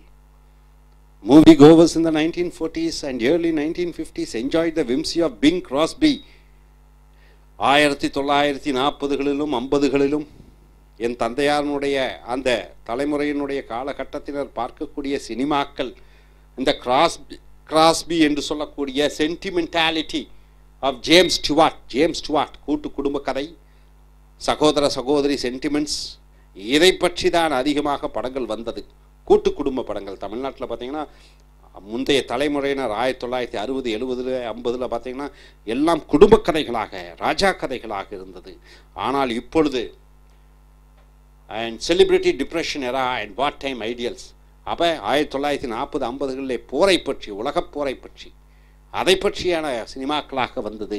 25 years later, 25 ஆண்டு காலத்திற்கு பிறகு 1965 அதற்கு பின்னாடி பீட்டர் ஃபோண்டா காலத்து சினிமாவிலே ஒரு கதாநாயகன், தியாகராஜ பாகவதராக இருக்கட்டும் அல்லது கிட்டப்பாவாக இருக்கட்டும், அவர்கள் டிஸ்கோ டான்ஸும் கேப்ரே டான்ஸும், அந்த காலத்து ராஜகுமாரி டான்ஸ் ஆடவில்லை, டி.ஆர். ராஜகுமாரி. இந்த காலத்தில் நடிகைகள் டப்பாங்கூத்து, குத்தாங்கூத்து, மது, எல்சிடி போன்ற வஸ்துக்களை குடிக்கிறார்கள், சிகரெட் புகைக்கிறார்கள், தூக்கி போட்டு குடிக்கிறார்கள். அந்த மாதிரி பொழுதுபோக்கு அம்சங்கள் நிறைந்ததாக இருக்கிறது. ஸோ அமெரிக்காவில் LSD என்று சொல்லக்கூடிய லைசெர்ஜிக் ஆசிட் டைதைலாமைட் என்று சொல்லக்கூடிய போதை வஸ்துக்களை அது ஒரு ஃபேஷனாக போடுகிறார்கள். ஸோ அடுத்ததாக இயர்ஸ் ஆஃப்டர்வர்ட், பல ஆண்டுகள் பிறகு, it became clear to my generation, என்னுடைய தலைமுறையினருக்கு யோசனை பண்ணினார்கள், நம் தலைமுறையினருக்கும் நம் தந்தையார் தலைமுறையினருக்கும் என்ன வித்தியாசம் என்று யோசித்து பார்க்கிற பொழுது, that we were as conformist as our parents had been. நம் தலைமுறையினர் நம் பெற்றோர்கள் தலைவர் ரெண்டும் ஒன்று தான், வேறு வித்தியாசமே இல்லை. அவர்கள் ஜாதி மதம் கோட்பாடுகளில் குறியாக இருந்தார்கள். இந்த தலைமுறையினர் பணம், காசு, பதவி, அந்தஸ்து, கௌரவம், இதற்கு உறுதியாக இருக்கிறார்கள், கன்ஃபர்மிஸ்டாக இருக்கிறார்கள். ரெண்டு தலைமுறையினருக்கும் வேறுபாடே கிடையாது. இன்று பணம், கார், பேங்க் பேலன்ஸ், அன்று ஜாதி மதம், இதற்கு முக்கியத்துவம், இன்று இதற்கு முக்கியத்துவம். அமெரிக்காவிலேயோ லண்டன்லேயோ இல்லை மல்டிநேஷ்னல் கம்பெனியிலேயோ எவ்வளவு சம்பளம் வாங்குகிறோம் என்பதை தான் இந்த தலைமுறையினருடைய கணக்காக இருக்கிறது. ஜாதி இரண்டாம் பட்சமாக வருகிறது, அங்கே ஜாதி முதலாவதாக வருகிறது, பணம் இரண்டாவதாக வருகிறது. ரெண்டுமாக மொத்தம் ஒன்றுதான், confirmation. So the only significant difference between our generation and theirs was set of ideals which each generation embraced. நம் தலைமுறையினருக்கும் நம் பெற்றோர்களுடைய முறையினருக்கும் ஒரே வேறுபாடு என்னவென்றால், அவர்கள் சில கொள்கைகளை பின்பற்றினார்கள், நாம் சில கொள்கைகளை பின்பற்றி கொண்டிருக்கிறோம் விடாப்பிடியாக. கொள்கைகள் வேறுபடலாம், ஆனால் நாம் அதற்கு தகுந்தபடி வாழ்ந்து கொண்டிருக்கிறோம். இன்று பணத்தை கொள்கையாக நினைத்து வாழ்ந்து கொண்டிருக்கிறோம், மெட்டீரியலிஸ்டிக். அன்று பெற்றோர்கள் மதம், ஜாதி உணர்வுகளை பற்றிய அந்த கோட்பாடுகளை உறுதியாக வைத்து வாழ்ந்து கொண்டிருந்தார்கள். ரெண்டும் வேறுபாடு கிடையாது. கொள்கைகளிலே வேறுபாடு இருக்கலாம், ஆனால் கொள்கைகள் ரெண்டும் வேறுபட்ட கொள்கைகளாக இருந்தாலும் கொள்கைதான். ஸோ அடுத்தது, our generation adapted in the name of an illusionary freedom. நம் தலைமுறையினர் சுதந்திரம், ஜாதிகளிலிருந்து சுதந்திரம், மதத்திலிருந்து சுதந்திரம் போன்ற சுதந்திரத்தை, ஒரு மாயான சுதந்திரத்தை நோக்கி சென்று கொண்டிருந்தோம். Culture every bit as cruel, பழைய கலாச்சாரங்கள் அனைத்தும் கொடுமையானது என்று நினைத்து கொண்டு வாழ்ந்து கொண்டிருந்தோம். Hypocritical and repressive as the one before it. So ஒவ்வொரு தலைமுறையினரும் அதற்கு முந்தைய தலைமுறையினருடைய கொள்கைகள் கொடூரமான இருந்ததாக இருந்தது. இப்பொழுதுதான் சுதந்திரம் பெற்றிருக்கிறது என்று சொல்கிறார்கள். இனி அடுத்து வரக்கூடிய தலைமுறையினர், நம் மகன்களும், அவர்கள் நாம் செய்தது கொடூரம், அவர்கள் வாழ்ந்து கொண்டிருப்பது சுதந்திரமான வாழ்க்கை என்று இது போய்கொண்டே இருக்கும். ஸோ தலைமுறையும் வித்தியாசம் இல்லை. கோட்பாடுகளில் சில வேறுபாடுகள் இருக்கிறது, ஆனால் கொள்கைதான் என்று இந்த கட்டுரையாளர் சொல்கிறார். இனி அடுத்து வரக்கூடிய வீடியோக்களில் மற்ற கட்டுரைகளை பார்ப்போம். Welcome to AILTS American I.E.L.T.S and TOEFL Training Center. I.E.L.T.S International English as Level Testing System. It is British, Cambridge and Australian University combined together and conducts your reading, writing, listening and speaking skills in English. TOEFL, it's an American based same examination, reading, writing, listening and speaking skill, and it is conducted all around the world. And here we have come here for the writing and speaking skill development class. These essays have been taken from Lingua Forum Dream Tech publications. We have come here to the video number 146. Here you get a topic like this and how you are going to write and speak in your I.E.L.T.S task. In task 2, you have to speak for nearly 2 minutes continuously, and based on this topic there will be a discussion between the examiner and you. If a topic like this comes for your writing task, you have to write for 250 words with good grammatical order, logically arranging, good vocabulary. So coming here to this topic, now that we have entered the 21st century, 21st century is 2001 to 2099 is called 21st century. Now we have entered the 21st century. We have come from 20th century, 1980s, 90s. Then after that we have come here to the 21st century. What are some changes that you expect to see in the new century, in this century? 2050, 60, 70, 80. What are the changes you expect to see? So use specific examples and reasons to explain your opinion. As you say your opinion should be backed and supported by examples and reasons. Just like that vaguely you cannot say. You have to say with examples and reasons. So we have entered in 21st century. What are the changes we expect to see in this 21st century? So my dear gentlemen, this is quite ladies and gentlemen, it's quite interesting topic. See, in introduction here, it probably is pointless to try projecting developments of the coming century. So coming century, 2050 or 60, it is pointless, no use saying we are projecting certain ideas, these are happening, these things will happen. It is pointless. You look at the 20th century, what is the 20th century? 20th century is the year 1901 to 1999. This is 20th century. 20th century, this is 21st century. So, imagine you are, a look at the 20th century shows why. Imagine you are living in the year 2000. Okay, 2000, you are living in the year 2000. In 1901, powered flight appeared feasible. In 1901, they thought, okay, a flight is possible. People will be able to send a machine, and through the machine, inside the machine, a man can sit and fly in the sky. They thought it's possible. But no one foresaw the giant passenger jets of the 1970s.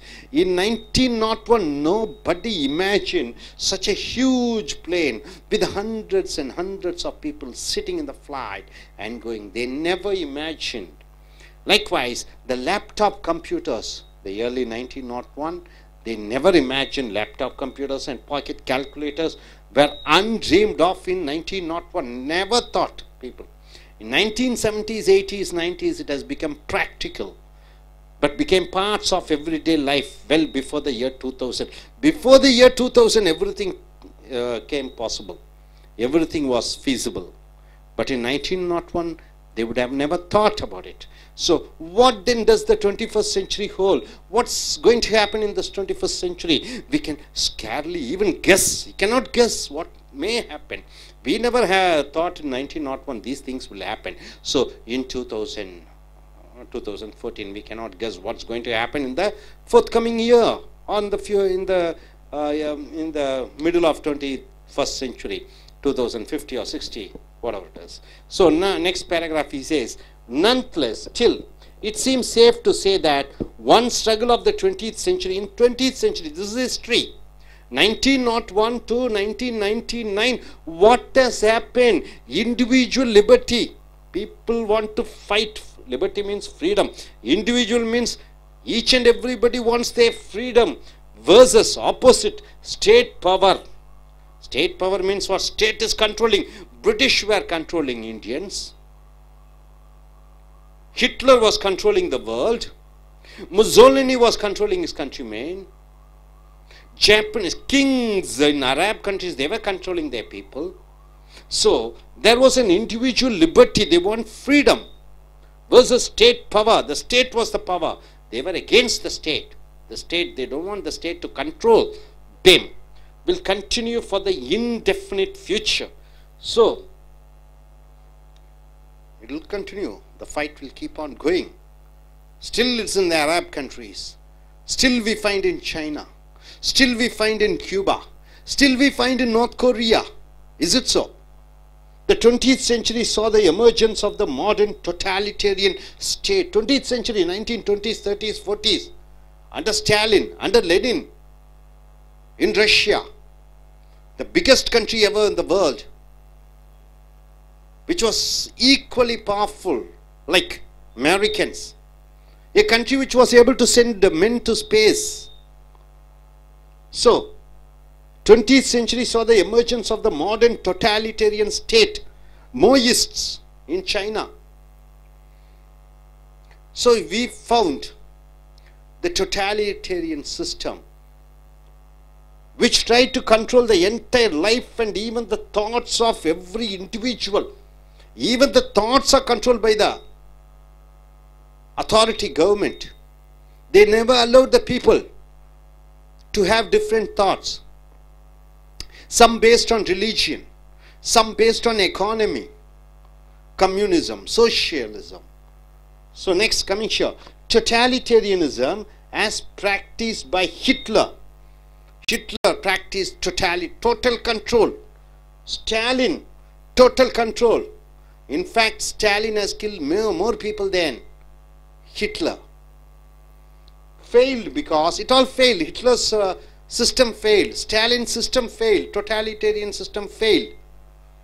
Western democracy. So you have countries like Eastern and Western. The Western democracy. Democracy for the people, of the people, by the people, by Abraham Lincoln, is a famous speech. So here democracy, which was followed by Americans, democracy followed by Britishers, where individual liberty results in more dynamic, resourceful and adaptable society, was better suited to an era of rapid progress in science and technology. So Hitler's totalitarianism failed, Stalin's totalitarianism failed.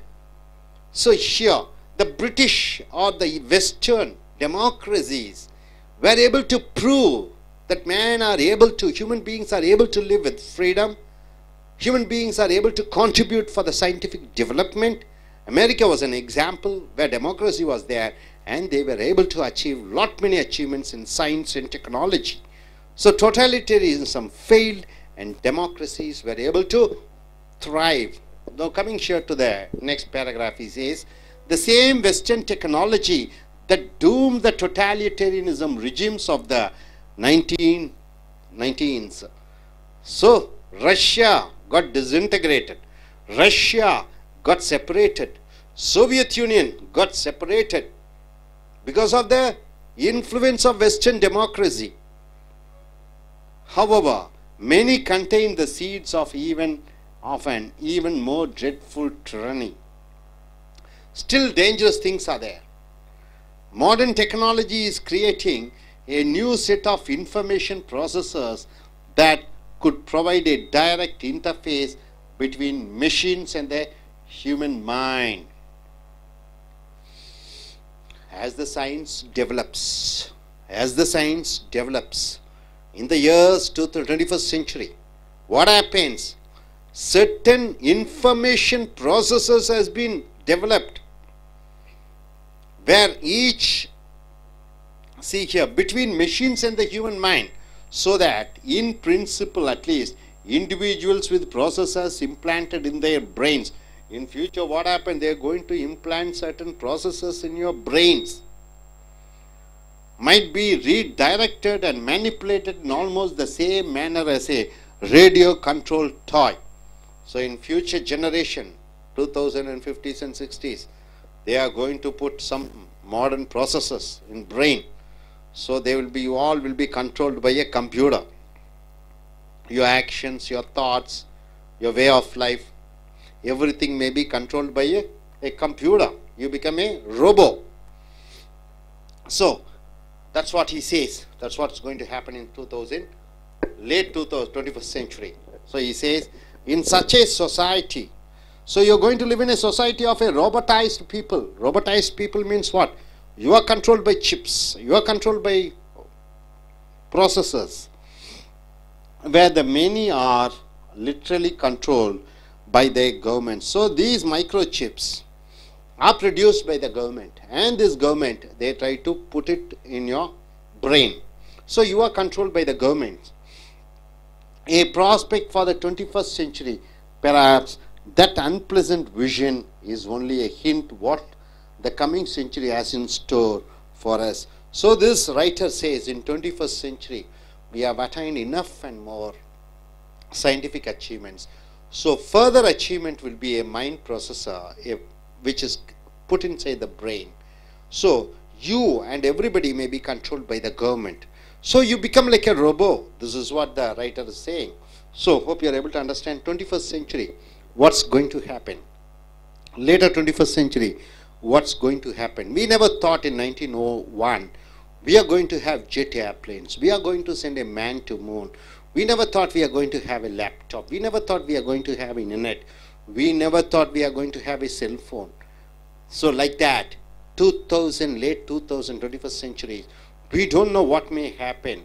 So by guess we can say, yes, a processors may be made where it can be implanted in the brains, where you will be controlled by the government. You become like a robot. This is what the writer goes on. You can have a various vision. So let us start from our I.E.L.T.S speakers. They one by one they can come here and speak about this topic. Friends, I.E.L.T.S takers have come here. TOEFL takers have come here. 21st century, what's going to happen? We are in 2014. So in future, what's going to happen? So I request this candidate to introduce himself, tell about his qualification and occupation. Then, based on the topic, he has to speak for 2 minutes. Yes, sir. Good evening to everybody. I am R. Manoharan, ex-bank executive, retired from service recently. My qualification is M.Com MBA. Today's topic given to us is the latest developments going to happen in the coming in this 21st century, remaining period of 21st century. In the last century, so many changes took place. Nowadays, changes are changing every day. Technology advancement is happening continuously. It is a continuous process.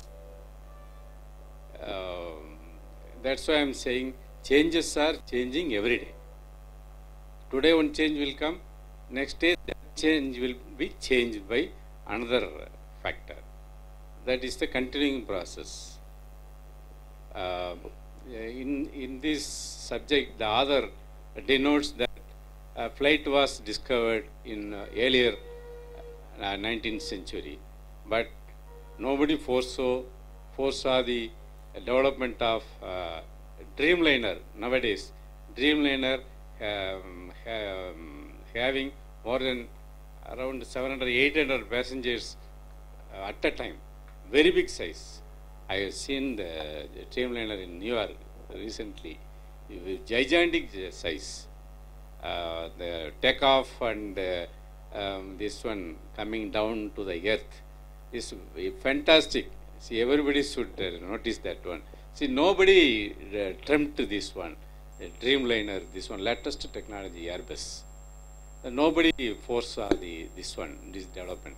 Like that, during those 19th century, men were sent to moon.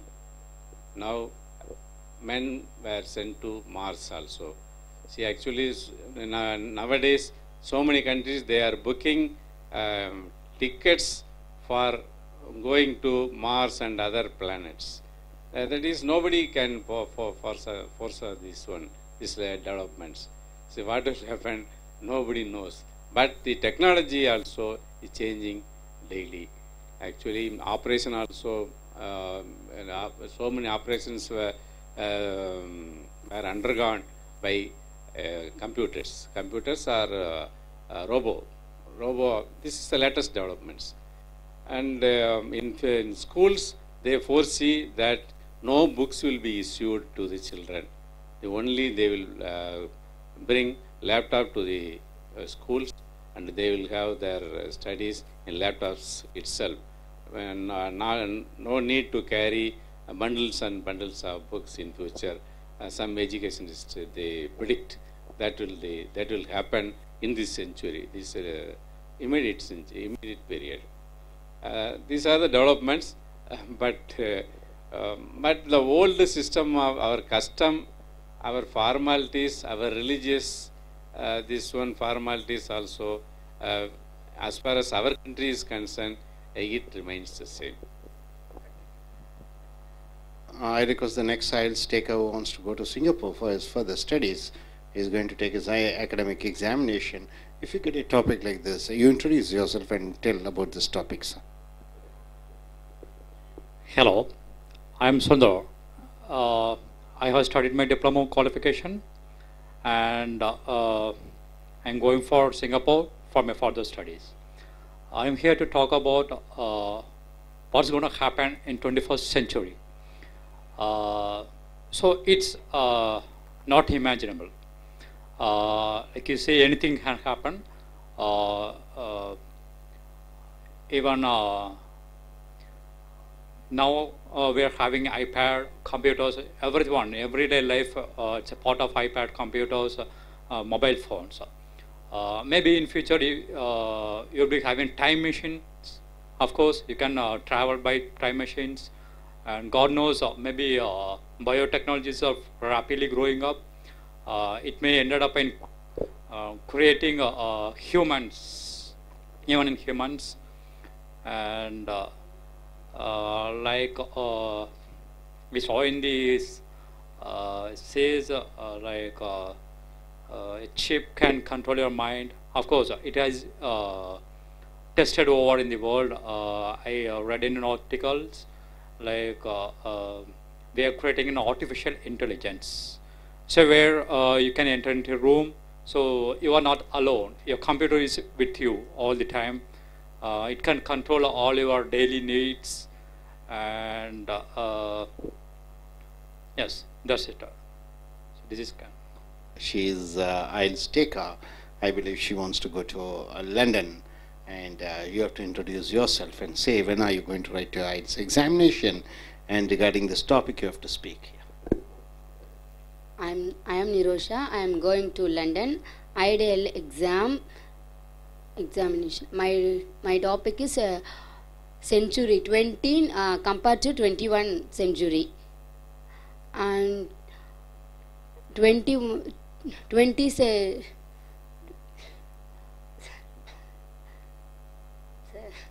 நண்பர்களே, IELTS and TOEFL வகுப்புகளுக்கு உங்களை வரவேற்கிறோம். IELTS British அரசாங்கத்தின் மூலமாக நடத்தப்படுகிற பரீட்சை. எழுத்து, பேச்சு, கேட்கக்கூடிய, வாசிக்கக்கூடிய, ஆங்கிலத்தை சோதிக்கக்கூடிய பரீட்சை. உலகம் முழுக்க நடக்கக்கூடிய பரீட்சை. TOEFL அமெரிக்க அரசாங்கத்தால் நடத்தப்படுகிற பேச்சு, எழுத்து, கேட்கக்கூடிய, வாசிக்கக்கூடிய ஆங்கிலத்தும். இந்த பரீட்சையின் மூலமாக கிடைக்கக்கூடிய மதிப்பெண்களை வைத்து வெளிநாட்டுக்கு படிப்பதற்கு, வேலைக்கு செல்லலாம். இங்கே பேசக்கூடிய வகுப்புகளும் எழுதக்கூடிய வகுப்பு பயிற்சிகளும் நடைபெறுகிறது. லிங்குவா ஃபாரம் ட்ரீம் டெக் கட்டுரைகள் மூலமாக எடுக்கப்பட்டிருக்கக்கூடிய கட்டுரைகள் வீடியோ நம்பர் 146க்கு வந்திருக்கிறீர்கள். ஒரு தலைப்பு உங்களுக்கு கிடைக்கிறது. இந்த தலைப்பை சார்ந்து 250 வார்த்தைகளுக்கு குறைவில்லாமல் நீங்கள் ஒரு கட்டுரை எழுத வேண்டும். ஒரு தலைப்பு கிடைக்கிறது. இந்த கட்டுரையின் சார்பாக நீங்கள் குறைந்தது 2 நிமிடங்கள் பேச வேண்டும். தலைப்பு Now that we have entered the 21st century, 21வது நூற்றாண்டுக்கு வந்திருக்கிறோம். 2014 இப்பொழுது 2015, இது 21வது நூற்றாண்டு.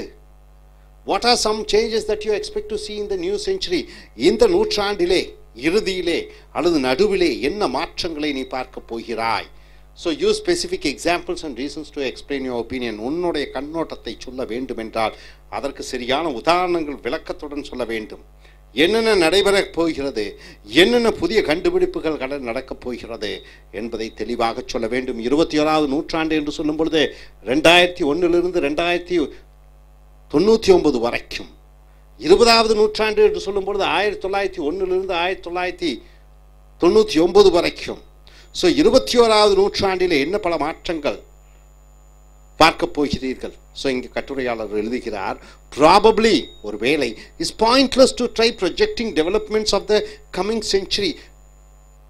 அதில் ஒரு முக்கியத்துவமே கிடையாது. இந்த நூற்றாண்டிலே என்னென்ன மாற்றங்கள் வரும் என்று சொல்வது முக்கியமற்றது. ஏனென்றால் எப்படி சொல்கிறார், look at the 20th century. 20வது நூற்றாண்டு என்பது 1901 1999 வரைக்கும். ஷோஸ் வை. இந்த 20வது நூற்றாண்டில் பார்க்கும்போது நம்ம தெரிந்து கொள்ளலாம் 21வது நூற்றாண்டுகளே என்ன நடைபெறும் என்று நம்ம சொல்வதற்கில்லை என்று சொல்கிறார். வை? ஏனென்றால் imagine you are living in the year 2000. 2000வது ஆண்டில் வாழ்ந்து கொண்டிருக்கிறாய். Right. 1991 நினைத்துப்பார். 1901 powered flight appeared feasible. Powered என்றால் என்ன? ஏதோ எரிசக்தி மூலமாக ஒரு விமானம் போகும் என்று முடியக்கூடிய வாய்ப்பு இருக்கிறது என்று 1901 மனிதன் நினைத்தான். பட் நோ ஒன் ஃபோர்ஸோ, யாருமே நினைத்து கூட பார்க்கவில்லை. ஜெயிண்ட் என்றால் என்ன? மிக பெரிய அளவிலே. பேசஞ்சர் ஜெட்ஸ் என்றால் என்ன? பயணிகளை ஏற்றுச் செல்லக்கூடிய விமானங்கள். இவர் சொன்னார் அந்த விமானத்தினுடைய 800 பேர்களை ஏற்றுச் செல்லக்கூடிய அந்த விமானத்தினுடைய பெயர் என்ன சொன்னீங்க? ட்ரீம் லைனர் என்ற விமானம் 800 பேரை ஒரே நேரத்திலே எடுத்து செல்லக்கூடிய விமானத்தை 1901 எந்த மனிதனும் நினைத்து பார்த்திருக்க மாட்டான். ஆனால் நடைபெற்றது. அதே போன்று 1970 கொண்டு வந்துட்டாங்க. லைக்வைஸ் த லேப்டாப் கம்ப்யூட்டர் என்றால் லேப்னா மடி, டாப்னா மடி மேலே வைத்திருக்கக்கூடிய அந்த கனி பொறிகளை 1901 நினைத்திருக்கவே மாட்டான் மனிதன். பாக்கெட் கால்குலேட்டர், பேக்கெட்டில் வைத்து கணக்கு போடக்கூடிய அந்த கால்குலேட்டர் வேற அன்ட்ரீம்ட் ஆஃப் இன் 1901. 1901 நினைத்து கூட பார்த்ததில்லை மனிதன். But became parts of everyday life well before the year 2000. 2000 ஆண்டுக்கு முன்னரே அனைத்தும் வந்துவிட்டது புழக்கத்திற்கு, செயல்பாட்டிற்கு. So what then does the 21st century hold? 21வது நூற்றாண்டிலே என்ன காத்திருக்கிறது? We can scarcely even guess. நம்மால ஊகிக்கவே முடியவில்லை என்ன நடைபெறும் என்று. 1901 நினைத்து கூட பார்க்காத விஷயங்கள் 1970 80 நடைபெற்றது. 2014 என்ன நடக்கும் என்றே தெரியாது. பல விஞ்ஞான பல அதிசயங்களை பார்க்கலாம். ஸோ அடுத்தது nonetheless இருந்தாலும் it seems safe to say that one struggle of the 20th century, 20வது நூற்றாண்டிலே என்ன நடைபெற்றது என்றால் ஒரு போர்க்களம், ஒரு போராட்டம். இண்டிவிஜுவல் லிபர்ட்டி, தனி மனித சுதந்திரம் லிபர்ட்டி versus எதிராக ஸ்டேட் பவர் என்றால் என்ன? அரசு ஆதிக்கம். அரசு ஆதிக்கத்திற்கு எதிர்த்து தனிநபர் உரிமைக்காக மனிதன் போராடினான். இதுதான் 20வது நூற்றாண்டிலே 1900 ஆண்டுகளிலே நடைபெற்றது. இது state power will continue for the indefinite future. எதிர்காலத்திலே நடந்து கொண்டே இருக்கும். ஆரம்பத்திலே 190 நாடுகள், 190 நாடுகளிலே சரி சமமாக அரசாங்கம் ஆதிக்கம் செலுத்தக்கூடிய நாடுகளாக இருந்தது. மக்களுடைய சுதந்திரம் பறி போனது. மக்கள் போராடினார்கள் சுதந்திரத்திற்காக. அது ரஷ்யாவாக இருக்கட்டும், சைனாவாக இருக்கட்டும், ஜெர்மனியாக இருக்கட்டும், முசோலினி ஆண்ட இட்டாலியாக இருக்கட்டும், கியூபாவாக இருக்கட்டும். So 20th century saw the emergence of the modern totalitarian state. 20வது நூற்றாண்டிலே மைய அரசுகள், அதிகாரம் மிகுதி பிடித்த அரசாங்கங்களை பார்த்தோம். which tried to control the entire life and even the thoughts of every individual. மனிதனை கட்டுப்படுத்துவதோடு மட்டுமல்ல, தனிநபரை கட்டுப்படுத்துவதோடு மட்டுமல்ல, அவனுடைய பழக்க வழக்கங்கள், சிந்தனைகள் அனைத்தையும் தன்பால், அது கம்யூனிசம் ஆகட்டும், ரஷ்யா சோசியலிசம் ஆகட்டும், அவர்கள் அரசு சார்பிலே அந்த சிந்தனைகளை கொண்டு போக முயற்சித்தார்கள். ஸோ டொட்டாலிட்டேரியனிசம் என்றால் என்ன? முழு கட்டுப்பாடு, முழு ஆதிக்கம் ஒரு அரசாங்கம் மக்களின் மேல். as practiced by ஹிட்லர் நடத்தினார். ஸ்டாலின், ரஷ்யாவிலே ஸ்டாலின் நடத்தினார். ஃபெயில்டு, அது தோற்றது. பிகாஸ் ஏனென்றால் வெஸ்டர்ன் டெமோக்ரஸி, மேற்கத்திய ஜனநாயகம், வேர் இண்டிவிஜுவல் லிபர்ட்டி, அங்கே தனிநபர் சுதந்திரம் இருக்கிறது. அதன் பலனாக மோர் டைனமிக், மிகப்பெரிய சக்தி வாய்ந்த, ரிசோர்சஸ்ஃபுல், சக்தி மிக்க, அடாப்டபிள் சொசைட்டி, சமுதாயத்திற்கு தகுந்தபடி மாறக்கூடிய சமுதாயமாக was better suited to a run of rapid progress. மனித முன்னேற்றத்திற்கு அது உகந்ததாக இருந்தது. இன் சயின்ஸ் அண்ட் டெக்னாலஜி, அறிவியலிலும் தொழில்நுட்பத்திலும். நார்த் கொரியாவிலே, தென் கொரியாவிலே என்ன நடந்து கொண்டிருக்கிறது, கியூபாவிலே என்ன நடந்து கொண்டிருக்கிறது, சைனாவிலே என்ன நடந்து கொண்டிருக்கிறது. ஸோ இந்த நூற்றாண்டு போராட்டமாகவே இருக்கும். சிரியாவிலும், எஜிப்டிலும், லிபியாவிலும் என்ன நடந்து கொண்டிருக்கிறது. ஸோ அடுத்ததாக த சேம் வெஸ்டர்ன் டெக்னாலஜி, இந்த மேற்கத்திய தொழில்நுட்பங்கள் மூலமாக த டூம்ட் என்றால் என்ன? அழித்தது, அழிக்க வைத்தது. மேற்கத்திய தொழில்நுட்பம் அழித்தது. த டொட்டாலிட்டேரியன் என்றால் என்ன? அந்த அராஜக, அந்த முழு கட்டுப்பாடு, மக்களை கட்டுப்படுத்தும் அந்த ரிஜிம்ஸ் என்றால் என்ன? அரசாட்சிகளை ஆஃப் த 1900s, 1900 ஆண்டுகளிலே இருக்கக்கூடிய ராஜாங்கங்களும் கம்யூனிச வெறி பிடித்த அந்த அந்த சர்வதிகாரம் படித்த அந்த அரசாங்கங்களை மேற்கத்திய கலாச்சாரங்கள் அல்லது மேற்கத்திய தொழில்நுட்பங்கள் அவைகளை அடியோடு அழித்தது. may contain the seeds of an even more dreadful tyranny. modern ஆனால் இந்த மேற்கத்திய தொழில்நுட்பம் எப்படி இந்த சர்வாதிகாரத்தை அளித்ததோ இதே மேற்கத்திய அந்த தொழில்நுட்பம் அதுவே மிகப்பெரிய ஒரு ஆபத்தான வில்லனாக மாறிவிடும். ட்ரெட்ஃபுல் பயங்கரமான டிரனி என்றால் அது இன்னும் மோசமான ஒரு வில்லத்தனமான கொடூரமான ஆட்சியை நடத்தும். எது? மேற்கத்திய தொழில்நுட்பம். Modern technology is creating a new set of information processes. நவநாகரிக தொழில்நுட்பம் குளோனிங் என்று சொல்லக்கூடிய மனிதனுடைய செல்ஸிலிருந்து எடுத்து நூற்றுக்கணக்கான மனிதர்களை, லட்சக்கணக்கான மனிதர்களை, கோடிக்கணக்கான மனிதர்களை உருவாக்கக்கூடிய சக்தியை பெற்றிருக்கிறது. Modern processes, information processes.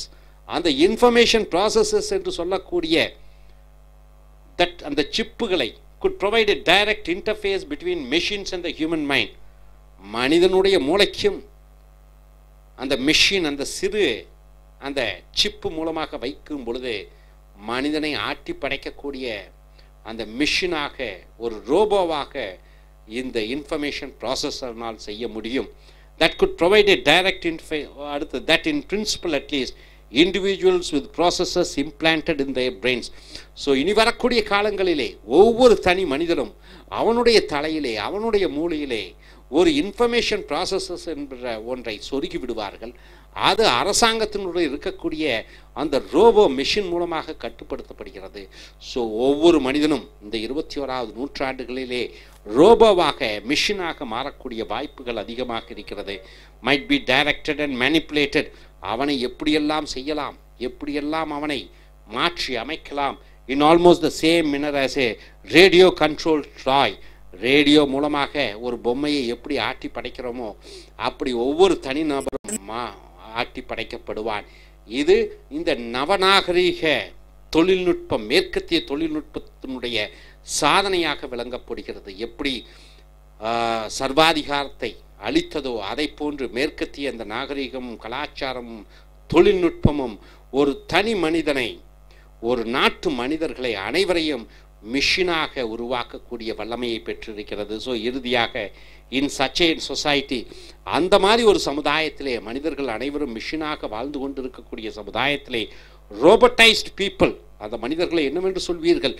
ரோபோட்டைஸ்ட் people என்று சொல்வீர்கள், ரோபோ மனிதர்கள் என்று சொல்வீர்கள். where the many are literally controlled by their governments. அனைத்து மக்களும் தங்களுடைய அரசாங்கத்தினுடைய ஒரு மிஷின் மூலமாக கட்டுப்படுத்தப்படுகிறார்கள். A prospect for the 21st century. இதுதான் 21வது நூற்றாண்டினுடைய இறுதியிலே மனிதன் காணப்போகிற மிகப்பெரிய ஒரு சாதனையோ வேதனையோ இதை போன்று இருக்கப் போகிறது. Perhaps that unpleasant vision, அந்த அசௌகரியமான ஒரு முன் பார்வை, அசௌகரியமான ஒரு தொலைநோக்கு பார்வையில் பார்க்கும் பொழுது இங்கே தான் போய் மனிதன் நிலைத்து நிற்கப் போகிறான். இது அன்பிளசன்ட், பார்ப்பதற்கு சௌகரியம் இல்லாத, கற்பனை பண்ணி கூட பார்க்க முடியாத, இஸ் ஒன்லி எ ஹிண்ட். இது ஒரு ஹிண்ட் தான். What the coming century has in store for. வருங்காலத்திலே நாம் மிஷின்களுக்கு அடிமையாக போகிறோம். வருங்காலத்திலே நாமே மிஷின்களாக மாறப்போகிறோம். இன்று மிஷினை நம்பிக்கொண்டு இருக்கக்கூடிய மனிதன் நாளை இந்த மனிதனே ஒரு மிஷினாக, இயந்திரமாக மாறுவான். இதுதான் 21வது நூற்றாண்டினுடைய இறுதி ஆண்டுகளிலே மனிதன் பார்க்கக்கூடிய சாதனையாக இருக்கும். ஸோ இனி வரக்கூடிய கட்டுரைகளில் மற்ற தலைப்புகளில் பார்க்க. Dear folks, welcome to his American I.E.L.T.S and TOEFL Training Center, I.E.L.T.S. It is International English as a Level Testing System. TOEFL is its test on English as Foreign Language. I.E.L.T.S examination conducted by British, Australian and Cambridge University, and TOEFL conducted by American government. Both these examination checks your reading, writing, listening and speaking skills in English. So we have come here for the writing and speaking skill development class. These essays have been taken from Lingua Forum Dream Tech publications. We have come here to the video number 147. So a topic is given. In task 2, you are supposed to write for almost 250 words, and if you get a topic like this, you have to speak for 2 minutes continuously, and there goes on a discussion on this topic with the examiner. So coming here to the question here, in your opinion, what are the some qualities needed to be a good parent? To be a father or a mother, to be a good parent, what are the good qualities do you expect, do you think? Use specific examples and reasons to explain your opinion. So, certain qualities a parent should have. What are the qualities the parent should have? So, you have to say the qualities and say with the reasons and examples of why do you think a parent should have those qualities. So, coming here, see the introduction part. It's hard to write a rule book for being a good parent. You cannot write a rule book, do's and don'ts of your parent, what they have to do and what they shouldn't do. The principles and practices that work well in one household may be utterly inappropriate for another. So it depends upon country to country, region to region, and rural to urban, caste and community. So it differs what a parent should do. So you cannot go in for a uniformity statement saying that a parent should have these qualities. It depends. It depends upon the Western parents and the Eastern parents, Western country parents and Eastern country parents like America and like a country like India. So it differs. Nonetheless, still a few guidelines are probably appropriate for all parents at all times. So a lot of things differs, but few things which is common for all the parents in the world to follow. What are the qualities? So the writer goes in for saying like this: perhaps the most important quality for a parent to have is patience. To have the patience. This is the most important quality. All around the world, the parent should have the quality to be patient. Sometimes patience is difficult. Children can be infuriating. They may make you to get wild, they make you to get angry, they make you to shout at them. And at times, the temptation may be great to scream at them. The parents may scream at the children and use abusive language. What are the language? They may use you on a fit for nothing. You may be a worse-turned citizen. See your neighbors, see your friends, how they behave. You are fit for nothing. So they may use certain abusive language. This tacting may work for the moment, but do substantial harm in the long run. So immediately the child may be quiet. Maybe it reacts by being quiet, but it results in great harm in their mind and heart in the long run. So here, children, after all, are neither totally deaf nor completely unthinking. So generally the parents think that child, whatever they say, the child takes in the one ear and leaves in the other ear. And they also think that the children are they don't think about what they say. But these words linger to the mind till they grow up. And after that also, those abusive language, it may be still in the heart of the child, and she or he thinks that they are fit for nothing, and whatever the parents they use the words, it all tells about them and they take it as a word. So, and their memories are longer and more accurate than many parents care to think. So the children memories, it keeps on forever. They keep those memories live. So here, that is why bitter words aimed at children are apt to have negative effects long after they are spoken. So this is the most important thing, quality what the parents should have is the patience. They shouldn't use abusive language. It may be for a short run, it may be result oriented on the side of the children. They may keep quiet, but still the words keep lingering in their heart for a long time, and it may result in some bad effects in the future of the child. So coming here to the next point here, another principle parents should remember. So first is the patience. The second is parents should remember is that they shouldn't try to relive their own childhoods through their children. What is that? Relive their own childhoods through their children. Here's an example. You see, with an example you can understand. A parent may regret that he or she never became an accomplished athlete. So a father might think, the parent wanted to be a good sportsman or cricket player or football player in his young age, so he was not able to do that. So he wants his son to be a good cricket player. So he forces his wish and aim on the child, and for that reason push a child into athletic achievements despite lack of aptitude is likely to do at least as much harm as good. So even though the child is not having any attitude or aptitude of learning to be a sportsman, because of the parents' compulsion, he or she does what the parents do, and it harms him, bringing a negative effect. So coming here, this is the second quality what the parents shouldn't do. Shouldn't relive their own childhoods through their children. Now coming here to the conclusion point, likewise, parents shouldn't try too hard to squeeze a child, so to speak, into one extremely specific mold. So the parents shouldn't try to mold a child. Mold means what? To make the child as they wish to be. They shouldn't try to mold their children.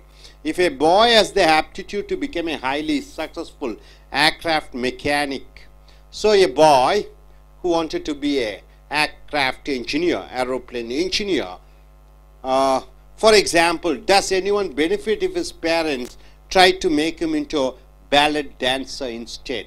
So the parents think, okay, let my son be a dancer, but the son's aptitude, he wishes to be an aircraft engineer, but because of the parents' compulsion, he goes in for ballet dancing. So see what a contradictory. If a daughter is brilliant at mathematics, the daughter is good in mathematics, should her parents force her to excel in flower arranging? So when a daughter, she is very much interested in mathematics, why should the parents make her to go in for flower arranging in a bouquet shop? So in both cases, the answer certainly is no. This is an important lesson for all parents to bear in mind. So the first quality a parent should have is patience. They shouldn't use abusive language. The second quality of a parent is not to relive their own childhoods through their children. And third is the parents shouldn't try to mold the children according to their wish. So these are the three main important points, qualities, what a parent should have. Now I request the I.E.L.T.S takers to come forward, and if they get a question like this, what they're going to speak. Yes. So we have come here for the I.E.L.T.S speaking task. So he's a I.E.L.T.S taker. Okay, suppose you get a question like this. First you have to introduce yourself, and after that you may speak about this topic. If you get a topic like this, what the qualities of a parent should be, then what would be your reply? Hi friends, myself Arun Sharma. Yeah. Regarding today topics, that seems, what are the necessities, what are the qualities for the parents to be to prove as a good parents. So in fact, good parents, to be a good parent depends on the reason. Like in Western, there are different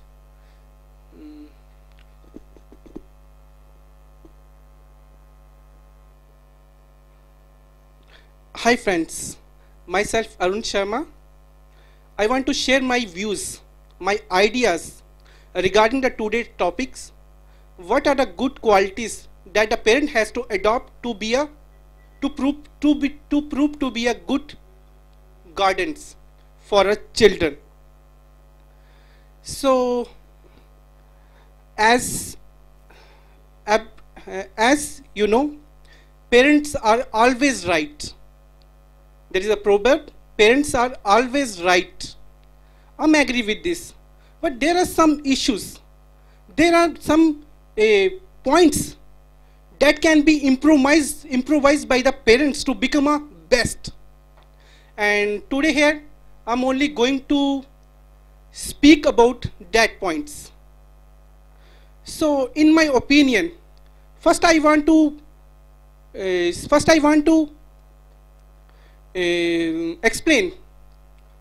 explain you that what is the term parents. Parents means mother, father, or the guardian who is looking after the child. So, regarding today's topics, that I think, first, one more things. 1 minute. There is no fast and fastest rule that we can adopt to be a good parents, because it depends from reason to reason. Even in why reason? It depends in our as like Western country has his family system. India, our country has his another family systems, different family systems. Even rural peoples have different family systems. Cities people living in the cities has different family systems. So there is no fast and fastest rule or rule to be a good parents. But there are some points that may be common for all the parents. And first of this, parents should be patience, should show the patience. Even in some cases, children influence their parents what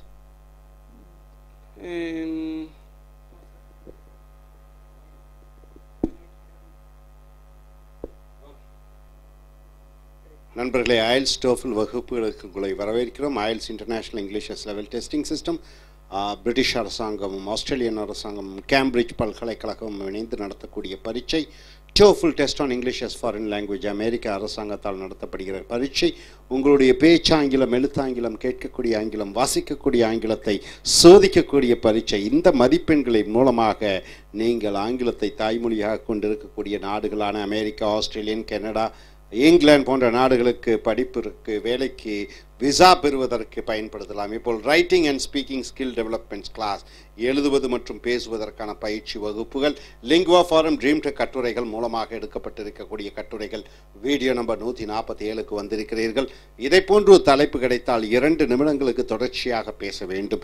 இதை போன்று ஒரு தலைப்பு எழுதுவதற்கு கிடைத்தால் குறைந்தது 250 வார்த்தைகளில் எழுத வேண்டும். இன் யோர் ஒப்பீனியன், உன்னுடைய எண்ணத்திலே what are some qualities needed to be a good parent? ஒரு நல்ல தகப்பனாக, நல்ல தாயாக இருப்பதற்கு, நல்ல பெற்றோர்களாக இருப்பதற்கு என்னென்ன குணாதிசயங்கள் இருக்க வேண்டும்? அப்போ அந்த குணாதிசயங்களை எழுதி use specific examples and reasons to explain your opinion. உன்னுடைய உதாரணங்களையும் விளக்கங்களையும் காரணத்தையும் நீ எழுத வேண்டும். பெற்றோர்களாக இருப்பதற்கு என்னென்ன குணாதிசயங்கள் இருக்க வேண்டும்? இந்த கட்டுரையாளர் தன்னுடைய முன்னுரையிலே it is hard to write a rule book for being a good parent. ஒரு நல்ல பெற்றோராக இருக்க வேண்டும் என்பதற்காக ஒரு புஸ்தகத்தை எழுத முடியாது. என்னென்ன செய்ய வேண்டும், என்னென்ன செய்யக்கூடாது என்று. The principles and practices that work well in one household may be utterly inappropriate for another. ஒரு வீட்டிலே, ஹவுஸ்ஹோல்ட் என்றால் ஒரு வீட்டிலே இருக்கக்கூடிய சூழ்நிலைகள் inappropriate என்றால் என்ன? utterly inappropriate என்றால் ஒட்டுமொத்தமாக வேறு மாதிரியாக இருக்கும் இன்னொரு வீட்டிலே. ஸோ nonetheless இருந்தும் a few guidelines, ஒரு சில வழிகாட்டிகளை are probably ஒருவேளை appropriate சரியாக இருக்கும் for all parents at all times. So ஒவ்வொரு வீட்டிலும் ஒவ்வொரு குணாதிசயமுடைய பெற்றோர்கள் இருக்கிறார்கள். மேற்கத்திய பெற்றோர்கள், கிழக்கத்திய பெற்றோர்கள், கிராமத்து பெற்றோர்கள், நவநாகரிகமான பட்டணத்தில் இருக்கக்கூடிய பெற்றோர்கள். அடுத்தது தாயை இழந்த ஒரு குழந்தை, தகப்பனை இழந்த குழந்தை, விவாகரத்து பெற்ற குழந்தை, step mother, step brother, step sister, step father என்று பல பல பல பல பல வகைகள் இருக்கிறது. கூட்டு குடும்பம், ஜாயிண்ட் ஃபேமிலி, நியூக்ளியர் ஃபேமிலி என்று ஒட்டுமொத்தமாக எல்லாத்திற்கும் சேர்ந்து ஒரு குணத்தை சொல்ல வேண்டுமென்றால் perhaps the most important quality for a parent to have is patience. எந்த பெற்றோருக்கும் பொறுமை என்கிற ஒரு குணாதிசயம் இருக்க வேண்டும். Sometimes patience is difficult. சில நேரங்கள் பொறுமையாக இருக்க முடியாது. Children can be infuriating. குழந்தைகள் சில நேரம் கோபத்தை, தாபத்தை தூண்டிவிடக்கூடியவர்களாக, எரிச்சலை உண்டாக்கக்கூடியவர்களாக இருப்பார்கள். And at times the temptation, சில நேரங்களில் உணர்ச்சி மிகுதியால் பெற்றோர்கள் may be great to scream at them. அவர்களை பார்த்து கத்த தோன்றும். And use abusive language. அவர்களை கெட்ட வார்த்தைகளை திட்ட பெற்றோர்கள் திட்டுவார்கள். சனியனே, முண்டமே, உபயோகமற்றவனே என்று சில மோசமான வார்த்தைகளிலே அந்த குழந்தைகளை சொல்லுவார்கள். This tactic may work for the moment but do substantial harm in the long run. ஆரம்பத்திலே இந்த திட்டுவதன் மூலமாக குழந்தை அமைதி அடைந்து விடும் அந்த நொடி பொழுதிலே. பட் substantial harm, மிகப்பெரிய அளவிலே காயங்கள் ஏற்படுகிறது, மனக்காயம் அந்த குழந்தைகளுக்கு. உருப்பட மாட்டா என்று சொல்கிறார் தாய், தந்தை. குழந்தை வளர்கிறது, 18-20 வயது. தந்தையார் தாயும் என்னை உருப்பட மாட்டேன் என்று சொல்கிறார் என்று அந்த மனக்காயத்துடன் இருக்கக்கூடிய குழந்தை எந்த வேலையையும் உருப்படியாக செய்யாது. So children after all are neither totally deaf nor completely unthinking. குழந்தைகள் செகுடர்கள் அல்ல, குழந்தைகள் நினைக்காதவர்கள் அல்ல, அவர்களுக்கு காதிருக்கிறது, நினைக்கக்கூடிய ஆற்றலும் இருக்கிறது. So and their memories are longer and more accurate than many parents. அப்போ குழந்தைகளுடைய நினைவாற்றலும் குழந்தைகளினுடைய நினைக்கக்கூடிய அந்த செயல்திறனும் பெற்றோர்களை விட அதிகமாக இருக்கிறது. பசுமரத்து ஆணியை அடிப்பதை போல அவர்கள் மனதிலே அந்த சில சொற்கள் நிலைத்து விடுகிறது. That is why bitter words aimed at children are apt to have negative effects in long run after they are spoken. ஆகையால் தான் கேட்ட வார்த்தைகள், எதிர்மறையான வார்த்தைகள், தகாத வார்த்தைகள், உருப்படாத வார்த்தைகள், இவைகளை பெற்றோர்கள் பேசும் பொழுது குழந்தைகளினுடைய மனதிலே ஆணி போய் பாய்வது போல நீண்ட காலத்திற்கு நிலைத்து நிற்கிறது. அடுத்ததாக another principle parents should remember is that they should not try to relieve their own childhoods through their children. அடுத்து முக்கியமானது முதல் பொறுமை. இரண்டாவது ரிலீவ் என்றால் என்ன? விடுவிப்பது. தங்களுடைய இளமை காலத்திலே பெற்றோர்கள் ஆசைப்பட்டது நடைபெறவில்லை என்கிற காரணத்தினாலே குழந்தைகளை அந்த ஆசையை பெறுவதற்கு, அவர்கள் அடைய முடியாத லட்சியத்தை குழந்தைகள் மூலமாக அடைவதற்காக அவர்களை ஊக்குவிப்பார்கள். இது ஒரு கெட்ட ஒரு குணம். Here is an example. A parent may regret that he or she never became an accomplished athlete.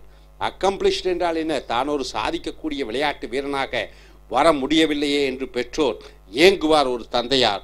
And for that reason, அதற்காக push a child into athletic achievements. அதற்காக தன்னுடைய குழந்தையை ஓடு, விளையாடு, இந்த விளையாட்டிலே சேர் என்று வற்புறுத்துவார். டிஸ்பைட், இருந்தும் லேக் ஆஃப் ஆப்டிடியூட், அந்த குழந்தைக்கு ஆசையும் இல்லை விருப்பமும் இல்லை என்றாலும் பெற்றோர்களுடைய வலியுறுத்தலுக்காக அது செல்கிறது. Is at least as much harm as good. இது அந்த குழந்தைகளுக்கு தீமையை தான் வழங்குமே ஒழிய நன்மையை வழங்காது. அடுத்ததாக இறுதியாக லைக்வைஸ் அதை போன்று parents shouldn't try to too hard to squeeze a child, so to speak, into extremely specific mold.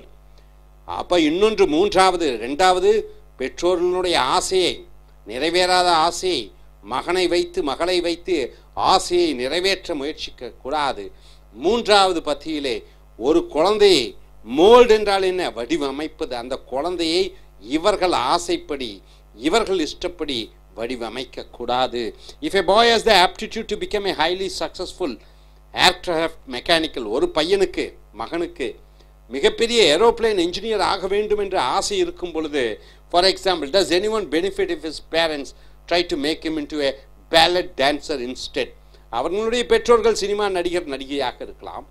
பையனுக்கு ஏரோப்ளேன் இன்ஜினியர் ஆக வேண்டும் என்ற ஆசை, மகனையோ மகளையோ அந்த டான்சராக ஃபைட்டராக உருவாக்குவதற்கு ஆசைப்படக்கூடாது. அடுத்தது, if a daughter is brilliant at mathematics, ஒரு மகள் கணக்கிலே புலியாக சிங்கம் நன்றாக சிறப்பாக கணக்கு செய்யக்கூடிய திறமையுடையவராக இருக்கும் பொழுது, should her parents force her to excel in flower arranging?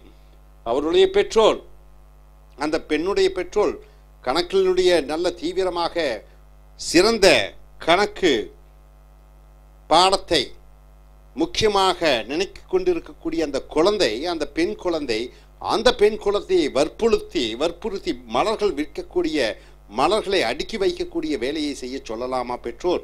In both cases, இந்த இரண்டு வழக்குகளிலும் the answer certainly is no, கூடவே கூடாது.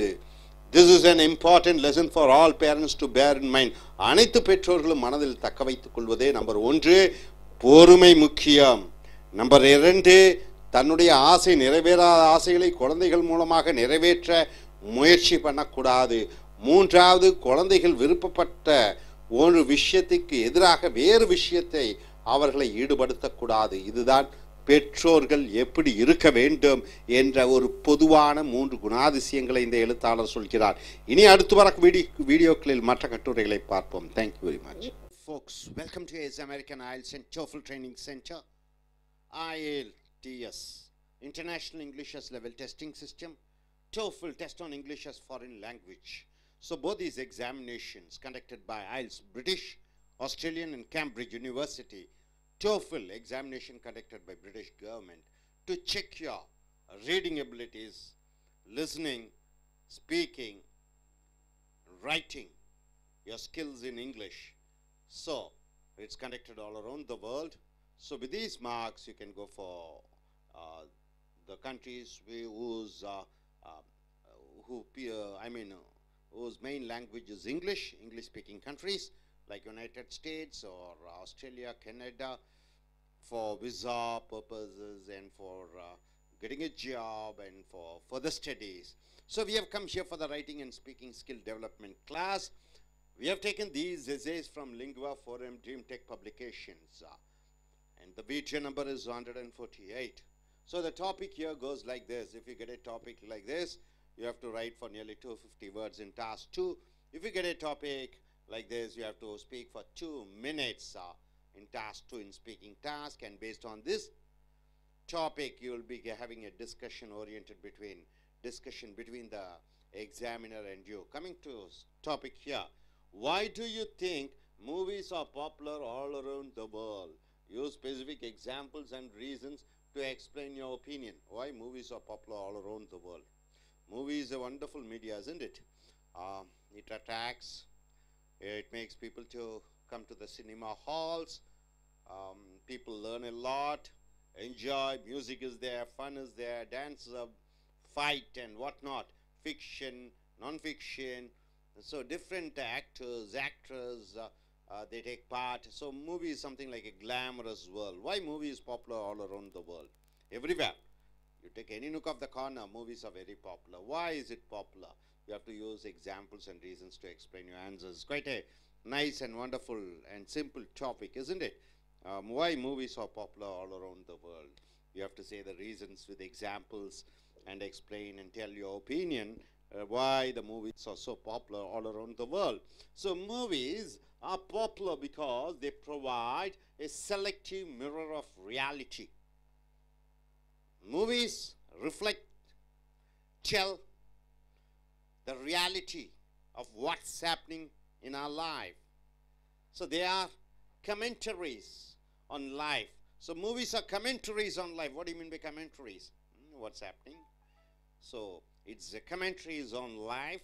Motion pictures may show as situation of the present, a future that may arrive, or past that actually never existed. So what do you mean by motion pictures, sir? Entertainment. So these entertainment movies tells about our past, tells about the present, tells about the future. So they just make stories and you know, use the actor and actress and they shoot a film, and this is the movies, motion pictures tells about the past, present and future.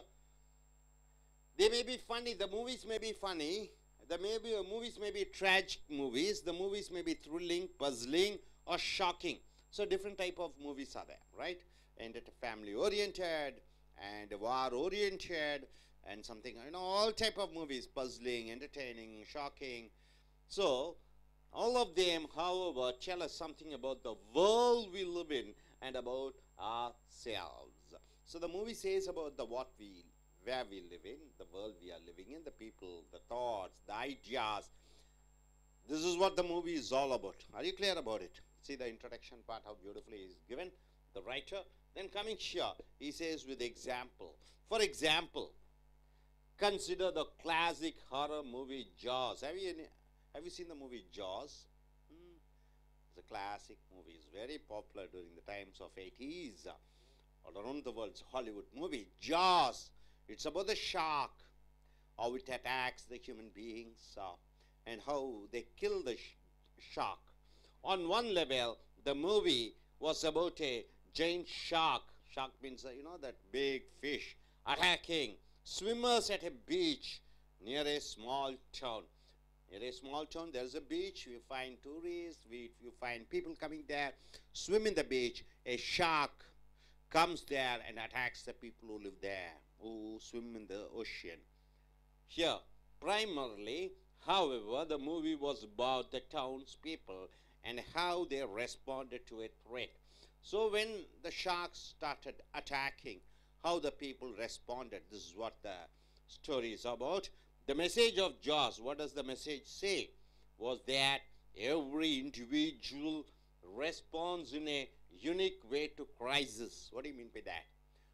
When tragic comes in your life, how each one of the individual responds to the tragic events, right? That's what the message of the Jaws, the movie Jaws. So here watching Jaws, one had to ask how one would behave in a situation like that shown in the movie. So if you are put in that situation, how do you behave? This is what the message. So coming here, would one be courageous? Will you be courageous to fight against the shark? Will you be cowardly? Will you run away? Or will you be greedy that you push your whoever swims next to you and you just run away from that place? That self-inquiry was about made the movie interesting. So what does the movie Jaws says about? Jaws is the big shark. So in a town, there's a beach. The people come there to swim in the ocean. A shark comes in, attacks. So how the people were able to manage the threat of the shark? So were they cowardly? Were they bold enough to fight? Were they greedy? This is the message of the Jaws. The movie was a great success all around the world. So here, next coming here, he also says, movies also show us exciting things so that we could never experience in real life. So whatever you don't experience, you are in a town or in a village. You might not have been to America, you might not be in a flight or in a rocket, or you might not have jumped from the top of the plane. A skydive it's called, isn't it? You might have not experienced, but you can experience through the movies. James Cameron, Titanic. Have you heard about the James Cameron's movie Titanic? Have you seen the movie Titanic? No? Yes? Oscar award winning movie Titanic. Depicted, it shows the wreck of the most famous passenger liner of all time. Titanic movie, a ship which starts its voyage from England to America. So nearly thousands of passengers are there. So as it goes, in the midway, it got wrecked. Wreck means what? It hit a rock and the ship sank. So what happened? That movie was taken, Titanic movie. It's a spectacular, wonderful special effects allowed one to witness the simulated sinking. Simulated means what? It's a false sinking. You know, in the movie, just they make a ship to sink. It's not a true one. Simulating sinking of a great ship. Titanic, such a huge ship in those days, very popular passenger ship. So it was allowed to sink. I mean, in the movie, they made a ship to sink artificially, and they took the movie. The real Titanic is gone forever. That true Titanic, the ship has gone. But a movie let viewers imagine being present at the single most famed maritime catastrophe in history. Catastrophe means destruction, a tragedy. So when you watch a movie, you witness that you are there in the movie at that particular time of the ship wreck. That's what the Titanic, the message is. So it makes you to feel, it makes you to witness, it makes you to be a part of the movie. That's what James Cameron's Titanic movie was able to convey. So coming here to the conclusion, he says, of course, there are also many other reasons why movies are popular. He says, why movies are popular? Many other reasons, such as the, what is that? Social occasions which movie attendance provide us. The main reason for the popularity of motion pictures, that is entertainment pictures, however, what is that? However is, what is that? Is what they tell us or invite us to discover about our society and ourselves. So these motion pictures, they depict and they try to convey a message, making us to feel what we are in the society, to make us to learn about ourselves, to make us to be a witness for certain situations. So this is what the movie is all about. So movie has played an important role and is playing and will be playing an important role in future. Also the motion pictures, entertainment movies. Hope you are able to understand. You'd like to speak something about this? Oh.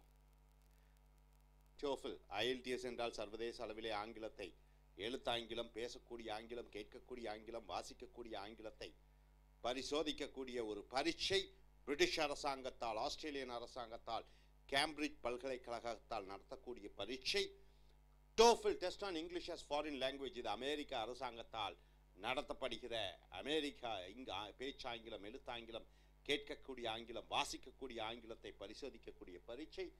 Writing and speaking skills, இங்கே எழுதுவது மற்றும் பேசுவதற்கான வகுப்புகள், பயிற்சிகள், லிங்க்வா forum Dream tech கட்டுரைகள் மூலமாக எடுக்கப்பட்டிருக்கக்கூடிய இந்த கட்டுரைகள் வீடியோ நம்பர் 148க்கு வந்திருக்கிறீர்கள்.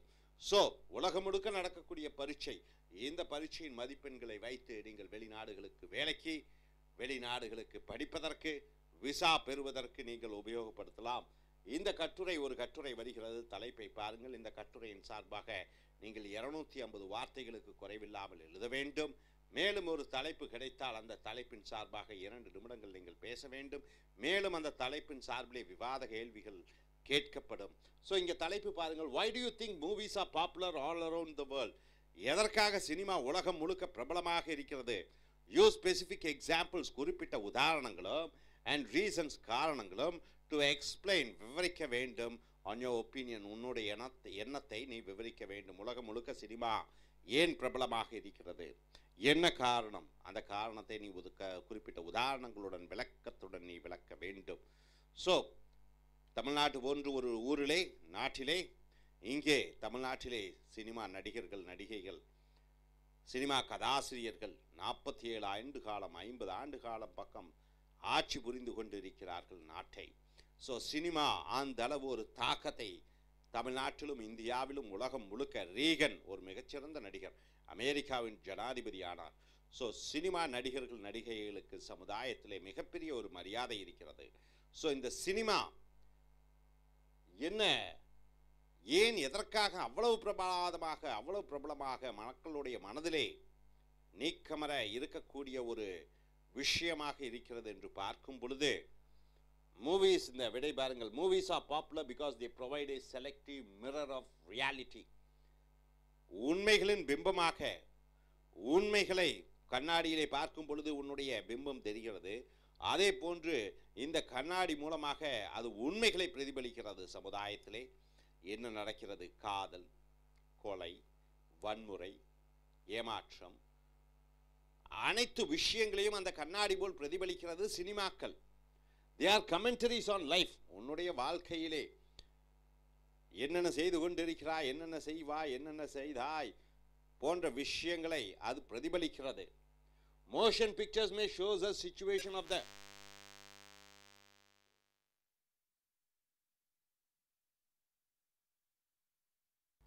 motion pictures என்று சொல்லக்கூடிய ஜனரஞ்சகமான படங்கள் may show the situation of the present, நிகழ்கால விஷயங்களை பற்றி சொல்லும்.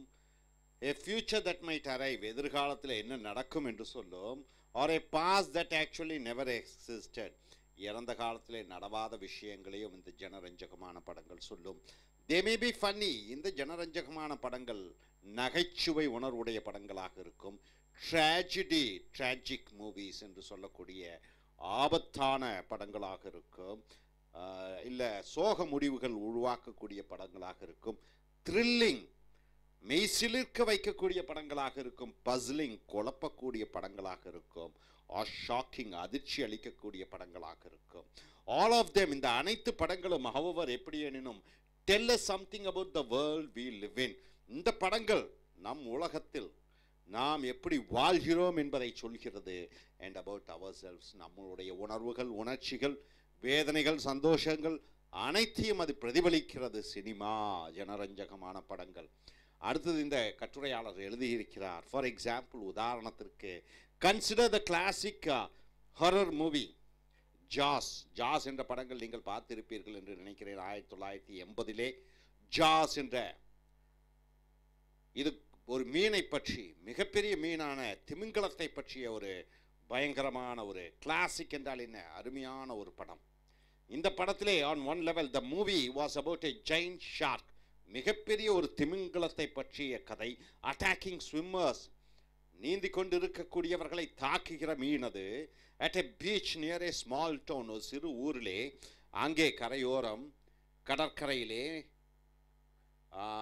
அந்த ஊர்க்காரர்கள் மற்றும் வெளிநாட்டினர்கள் நீந்தி கொண்டிருக்கிறார்கள். அந்த கடற்கரையிலே பெரிய திமிங்கலம் ஒன்று வந்து அந்த மனித நீச்சல் அடிக்கக்கூடியவர்களை கடிக்கிறது, சாப்பிடுகிறது. ஸோ primarily, அடிப்படையாக however the movie was about the townspeople and how they responded to a threat.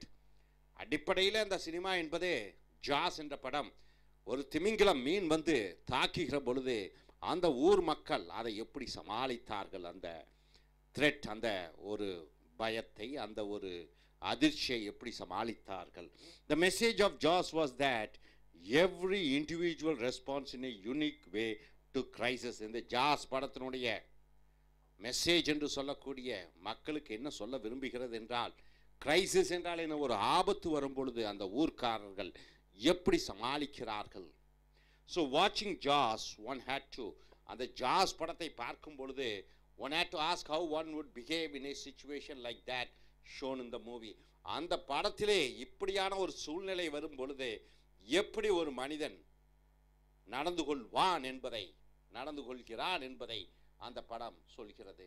would one be courageous, ஒருவன் தைரியமாக அந்த ஆபத்தான அந்த மீனை எதிர்கொள்வானா, அல்லது cowardly, கோழைத்தனமாக ஓடிவிடுவானா, மற்றவர்கள் எப்படி வேண்டுமென்றாலும் மாட்டிக்கொள்ளட்டும் அந்த மீனிடமிருந்து என்று ஓடிவிடுவானா, அல்லது greedy என்றால் என்ன, சுயநலவாதியாக தான் தப்பினால் மட்டும் போதும், மற்றவர்கள் ஆபத்தில் சிக்கினால் என்ன என்பது போல கரேஜியஸாக, கவர்ட்லியா, greedy, தைரியமாக, கோழைத்தனமாக அல்லது சுயநலமாக நடந்து கொள்வானா என்பதை அந்த கதை சொல்கிறது.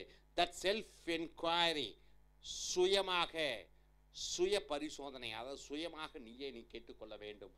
was what the movie was what made the movie interesting. So இந்த படம் ஒரு நல்ல ஒரு அனுபவமாக, நல்ல ஒரு ஆர்வமுடைய படமாக இருந்தது. அடுத்ததாக, movies also shows exciting things. Cinema மற்றற்ற ஆச்சரியங்களை கொடுக்கக்கூடிய படமாகவும் இருக்கிறது. That we could never experience in real life. நேரடி வாழ்க்கையிலே நம்மால் அனுபவிக்க முடியாததை கதாநாயகன் ரூபத்திலே நம்ம பார்க்கும் பொழுது நாம் செய்வது போல, கதாநாயகி ஆடி பாடிக்கொண்டிருக்கும் பொழுது நாம் ஆடிக்கொண்டிருப்பதை போன்று ஒரு அனுபவத்தை, ஒரு மகிழ்ச்சிகரமான, ஒரு சந்தோஷமான அனுபவத்தை கொடுக்கிறது ஜேம்ஸ் கேமரான் என்பவர் மிகப்பெரிய ஒரு இயக்குனர், உலகத்திலே தலை சிறந்த இயக்குனர், ஆஸ்கார் அவார்ட் பெற்ற இயக்குனர். டைட்டானிக், அவருடைய டைட்டானிக் படம் டெபிக்டட் என்றால் சொல்கிறது த ரெக் என்றால் என்ன? கப்பல் மோதுகிறது பாறையின் மேலே, மோதி அது கடலிலே மூழ்குகிறது, அதுதான் wreck of the most famous passenger liner of all time. அப்ப போக்குவரத்து கப்பல் டைட்டானிக் என்ற கப்பல் எப்படி பாறையிலே மோதி அது மூழ்கியது என்பதை பற்றிய கதை. பேசஞ்சர், அங்கே பயணிகள் பயணித்துக் கொண்டிருக்கிறார்கள் அந்த கப்பலிலே. ஸ்பெக்டாகுலர் என்றால் மிகப்பெரிய, மிக பிரமாதமான. ஸ்பெஷல் எஃபெக்ட்ஸ் என்றால் என்ன? எக்ஸ்ட்ரா எஃபெக்ட்ஸ், எக்ஸ்ட்ரா அதிக அளவிலே மக்களை பாதிக்கக்கூடிய, மனதளவிலே தேக்கத்தை உண்டாக்கக்கூடிய. allowed one to witness, அதை பார்க்கும் பொழுது. சிமுலேட்டட் சிங்கிங் என்றால் என்ன? ஒரு பொய்யான கப்பலை மூழ்கடிப்பது போல சினிமாவிலே தத்ரூபமாக காண்பிக்கிறார்கள். அந்த கப்பல் பொய்யான கப்பல் தான், ஆனால் அதுதான் உண்மையான கப்பல். நாமும் மூழ்குவது போல ஒரு பிரம்மத்தை, ஒரு மாயையை உண்டாக்குகிறார்கள். Of a great ship, the real Titanic is gone. அந்த உண்மையான டைட்டானிக் கப்பல் 1912களிலே அது மூழ்கடிக்கப்பட்டது, மூழ்கியது ஃபார் எவர், எப்பொழுது மூழ்கியாச்சு.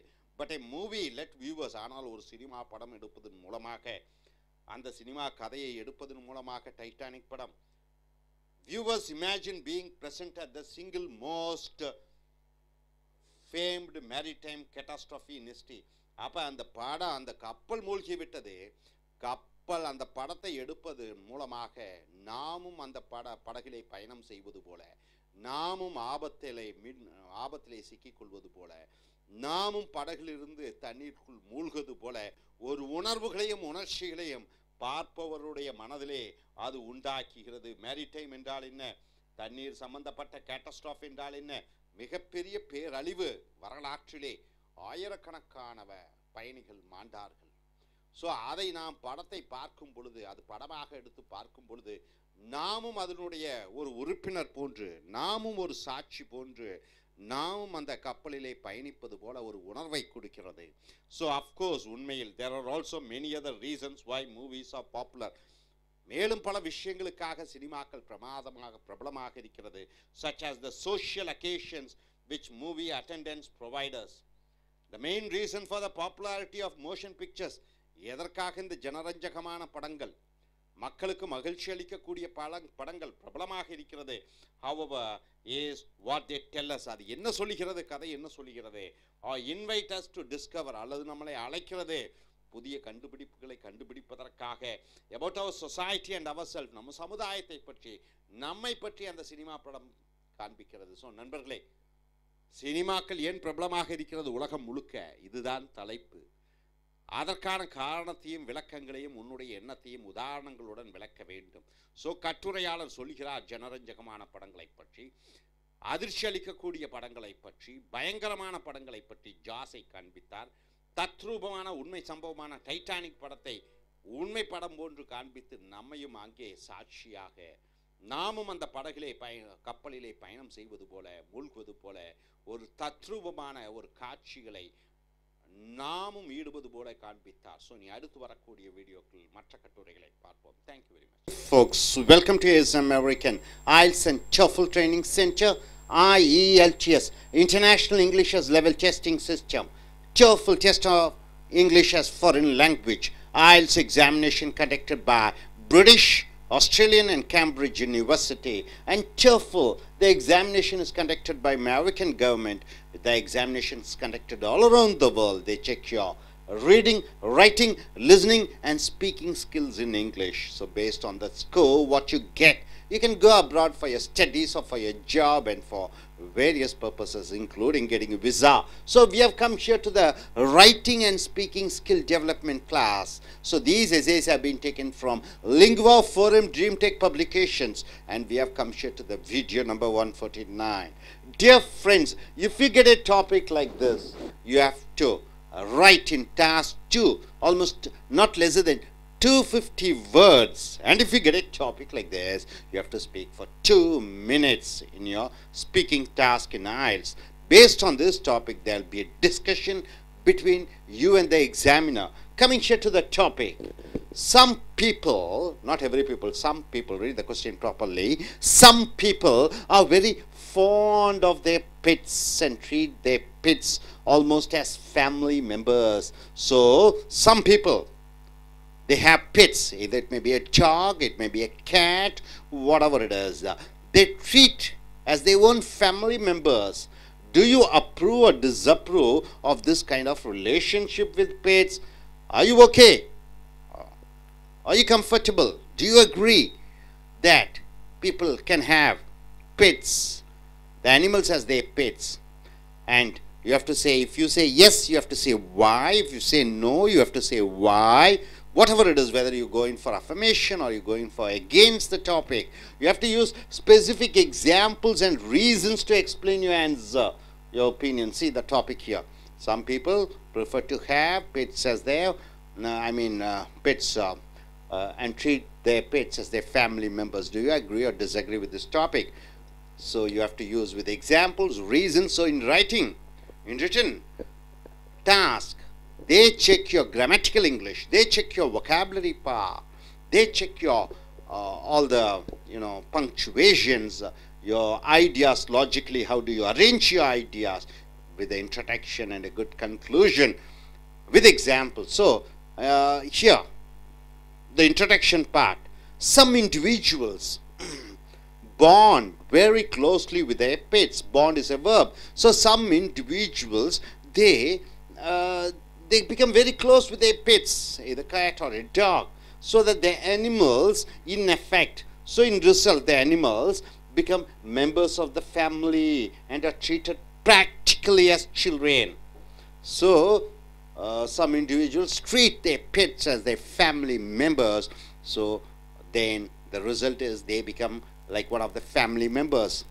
So indeed, it is possible to give a pet too much attention. On the whole, however, a fondness for pets is probably a good thing for several reasons. So here, the writer of this essay, he agrees with the point, yes, the pets, having pets as a family member is good. It is nice. It's quite all right. So he goes on for substantiating his point with examples. What is that? He says, number one advantage. Next paragraph he states, introduction part, he says, yes, he is confirming with the topic. He says it's all right. Then he explains why so within the next paragraph. One advantage of keeping pets is emotional satisfaction. What is this emotional satisfaction? What are the emotions? Sadness, happiness, satisfaction, joy, disappointment, frustration. All these emotions are there. So emotional satisfaction. Keeping pets is an emotional satisfaction for the person, whoever keeps the pets. So many people find tremendous comfort in pets. So they are very well comfortable with the pets.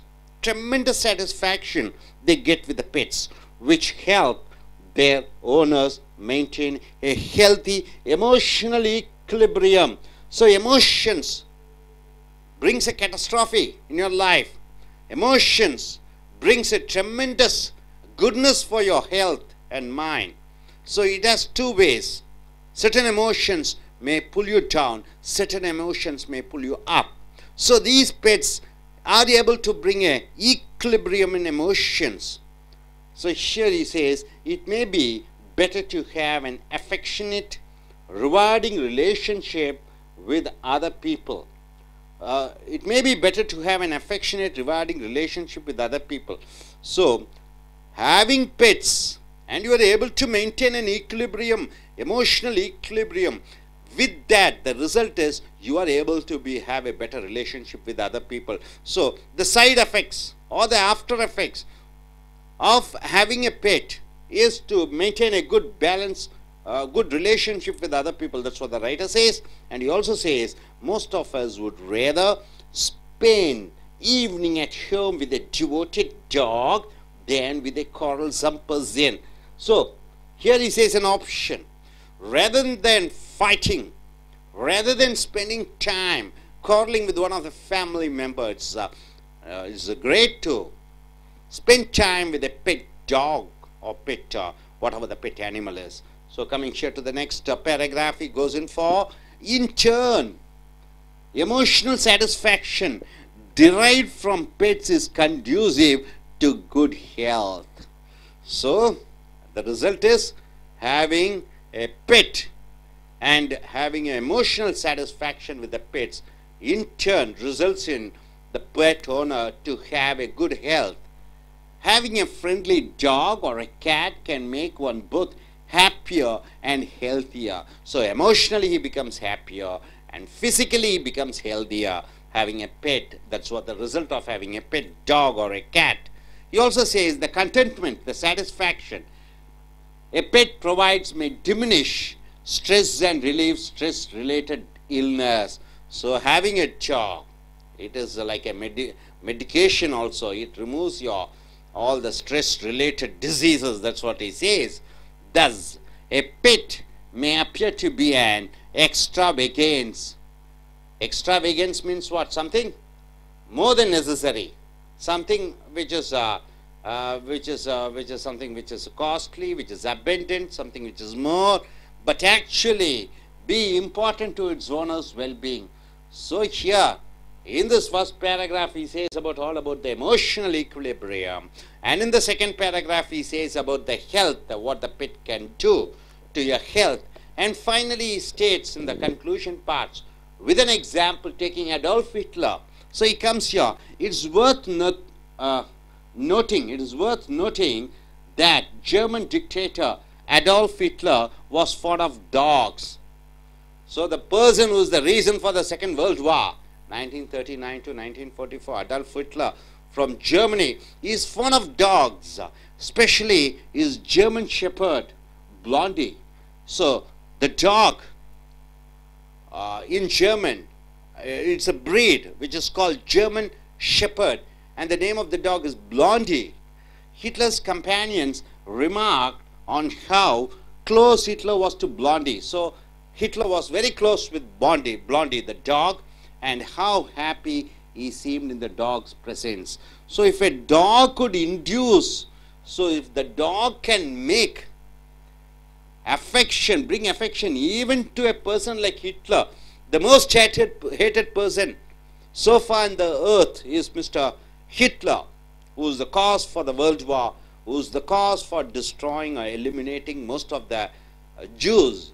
So even for that kind of a evil man, where a pet can give love and affection, then pet ownership must have substantial benefits for almost anyone. So ordinary human being like that, us, it can bring tremendous changes in our lives. So some pet owners may overindulge their animals. Overindulge their animals means what? They try to consider the pets as a human being, like their own son and daughter. But that is their privilege. Besides, the benefit pets provide are probably worth a little pampering. Pampering means what? You are just giving too much of, love and affection. Love and affection to an extent is all right, but more than necessary if you give, it goes in for pampering. Hope you are able to understand, dear friends, a topic like this. Pets, some people treat them as their family members. And do you agree or disapprove or agree with the statement? And why, you have to say. And here he goes in for introduction part, where he confirms saying that yes, having pets is good. Then he goes in for second paragraph stating that it brings an equilibrium in their emotional level. And third paragraph he goes in for saying that it gives you good health. And in the final paragraph he comes to a conclusion by stating the example of Adolf Hitler. And so with this we are ending this essay. Now I request the I.E.L.T.S takers to come forward and speak about this topic. Yes, take over here. And the first task one is the ice breaking session. So where you have to say about your name, about your qualification, what you do, and something about your hometown or something about your family. Then we'll be going in for the topic. This topic, based on this topic, you have to speak for nearly 2 minutes. After that, a discussion will be conducted based on this topic. So, could you introduce yourself and start about this topic? Hello, my name is Sindhu and I have completed my BTech. I'm planning to write my I.E.L.T.S exam by next month. I'm planning to go to Canada, so I'm taking this section. About this topic, the pets are necessary for the well-being. Yes, I do accept that, because pets give emotional equilibrium to the owners and they do give comfort to the owners. So it gives both emotional health and physical health to the owners. In many countries they do practice, like India, Australia, and in America, in UK, everywhere the people do have pets, like different kinds of animals, dogs, cats, buffalo, and different kinds of animals. We can note that the dictator Adolf Hitler also had a pet, like its name is Blondie, the German Shepherd dog. He used to have the pet, and he was so fond of it. So the many famous people used to have pets, and they are fond of it because they think instead of having the quarrelsome person, the devoted pet is more useful to them, and they like them. They also give emotional equilibrium, so they are happy with their pets. So I think the people who are having pets are so much happier than the normal people. Do you have any pets in your home, and in your country, what is most commonly they have, dogs or cats? I feel in India most commonly both the dogs and cats are used as pets, and in the village area the people used to have most the cows, buffaloes also having the pets. Okay. Which animal do you think is the best choice to have as a pet? Which animal? Is it a dog or a cat or a goat or a cow? In a country like in your place, in your country, in your hometown? Which country? Which dog? I feel the dog is the best one for having pet. I don't know why, because I like dog. I would say the dog is the better than other animals. There are varieties of dogs. You call it them as a Pomeranian dog, you call it as German Shepherd, and you call it as Rajapalayam dogs. In dogs you have varieties of dogs, right? The pet animals, other than being so emotional and being which brings comfortability in health for the pet owners, what are the other things do you think a dog or the pet animal can help the owner? They will give safety. If the owner who is having the dog feel they are safe at home, because the thieves won't come inside if they are having the dog. So they feel much safe and safety in their homes. Okay. That is the security purpose. The dogs can do a better role, and the cats at times can attack rats, isn't it? And take care that food is not getting polluted or contaminated, because cats can take care of rats, and dogs definitely it sees that no robber comes, or if any neighbor or any guest come, it can bark and tell you that somebody has come to your home. It is safe and security for the pet owners to have dogs and cats. That's what you want to say. Good. Thank you very much. Yes, American I.E.L.T.S and TOEFL Training Center க்கு வரவேற்கிறோம். I.E.L.T.S சர்வதேச அளவிலே ஆங்கிலத்தை பேச்சாங்கிலம், எழுத்தாங்கிலம், கேட்கக்கூடிய ஆங்கிலம், வாசிக்கக்கூடிய ஆங்கிலத்தை பரிசோதிக்கக்கூடிய British அரசாங்கத்தின் மூலமாக, ஆஸ்திரேலியன் அரசாங்கத்தின் மூலமாக, கேம்பிரிட்ஜ் பல்கலைக்கழகம் 3 இணைந்து நடத்தக்கூடிய ஒரு பரீட்சை, உலகம் முழுக்க நடைபெறக்கூடிய பரீட்சை, TOEFL test on English as foreign language. இது அமெரிக்கன் அரசாங்கத்தால் நடத்தப்படுகிற பேச்சு எழுத்து கேட்கக்கூடிய வாசிக்கக்கூடிய ஆங்கில பரீட்சை. ஸோ இதன் மூலமாக கிடைக்கக்கூடிய மதிப்பெண்களை வைத்து வெளிநாடுகளுக்கு வேலைக்கு, வெளிநாடுகளுக்கு படிப்பதற்கு, விசா பெறுவதற்கு உபயோகப்படுத்தலாம். ஸோ இங்கே writing and speaking skill development class, எழுதுவது மற்றும் பேசக்கூடிய பயிற்சிகளை அளிக்கக்கூடிய வகுப்புகள், லிங்குவா ஃபாரம் ட்ரீம் ட்ரெக் கட்டுரைகள் மூலமாக எடுக்கப்பட்டிருக்கக்கூடிய கட்டுரைகள். வீடியோ நம்பர் 149க்கு வந்திருக்கிறோம். தலைப்பு பாருங்கள். இதை போன்று ஒரு தலைப்பு கிடைத்தால் 250 வார்த்தைகளுக்கு குறைவில்லாமல் நீங்கள் கட்டுரையை எழுத வேண்டும். இதை போன்று ஒரு தலைப்பு கிடைத்தால் பேச்சு பரீட்சையின் பொழுது 2 நிமிடங்களுக்கு தொடர்ச்சியாக நீங்கள் பேச வேண்டும். தலைப்பை பாருங்கள். Some people are very fond of their pets and treat their pets almost as family members. Pets என்றால் என்ன? செல்ல பிராணிகள்.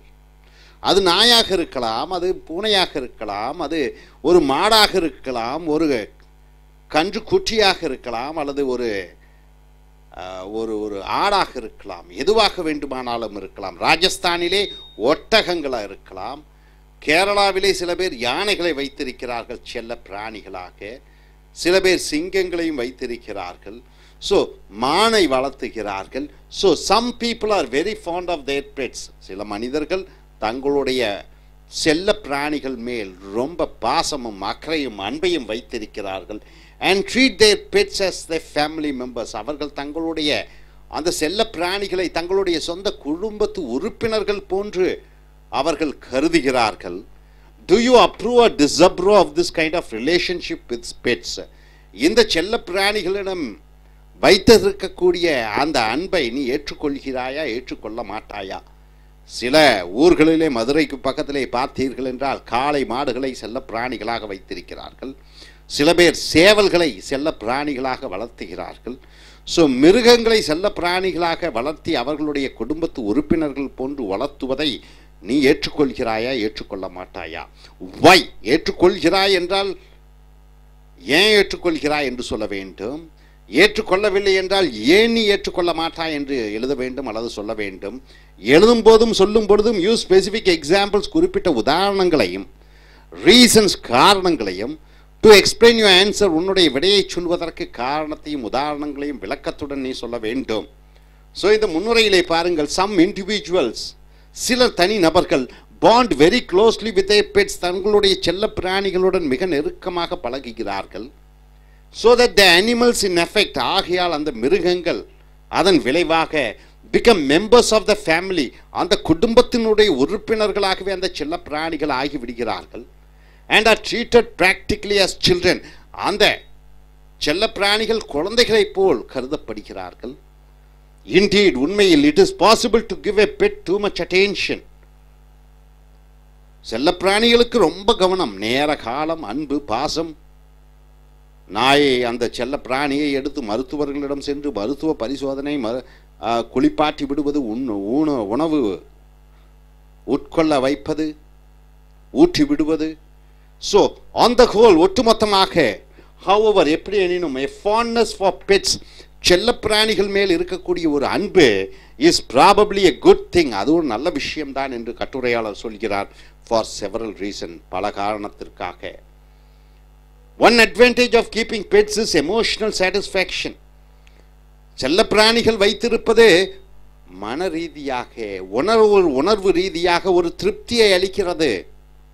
Many people find tremendous comfort in pets. நிறைய மனிதர்கள் இந்த செல்ல பிராணி வைத்திருப்பதன் மூலமாக நல்ல சௌகரியத்தை உணர்கிறார்கள். which help their owners maintain a healthy emotional equilibrium. நல்ல செல்ல பிராணிகள் வைத்திருப்பதன் மூலமாக மன ரீதியாக, உணர்வுபூர்வமாக சரியான ஒரு, அதிக கோபப்படாமல், அதிக சோகமும் இல்லாமல், அதிக சந்தோஷப்படாமல், அதிக துக்கப்படாமல், ஒரு நடுநிலையிலே மனது அமைதியாகிறது. It may be better to have an affectionate, rewarding relationship with other people. இதன் மூலமாக, செல்ல பிராணிகள் வைத்திருப்பதன் மூலமாக மற்றவர்களுடன் அன்பாக பழக ஒரு உந்துதலாக இருக்கிறது. மற்றவர்களுடன் நேசமாக பழகுவதற்கு மனம் ஈடுபடுகிறது. Most of us would rather spend evening at home with a devoted dog than with a quarrelsome person. வீட்டிலே சண்டையிட்டு கொண்டிருக்கக்கூடிய ஒரு மனிதனிடம் நேரத்தை செலவு செய்வதை விட ஒரு செல்ல பிராணியுடன் அன்பாக அந்த நேரத்தை செலவு செய்யலாம் என்று இந்த கட்டுரையாளர் சொல்கிறார். ஸோ இந்த முதல் பத்தியிலே, இந்த முன்னரை முதல் பத்தி, இரண்டாவது பத்தியிலே இந்த கட்டுரையாளர் சொல்கிறார், ஒரு செல்லப்பிராணி இருப்பதன் மூலமாக மன அமைதி அடைகிறது, ஒரு செல்லப்பிராணி இருப்பதன் மூலமாக மற்றவர்களுடன் இனிமையாக பழக முடிகிறது, ஒரு செல்லப்பிராணி இருப்பதன் மூலமாக நாம் சண்டையிடக்கூடிய நபர்களிடமிருந்து வேறுபட்டு அமைதியாக அந்த செல்லப்பிராணியுடன் நேரத்தை செலவு செய்வது மேல் என்று சொல்கிறார். அடுத்ததாக, in turn emotional satisfaction derived from pets is conducive to good health. இது மனரீதியாக மனநிலையை நடுநிலையிலே வைக்கிறது. அடுத்தது, ஒரு செல்லப்பிராணி இருப்பதன் மூலமாக கண்டியூசிவ்னா என்னவென்று பார்த்தீர்கள் என்றால், அது வழிவகுக்கிறது, நல்ல ஆரோக்கியத்துக்கு வழிவகுக்கிறது. செல்லப்பிராணிகள் இருப்பதன் மூலமாக நமக்கு ஒரு நல்ல ஆரோக்கியம் கிடைக்கிறது. Having a friendly dog or cat can make one both happier and healthier. ஒரு செல்ல நாய், ஒரு செல்ல பூனை, இதன் மூலமாக நல்ல ஆரோக்கியமான ஒரு உடல், நல்ல ஒரு மன அமைதியான ஒரு மனநிலை, இரண்டையும் பெறுகிறோம். The contentment என்றால் திருப்தி and satisfaction மன மகிழ்ச்சி. A pet, ஒரு செல்ல பிராணி, provides may diminish, குறைக்கிறது. ஸ்ட்ரெஸ் என்றால் மன அழுத்தத்தை, ரிலீவ் ஸ்ட்ரெஸ் என்றால் மன அழுத்தத்தை வெளித்தள்ளுகிறது. ரிலேட்டட் இல்னஸ், மன அழுத்தத்தின் மூலமாக வரக்கூடிய blood pressure, sugar, low pressure, இவைகளெல்லாம் இந்த மன அழுத்தத்தை குறைக்கிறது. இந்த செல்ல பிராணியிடம் நாம் வைத்திருக்கக்கூடிய பாசமும் நேசமும். thus ஆகையால் a pet may appear to be an extravagance. ஒரு செல்ல பிராணி ஒரு ஆடம்பர பொருளாக நினைக்கலாம். ஏன்னா அதற்கு குளிப்பாட்டி விட வேண்டும், உணவு கொடுக்க வேண்டும், அது ஒரு ஆடம்பரமாக இருக்கலாம். But actually be important to its owner's well-being. அது அதனுடைய செல்ல பிராணியினுடைய அந்த முதலாளியை ஆரோக்கியமாக வைத்திருக்கக்கூடிய ஒரு ஒரு ஒரு உயிரினமாக இருக்கிறது. ஸோ அந்த செல்ல பிராணியை அழைத்து கொண்டு நடை பயிற்சி செய்கிறார் முதலாளி. அந்த செல்ல பிராணி முதலாளி வருகிற பொழுது அல்லது அதனுடைய அந்த பெட் ஓனர் வருகிற பொழுது அது வாலாட்டுகிறது, அவர் மடியிலே உட்கார்ந்து கொள்கிறது, முத்தமிடுகிறது. இவரும் அதை மனிதரைப் போல, தன் குழந்தையைப் போல முத்தமிடுகிறார், பேசுகிறார். அடுத்ததாக, இறுதியாக, it is worth noting that German dictator Adolf Hitler, German நாட்டினுடைய சர்வாதிகாரி அடால்ஃப் ஹிட்லர், உலகப் போரின் காரணமாக இருந்த அடால்ஃப் ஹிட்லர், யூதர்களை கொன்று குவித்த அடால்ஃப் ஹிட்லர், அவருக்கு ஜெர்மன் நாட்டு நாய், ஜெர்மன் ஷெப்பர்ட் என்று சொல்லக்கூடிய ஒரு நாயை செல்லமாக வைத்திருந்தார். அந்த நாயினுடைய பெயர் ஜெர்மன் ஷெப்பர்ட் பிளாண்டி என்று சொல்வார்கள். பிளாண்டி அந்த செல்ல நாயினுடைய பெயர். Hitler's companions remarked on how close Hitler was to Blondie. Hitler அந்த பிளாண்டி என்ற செல்ல நாயுடன் அதிக அளவிலே செல்லமாக அதிக பாசம் வைத்திருந்தார். and how happy he seemed in the dog's presence. அந்த நாயினுடன் இருக்கும் பொழுது மற்றற்ற மகிழ்ச்சியுடன் காணப்பட்டார். if a dog could induce affection even in Hitler, induce என்றால் வழங்குகிறது, ஒரு நாய் ஹிட்லரை போன்று ஒரு கொடூரமான மனிதனுக்கு மகிழ்ச்சியையும் சந்தோஷத்தையும் கொடுக்கிற பொழுது, then pet ownership must have substantial benefits for almost anyone. ஆகையால் செல்ல பிராணி வைத்திருக்கக்கூடியவர்கள் எண்ணிலடங்கா விஷயங்களில் நன்மைகளை பெறுகிறார்கள். some pet owners may overindulge their animals. சில செல்ல பிராணிகளை வைத்திருக்கக்கூடியவர்கள் பல விஷயத்தில் ஈடுபடுவார்கள். நாயை அழகு காட்சி சாலைக்கு கொண்டு போவது, அந்த நாயை கட்டிலே படுக்க வைப்பது, அந்த நாயை தான் சாப்பிடக்கூடிய தட்டிலே சாப்பாடை சாப்பிட வைப்பது. But that is their privilege, அது அவர்களுடைய கௌரவம். பிசைட்ஸ், இருந்தும் the benefits of pets provide are probably worth a little pampering. செல்ல நாய்கள் நமக்கு கொடுக்கக்கூடிய அன்பு, நாம் அதற்கு கொடுக்கக்கூடிய அன்பு, இது பேம்பரிங் என்றால் செல்லம் கொடுப்பதற்கு ஈடாவது. ஸோ செல்ல மிருகங்களை வைத்து கொண்டிருப்பது நல்லதா கெட்டதா? முன்னுரையிலே நல்லது என்று சொல்கிறார்.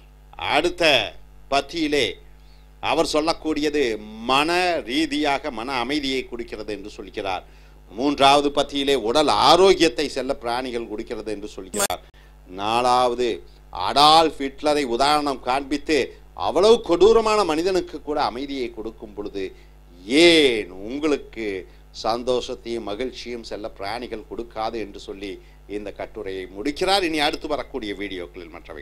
American I.E.L.T.S and TOEFL Training Center, I.E.L.T.S International English as Level Testing System, and TOEFL Test on English as Foreign Language. So both these examination, international examination, conducted to check your reading, writing, listening and speaking skills in English. I.E.L.T.S, British oriented, Australian and Cambridge University, together they conduct the examination, and TOEFL, it's American government conducting examination. We have come here for the writing and speaking skill development class. Here, these essays have been taken from Lingua Forum DreamTech publications, and video number 150. We have come here, a topic you get, and in I.E.L.T.S task 2 you have to write for nearly 250 words, not lesser than that. And when you get a topic, you have to speak for 2 minutes on the topic. Now the topic goes like this: the motion pictures. What are the motion pictures? The cinema movies, you can say it. The motion pictures, cinema movies reveal, they say about much about the countries where they were made. So the most greatest achievement in entertainment industry is cinema in the 20th century. Cinema, almost 1912 or something it was found, and the speaking movies, it has been taken in the year 1930s. So the greatest achievement in entertainment is in the 20th century, that is cinema. So they say much about the countries where they were made. So all around the world you can find every country producing certain movies, and each movie says and reveals about the country, the people who live over there, their customs, the culture, the tradition, their way of life. So this is what the question is all about. What can you learn about a country by watching his motion pictures, by watching the entertainment movies? What can you learn about that country? Use specific examples to explain your answer. So whatever you want to say, you have to use with examples. See here in the first introduction, the writer goes into like this: movies tell us much about the countries where they were made. So the movies generally, they shoot the program, the landscapes, the waterfalls, the forest, the towns and cities. So they say about which country the movie is made. And let us look at these examples, 3 examples. So he goes in for example: Japanese movies, Hong Kong movies, and the United States movies. So movies tell about the countries where they were made. So we have taken here example. The writer has gone for an example of Japan, Hong Kong, and the United States. Of course, Hong Kong now it is under China. And now coming here, first, the Japanese see themselves as kind, soft-hearted people in a cruel world. So generally Japanese movies, they say that they are kind. Japanese are soft-hearted. In a cruel world, they see themselves that all the people, all of the country people are cruel people, and they are kind and soft-hearted. This is what they try to say to the world. Their movies reflect this self-image. So this self-image is projected. The typical Japanese movies involve a well-meaning, trusting person who wanders into an unfamiliar territory and is treated badly. So the sentence, you see, a Japanese movie says that a Japanese goes into some other place, but he was humiliated, he is humiliated, he is insulted, he is treated very badly. This is what the Japanese movie says, that as if the movie, the person, Japanese person, they are kind, soft, but the other persons are cruel. That's what they want to say. The ending may be happy or sad, but the message remains the same. So the climax or the end of the movie, it may be something like a satisfied or it go in for anticlimax, something which ends in sad. So the movie ends in climax or anticlimax. Climax means happy ending or anticlimax means a sad ending. But the message is same. What is the message? Japanese movies say that they are in between the cruel world. People are trying to exploit them. They say they are misunderstood people. They are persecuted people. Persecute means what? People try to use them. People try to misunderstand them. So that's what the Japanese movie tells us. Japanese movies tell us about. That the world is very cruel. They are innocent. That's what they want to say. Coming here, second, you're going for Hong Kong movies. Hong Kong movies have fantastic stories. Fantastic stories. The story is the main hero over here. They also say a single swordsman. Single swordsman means what? A man with a sword. One single man may confront. Confront means what? Fight an entire army. Even 1,000 people come, a single man can attack and kill. That's what Hong Kong movie says. And win. And also he wins. So Chinese movies, now you can say instead of Hong Kong movies, you can say Chinese movies. Have you seen Monkey, Snake in the Monkey Shadow? 36 Chambers of Shaolin. Have you seen those movies? A single man will attack an entire army and he will be able to win. He uses all this karate, kung fu, and leg fight, snake fight, monkey fight. So different type of things he uses. Only with a sword he is able to win army also, even thousands of people. The message is, what is the message says? Chinese movies. China can take on the world. So Chinese movie says, we can challenge the world. That's how they have become the second richest country in the world. Second highest GDP producer, gross domestic product in the terms. Scientifically also they have achieved, and protection of things also they have achieved. So they are ready to challenge the world. That's what the message says about. A single man is ready to fight the army. So the movie says here, Chinese are ready to take the world, ready to challenge the world. So one Chinese is worth 1,000 of his enemies. So he says one man of China, one is equal to 1,000. 1,000 people of other countrymen is equal to one Chinese. That's what they want to project their image. So although Hong Kong cinema is full of violence, it is highly stylized violence, even though it is high violence, but it is stylized. You see the movies of Chinese movies, what happened? They say about their culture and tradition, they wear those type of dress, and kung fu and karate. The fight scenes will be so eloquently taken. The hero may kill his opponents, but it is something, a feast to watch. You don't feel the cruelty. You don't feel the violence, but everything looks so nice. Even the murders look nice in the Chinese movies. So unlikely to be copied in real life. So Chinese movies are movies which we can never imagine to happen in our real life.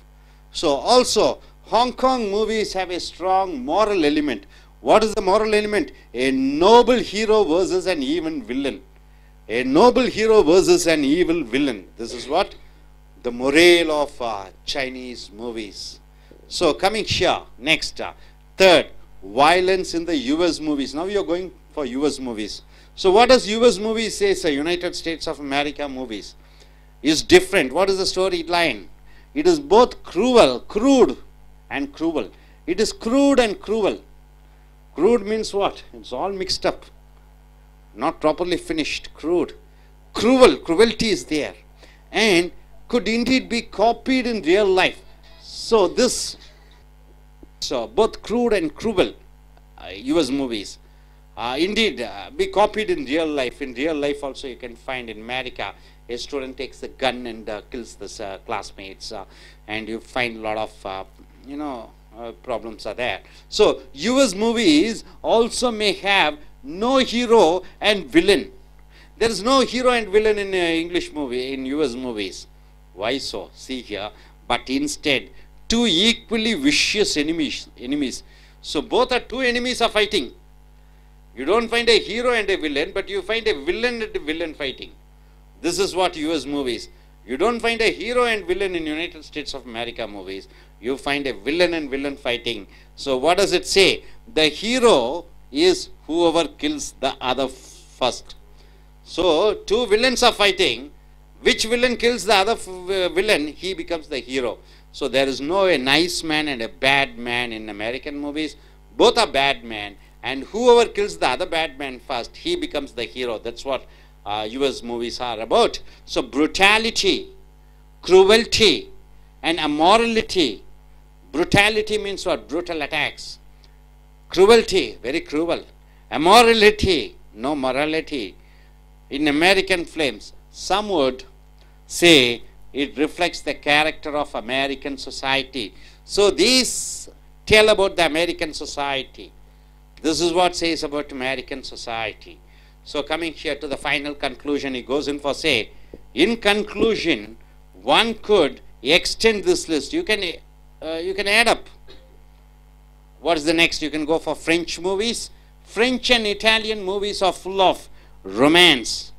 Now you can add up South Korean movies also for romance. It's becoming very popular. So French and Italian movies are full of romance. Russian movies tend to be serious. The movies of Russian movies are very serious and formalistic.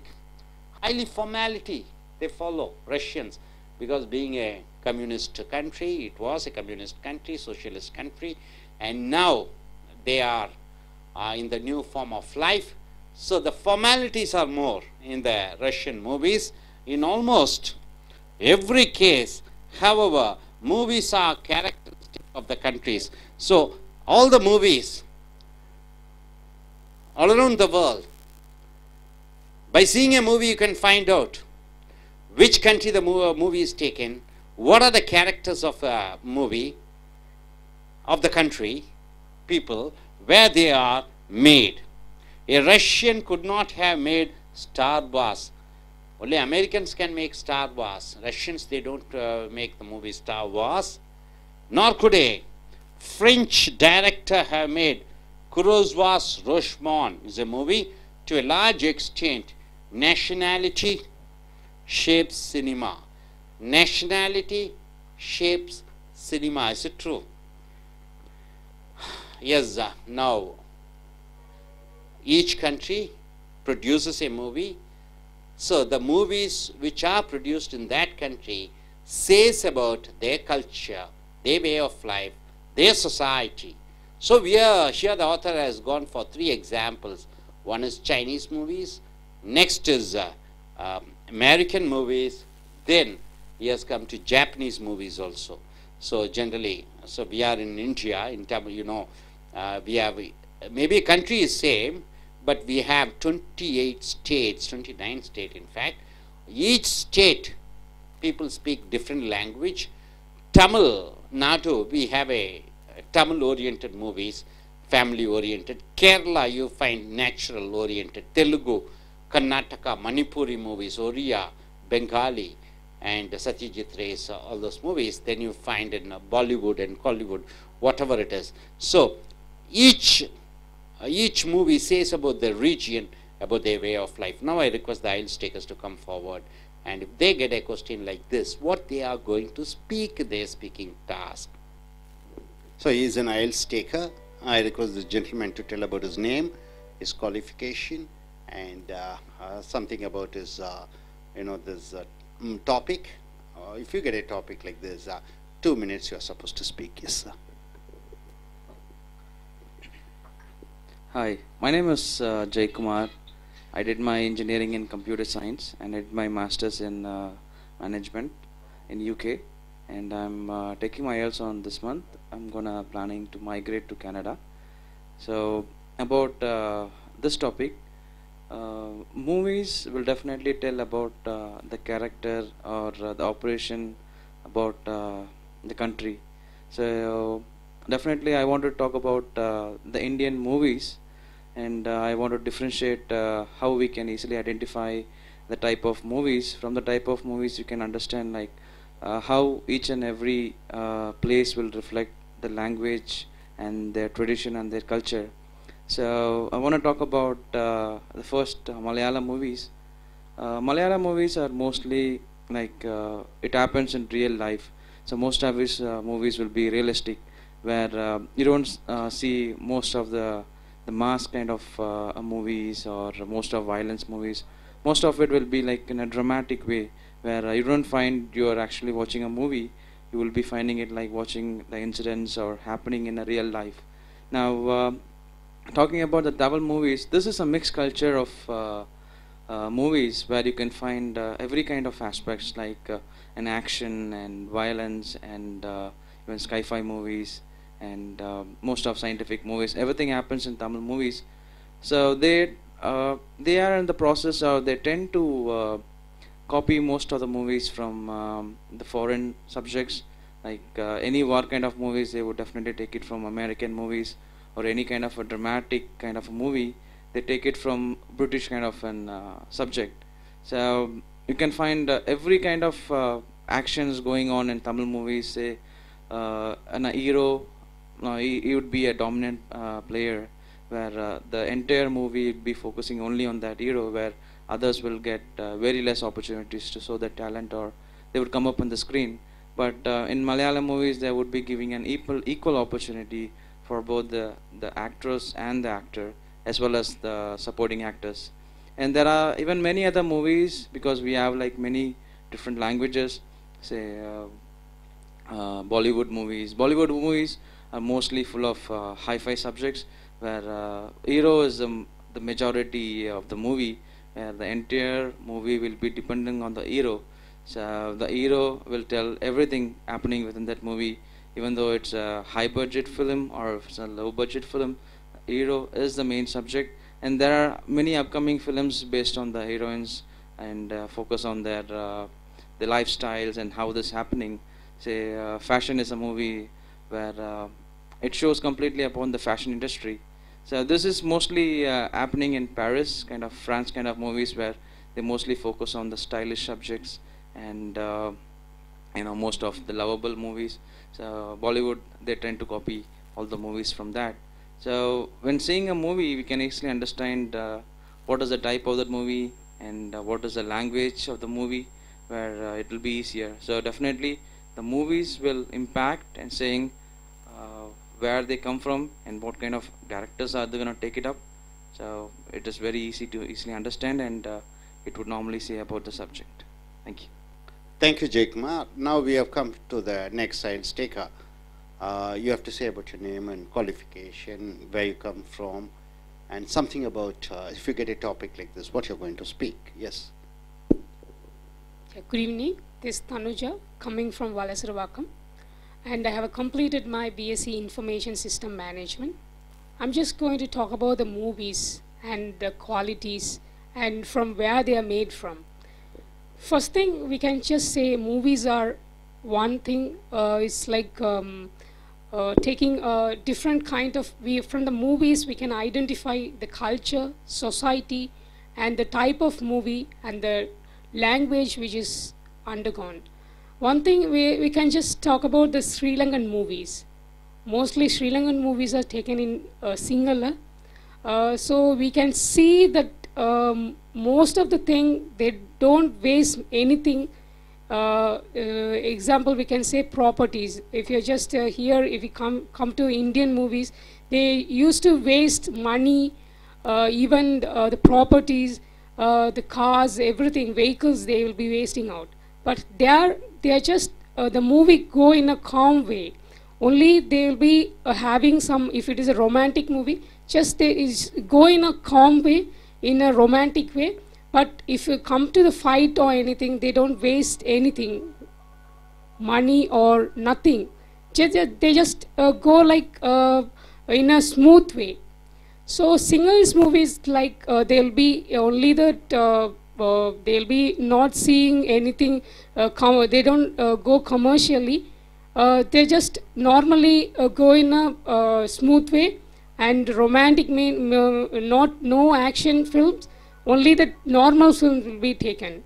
But in Indian movies, we see a lot of actions movies and emotional movies, different kind of varieties, like even the romantic movie. Hello? Oh yeah, romantic movies. Different movies are going on. But when we go to US, they'll be taking the adventurous movies, horror movies, and those movies say about their culture and their different cultures like society, and they'll be that the person will be the cruel person, and that most of the movie will be like only the villains will be there. The person who wins will be the hero. So these are the movies in Sri Lanka, India, and USA. So I'm just completing this and end up with movies shows the society, culture, and the characteristics of a country which is going through. Thank you.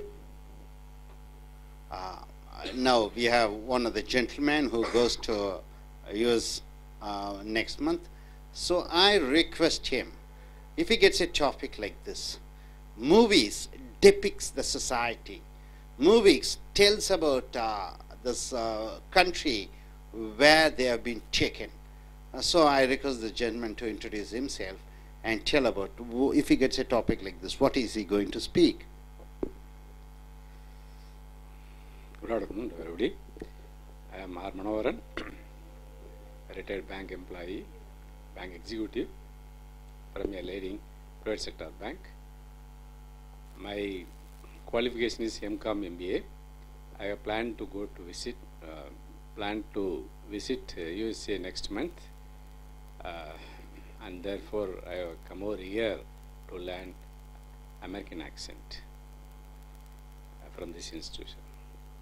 The subject given is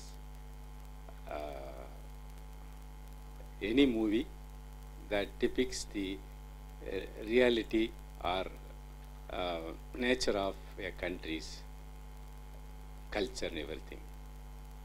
For example, I will take the example of our country, our own country, India.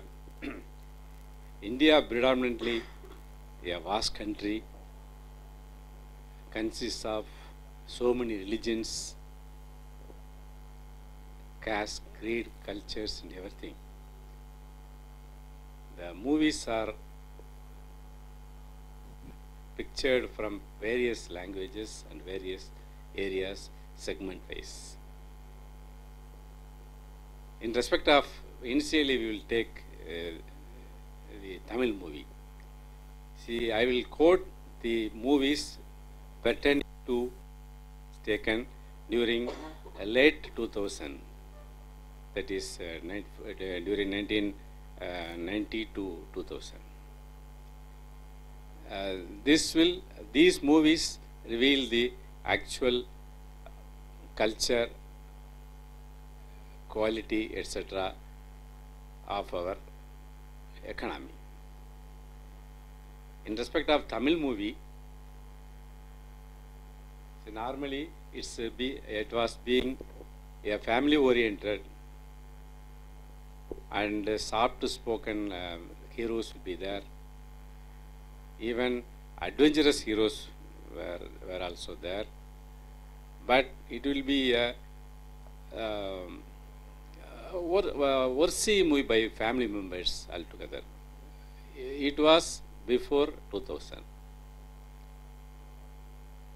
It reveals the actual reality of our Tamil culture, religions, other and living style, etc., etc. In respect of Malayalam movies, all movies are related to dramatic events, reality in real life, and it was almost sex-oriented films. See, anybody that day, on those days, somebody went to movies, then where do you go? When we asked, I want to see Malayalam movie, I went to Malayalam movie, then everybody will smile because of the that culture. This is sex-oriented and family-related movies. That's the, it reveals the their culture. And another thing, Telugu movies. Telugu movies, from the very beginning, it is entertainment-oriented films. The producers, they are making, even now, they are making entertainment-oriented films. Even though some films like Sangaraparanam and so many, it reveals the Indian culture, Bharatanatyam, music, dance, like that. There so many very good movies came from Telugu. See, so many Telugu movies got national award for that one. In this, at the same time, so many entertainment movies, with just like that Kuttupat, like that. So many masala items will be included in Telugu movies. It reveals their culture. They like only entertainment movies. It reveals their culture. See, in respect of Assami and Bengali, it will be very family-oriented films. They like, their culture is like that. Their movies will be normally pertaining to family. In respect of Hindi movie, see, actually from the very beginning, producers are producing Hindi movies with masala items. All items of entertainment will be there. They include everything, even in Ashok Kumar period, Devanand period, and after that Dharmendra period. So all the movies now, as on date, so many cons, actually adventure oriented, action oriented, with love, sex, dance, and everything will be included. Some out of 10 movies, 2 movies get the success, and 90% of the movies got flop. See, when you see all these things, what does it reveal? Indian culture is a mixture of so many cultures with so many religions, caste, languages. That's why it's a mixture of cultures. Actually, one segment of our nation, like Kerala, Andhra, Tamil Nadu, it reveals their own style of living, their own style of their own culture, etc. We can't say India can reveal this one, not like that. It will reveal the culture of entire segments of our country.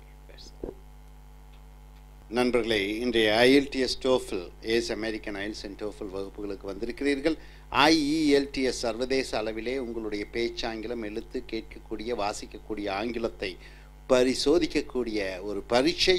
இது British அரசாங்கமும் British அரசாங்கமும் Australian அரசாங்கமும் Cambridge பல்கலைக்கழகமும் இணைந்து நடத்தக்கூடிய பரீட்சை. TOEFL test on English as foreign language அமெரிக்க அரசாங்கத்தால் நடத்தப்படுகிற பேச்சு, எழுத்து, கேட்கக்கூடிய, வாசிக்கக்கூடிய ஆங்கிலத்தை பரிசோதிக்கக்கூடிய ஒரு பரீட்சை.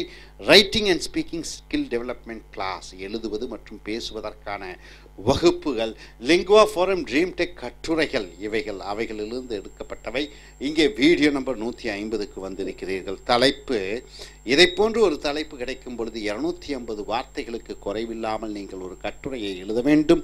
இதை போன்று ஒரு தலைப்பு கிடைக்கும் பொழுது 2 நிமிடங்கள் தொடர்ச்சியாக நீங்கள் பேச வேண்டும். மேலும் அந்த தலைப்பின் சார்பிலே விவாத கேள்விகள் உங்களுக்கும் அந்த பரீட்சையை நடத்துபவருக்கும் பரிசோதகருக்கும் நடத்தப்படும். உதாரணத்திற்கு மோஷன் பிக்சர்ஸ்னால் என்ன சார்? ஜனரஞ்சகமான படம். ஃபீச்சர் ஃபிலிம்ஸ் என்றால் என்ன? உண்மை சம்பவ படங்கள். ஸோ மோஷன் பிக்சர்ஸ் என்றால் என்ன? இறந்த காலத்திலே நடைபெற்றது, நிகழ்காலத்திலே நடைபெற்று கொண்டிருக்கக்கூடியது, எதிர்காலத்திலே நடைபெறக்கூடிய உலக, அதாவது ரியல் லைஃப் உண்மை சம்பவங்கள் அல்லது நடந்து கொண்டிருக்கக்கூடிய சம்பவங்களை கண்ணாடி போல பிரதிபலிக்கக்கூடியது தான் மோஷன் பிக்சர் சினிமாக்கள். ஜனரஞ்சகமான படங்கள். ரிவீல் என்றால் வெளிப்படுத்துகிறது. Much about the countries where they were made, எந்த தேசத்திலே எந்த நாட்டிலே என்ன மாதிரி படம் எடுக்கப்பட்டிருக்கிறது என்று படத்தை பார்த்தவுடனே அறிந்து கொள்ளலாம். What can you learn about a country by வாட்சிங் இட்ஸ் மோஷன் பிக்சர்ஸ்? ஒரு நாட்டு படத்தை பார்க்கிற பொழுது அந்த நாட்டை பற்றி நீங்கள் என்ன அறிந்து கொள்கிறீர்கள்? இதுதான் தலைப்பு. Use specific examples to explain your answer. உன்னுடைய விடையை சொல்வதற்கு குறிப்பிட்ட காரணங்களையும் விளக்கங்களையும் உதாரணங்களையும் நீ கூற வேண்டும். இது பாருங்க என்ன எழுதியிருக்காங்க. Movies tells much about the countries where they were made. சினிமாக்கள், அயல்நாட்டு சினிமாக்கள், சர்வதேச அளவிலே படங்கள், பட விழாக்களின் பொழுது ஒவ்வொரு நாட்டு படத்தை பார்க்கும் பொழுது அந்த நாட்டினுடைய கலாச்சாரத்தை அறிந்து கொள்கிறோம், அந்த நாட்டினுடைய பண்பாடை அறிந்து கொள்கிறோம், அந்த நாட்டினுடைய உடைகளை அணிந்து கொள்கிறோம், சாப்பிடக்கூடிய பழக்க வழக்கங்களை அறிந்து கொள்கிறோம். So let us look at 3 examples. இதற்கு 3 நாடுகளை பற்றிய படங்களை மட்டும் எடுத்துக்கொள்வோம். ஒன்று ஜப்பான் நாட்டு படங்கள், இரண்டாவது ஹாங்காங் அல்லது சைனா நாட்டு படங்கள். ஹாங்காங் சைனாவிலே இருக்கிறது. அடுத்ததாக அமெரிக்கா நாட்டு படங்கள். 3 நாட்டு படங்களை எடுத்துக்கொண்டு அந்த படங்களை பார்க்கிற பொழுது என்ன அறிந்து கொள்கிறோம் என்று பார்ப்போம். ஃபர்ஸ்ட், முதலாவதாக Japanese see themselves as kind. Japan நாட்டுக்காரர்கள் தங்களை தாங்களே, கைண்ட் என்றால் என்ன, தாங்கள் கருணை உள்ளம் கொண்டவர்கள் போல நினைத்து கொண்டிருக்கிறார்கள். சாஃப்ட் ஹார்ட்டட் என்றால் என்ன, மென்மையான இதயம் கொண்டவர்கள் என்பதை அவர்கள் சொல்கிறார்கள். அடுத்தது, இன்னே க்ரூவல் வேர்ல்ட், உலகம் கொடூரமாக இருக்கிறது, நாங்கள் ஜப்பான்காரர்கள், நாங்கள் அமைதியாக இருக்கக்கூடியவர்கள், கருணையாக இருக்கக்கூடியவர்கள் என்பதை அவர்கள் வெளியே சொல்கிறார்கள். ஹிரோஷிமா நாகாசாக்கியிலே குண்டு போடப்பட்டது. லட்சக்கணக்கான ஜப்பானியர்கள் அணுகுண்டுவால் முதல் முறையாக அழிந்தார்கள் உலக 2வது போரிலே.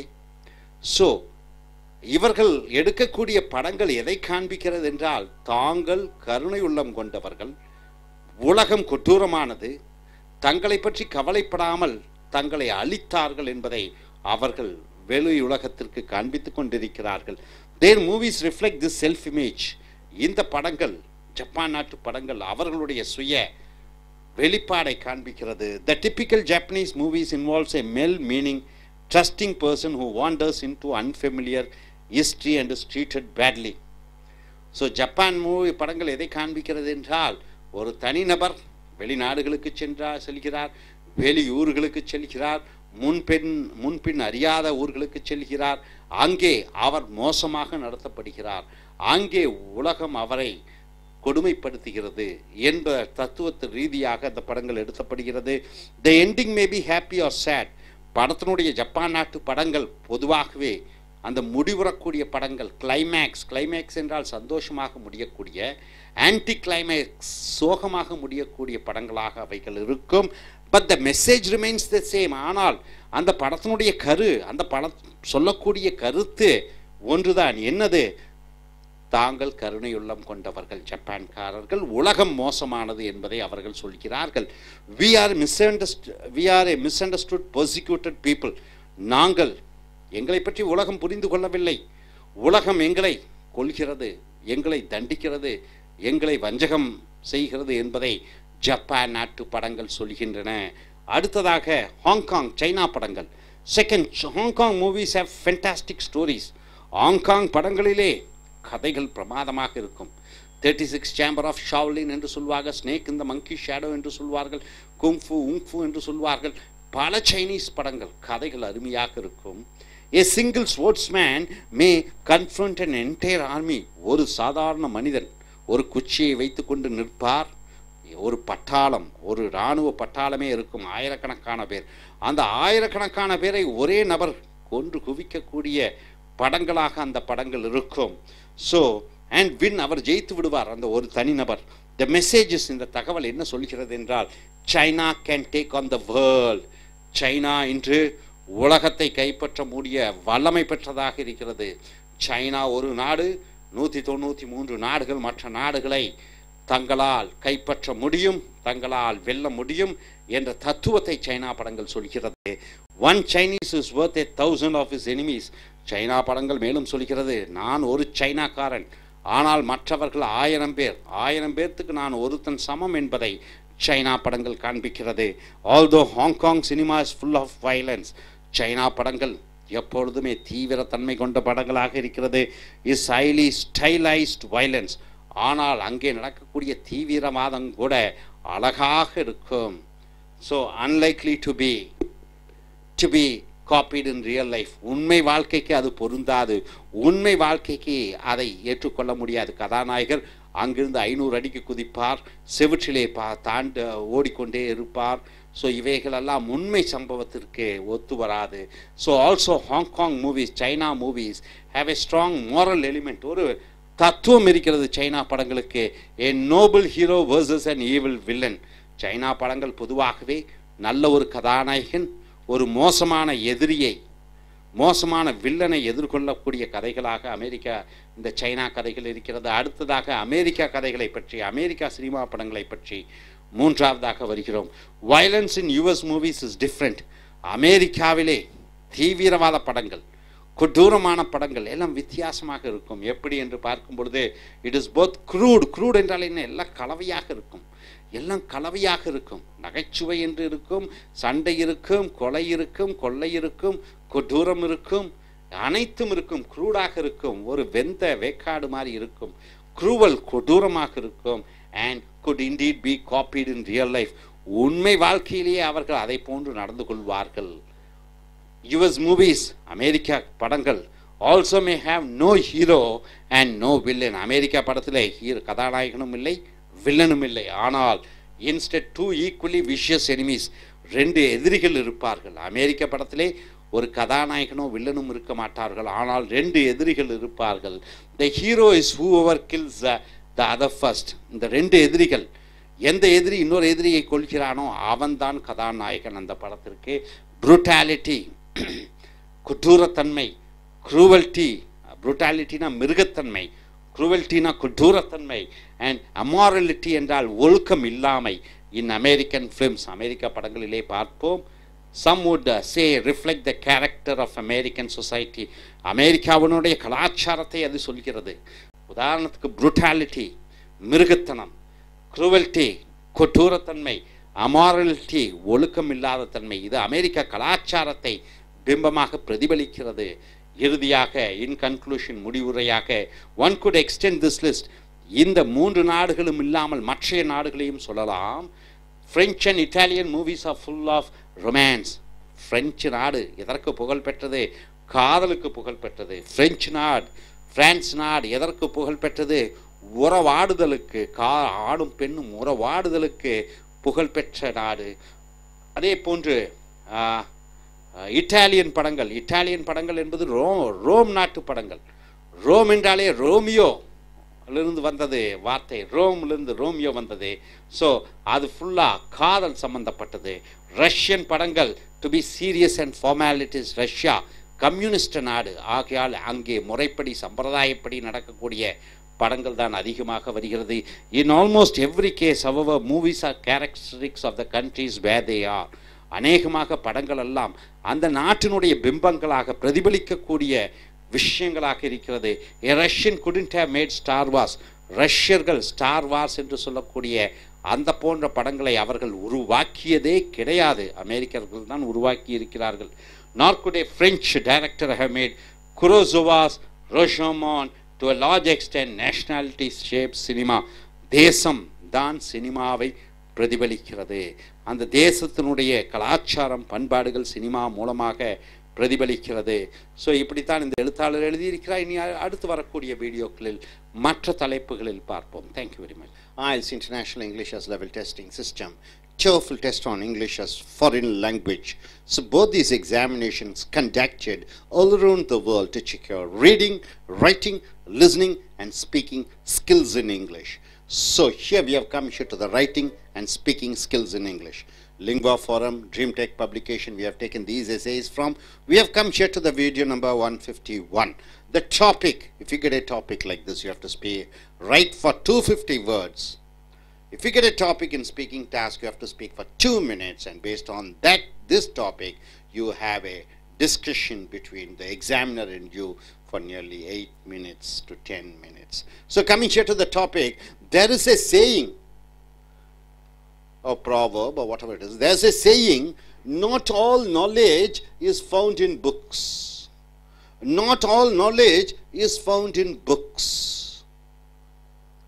Compare and contrast. You compare and contrast knowledge acquired from books with knowledge acquired from experience. So knowledge acquired from books and knowledge acquired from experience. See these two words, knowledge, experience. What is knowledge? Knowing something is called knowledge. Knowing something and experience. What is experience? You are undergoing something, a new. That is called an experience. Some new experiments or new things which you go in your life. That is called experience. What you have not come across, you are coming across on particular things, that is called an experience. Knowledge, knowing something about certain things is knowledge. So knowledge acquired by books and experience, knowledge acquired through experience, knowledge acquired through books, through materials, and knowledge acquired through experience. So compare and contrast, compare and contrast. Which do you consider more important and why? Hope you are able to understand the question properly. Knowledge acquired through books, knowledge acquired through experience. So coming here, in the introduction part, the writer writes, knowledge acquired from books is important. He says it's important. Applying that knowledge, however, is something very different from merely acquiring it. Acquiring knowledge through books and applying the knowledge which you have gained from the book, two different things, he says. For information, that is the message you get from your books, to have any practical importance, it must be applied somehow. Science you learn, applied science, you are applying the science which you have learned. What we call experience is largely the application of what we have learned. Application of what we have learned is called experience. Therefore, experience is at least as important as study, if not more so. Therefore, you read what is given here. Experience is at least as important as study. It is as important as study, he says. Once again, he says in this 4 words, if not more so. If not more so means what? Experience is more important than acquiring knowledge through books. Acquiring knowledge through experience is more important than acquiring knowledge through books. That's what he says. And he says finally with the 4 words, you are able to hope you are able to get it. Now coming here, he also says, a book, for example, may tell us how to build a house. A book tells us how to build a house, sail a boat, or repair a car. A book says how to do everything. The next step is to put that knowledge into practice. What you have learned, you have to apply it. That is, to learn a task by actually performing it. Book may say, but you have to apply it. And by applying, you can learn something by performing a task. So this practical knowledge commonly called know-how. What do you mean by know-how? Applying what you have learned is called know-how. Know-how is the essential step between knowing something and truly mastering it. Knowing something and mastering it, it is called know-how. Applying what you have learned is called know-how. So here, without know-how, all the collected information in the world is useless. So whatever you are learning, and if you don't apply, then it's going to be useless. With appropriate know-how, and only then knowledge becomes a practical tool. So only by know-how, only by applying, then the knowledge becomes a practical tool. So knowledge, theoretical, when you don't apply. Knowledge, practical, when you apply. Hope you are able to get it. Next, coming here to the next paragraph, he says, to use another example, know-how is to book learning as the hand is to the brain. Know-how is to book learning is the hand to the brain. Able to understand? One sentence. To use another example, know-how is to book learning as the hand is to the brain. So, what you are able to understand? Hands are there, brain is there, you learn something, it is in the brain. The brain orders, okay, I have learned something, do it in action. And you activate through your hand. So, here, the hand becomes what and the brain becomes, the brain is the book, the hand is the applicability or know-how. So the brain contains great amounts of information but relies on the hand to carry out specific task. So brain, here you have a lot of information, but the brain depends upon what? Your hand to activate it. Neither the brain nor the hand can build a wall by itself. So without the hand, brain cannot function. Brain cannot make something practical. So without the brain, the hand cannot do anything. It needs instruction, how to do, what to do. So both hand and brain is most important. Both are important. Only together can the brain providing information. Brain provides information and directing operation. So the brain does the directing operation and the hand placing bricks and applying mortar construct the wall. To construct a wall, it is the brain says what to do and it is the hand which picks the bricks and mortar. What do you mean by mortar? It is a mixture of limestone and what is that? Water, sand, everything you mix up, bricks and mortar. So the brick should be placed on mortar so it gets pasted. So coming here to the final conclusion, of course, no one should underestimate the importance of learning contained in books or texts. So no one should underestimate. It's very important to learn through the books. Without such knowledge, we would be in a sad condition indeed. So without book learning, without text learning, it is not possible. We will be in a very pathetic condition. For we would have to approach every task and problem anew. So, without the book knowledge, then we have to learn everything new. So, every time lacking the guidance that written instruction provide, book learning saves us that effort. So, when you learn from the book, you will be able to do the task fast, in an easy way. But if you don't read the books, then what happens? Then everything you have to approach in a new way. So, but still is only a beginning. Applying learning in a real world setting is the next and probably more important step in education. So education is learning through the books. That's the reason why all around the world the governments are giving first importance for book learning or school learning. Then after that, it is the applicability. In every school you find laboratories, you have practical classes. So what you learn, you apply it. So in real world, when you go, then you can go in for applicability, whether it is civil, mechanical, electrical or computer science. Whatever you learn in schools and colleges, that application side in the industries, only when you have gone through the textbook learning, you can go in for applicability in the real world. If you have not read in the books, then your task would be something impossible that to apply. Then you have to learn everything new.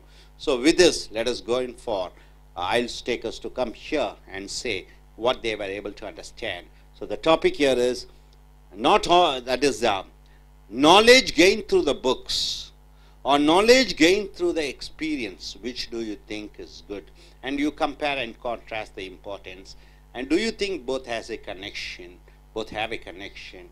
And you have to write with certain examples and reasons for explanation. So the writer goes in for, of course, experience is very important, much important. Knowledge gained through experience is very important. So I asked the I.E.L.T.S takers to come forward. Yes. We have come here for this I.E.L.T.S speaking task. Here we have an I.E.L.T.S taker. So in the first part you have to introduce, and it's an ice-breaking session. Introduce yourself and just ordinary questions, basic questions, something about you, your hometown. These are the questions will be asked by the interviewer. And coming to the topic, task 2, a topic would be given. And here the topic is, knowledge gained through books or knowledge gained through experience. You compare and contrast, say with the examples and reasons. This is what the topic is all about. Once you are given 1 minute time to prepare your speech and 2 minutes to speak on the topic. Then after that, based on this topic, there will be a discussion between the examiner and you. Now, here is a gentleman. He's an I.E.L.T.S taker. I request you to introduce yourself, tell about your occupation, and which country are you planning to go, when are you writing your exams, and what exams you are writing, academic or general. Then you go in for the topic. Hi, my name is Jay Kumar. I did my engineering in computer science, and I did my master's in business administration in the UK. And I'm currently working as an HR business partner in US MNC. And I'm planning to migrate to Canada, so I'm taking my I.E.L.T.S by end of this month. So I'm gonna talk about this topic. So according to my opinion, the knowledge gained from the books is very important, and even the knowledge gained from experience is also very important. But there are a lot of differences from a person who gained his knowledge from his books and get into experience, and from a person who doesn't have any knowledge on the books and getting experience. So for example, when someone wants to build a house, so many people can do it. The person who has experience can build it, and the person who had experience through books can build it. But there would be a lot of differences in that, because the person who gained the experience from the books would have studied in depth about the architecture, designing, and about the scale, and about the length, and about the proportion of the mixtures to be done in a proper way, so that the constructed house could withstand in a longer time, a longer span. So these are the experiences I wanted to say about that. And say there are differences and difference in cultures in different places. In for example, in India, so most of the people would say education as the first preferences, and only through education you can gain a better experience. And it does happen in India in same way. But when you take in other countries, education is just a part of their system, but it is not main to them. Experience is what they mainly consider, because many people would get into work in the early stages, like in the teen, and they would gain more and more experience in that particular field. So by the time someone gets his education and go to the experience, the person who doesn't have experience through books would have gained more knowledge than the person who has studied through books. So, but I would normally say the person who gains the experience from the book and get into the field will be differentiating himself from the person who doesn't have knowledge through the books. So I wanted to conclude, books is also very important, and experience also very important. Thank you. The man was going to US, so he has come to learn our English program. And if you get a topic like this, what will be your reply? Good evening to everybody. I am R. Manavaran, retired bank executive. My education qualification is M.Com MBA. I have come over here for learning American accent. So today's subject is whether knowledge gained from books is preferable, or knowledge gained from experience is preferable. So as far as myself is concerned, knowledge from experience is very important. There are two proverbs are there. Knowledge is the power. Knowledge can command people. With your knowledge, with your book knowledge, you can command people. See, all the people will respect you. Another proverb is there. Practice maketh a man perfect. Practice means experience. Because of your experience, you will become perfect man, perfect worker. That's why practice maketh a man perfect. That's why I am advocating knowledge gained from experience is the best. So I can quote some example. See, one employer gave one machine, bulk machine, to a mechanical engineer. He is BE graduate in mechanical engineering, and he is well versed. He has gained very good knowledge in machine functioning. At the same time, another man is there. He is a SLC BF, SSLC but failed. He has gained 10 years experience in that machine. This mechanical engineer, he doesn't know what is the problem. The machine is not functioning, that's all. He knows about the components of the machine. He knows how, what are the components in it, how it is functioning, he knows. But he doesn't have any knowledge about the technicality of important practical technicality, he doesn't know. But this SLCBF mechanic, he at any point of time he can dismantle all the machinery parts, he will assemble it, and he will make it function altogether. So this is the main difference between the knowledge experience from SLCBF and knowledge gained through books. Another example is through my bank career. See, actually, in fact, so many executives in banks, CEOs, managing directors, and all the top level executive people, they will have some assistants, some junior level officers with the highly experienced people. Because if any problem comes, they will refer this to these people because they have experience in that field. Even though they might have passed M.Com, MBA, BL, CIB, all the diplomas they might have passed, but they don't have any practical experience. That's why after assuming the charge of this bank, this man refers any problem comes then to his subordinate officer. He will that, sir, in this case that has happened, this case that has happened. This is the right way of rectifying these things.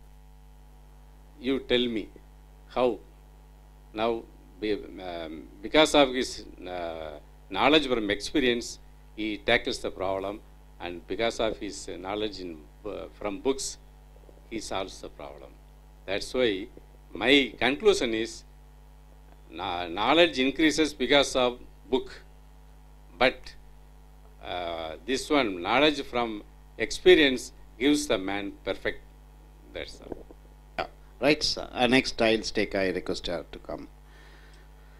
Yes, you have to introduce your name, qualification, and which country are you planning to go, and what exam, academic or general, and if you get a topic like this, what you're going to speak for. You have 1 minute to prepare and 2 minutes to speak. Yeah, coming from Valasravakam, completed my BSc Information System Management, and planning to go to England. And before that, I'm just need to do my I.E.L.T.S examination on November 22nd. So here this is a topic, books. Here, knowledge gained by books or else through experience. But I would prefer to say that knowledge is through books as well as through experience is the best. Because knowledge we are acquiring from books also, like we are doing something. Suppose I'm just working in an organization, is a HDB Financial Services, where we are just need to do a collection agent, like a collection part. So we need to know knowledge. First thing we learn from books. Like we are just under training and we are just gaining something from books. So we are know that first thing we need to gain from books, and then practical knowledge we have to be there, and through that we can able to speak to the customer and make them understand this is the thing we can do it. So first thing we can say, no, the juniors who is working under the boss, so boss will be the best experienced person. He'll be knowing that these are the things like we can giving to the person, like a customer, how to handle the customer. So before doing the practice, the boss will be telling that how to handle the customer or how to handle the dispute cases. He'll be knowing the experience, so he know that customer, these are the things we can do it. So knowledge is not only through books, we can gain it through experience too. So suppose if a person, normal telecaller person or someone is working, see just sit in a place and calling a customer and telling something that like how to make the payment or anything else. So he without knowing that practical knowledge, how to explain to the customer, he can't able to do anything, right? So only thing is he have to be getting practice through many things. He have to come across reading things also through practice, through training. Also, only then he can able to manage the customers. So practice is also one of the thing, and knowledge has to be gained from books or through experience, training. Only we can do it. So I ended by concluding both the things are very important. Dear friends, நண்பர்களே, IELTS and TOEFL வகுப்புகளுக்கு உங்களை வரவேற்கிறோம். I.E.L.T.S சர்வதேச அளவிலேயான ஆங்கில பரீட்சை உங்களுடைய பேச்சாங்கிலம், எழுத்தாங்கிலம், கேட்கக்கூடிய ஆங்கிலம், வாசிக்கக்கூடிய ஆங்கிலத்தை பரிசோதிக்கக்கூடிய பரீட்சை IELTSம் TOEFLம். IELTS பிரிட்டிஷ் அரசாங்கம், ஆஸ்திரேலியன் அரசாங்கம், கேம்பிரிட்ஜ் பல்கலைக்கழகங்கள் இணைந்து நடத்தக்கூடிய பரீட்சை.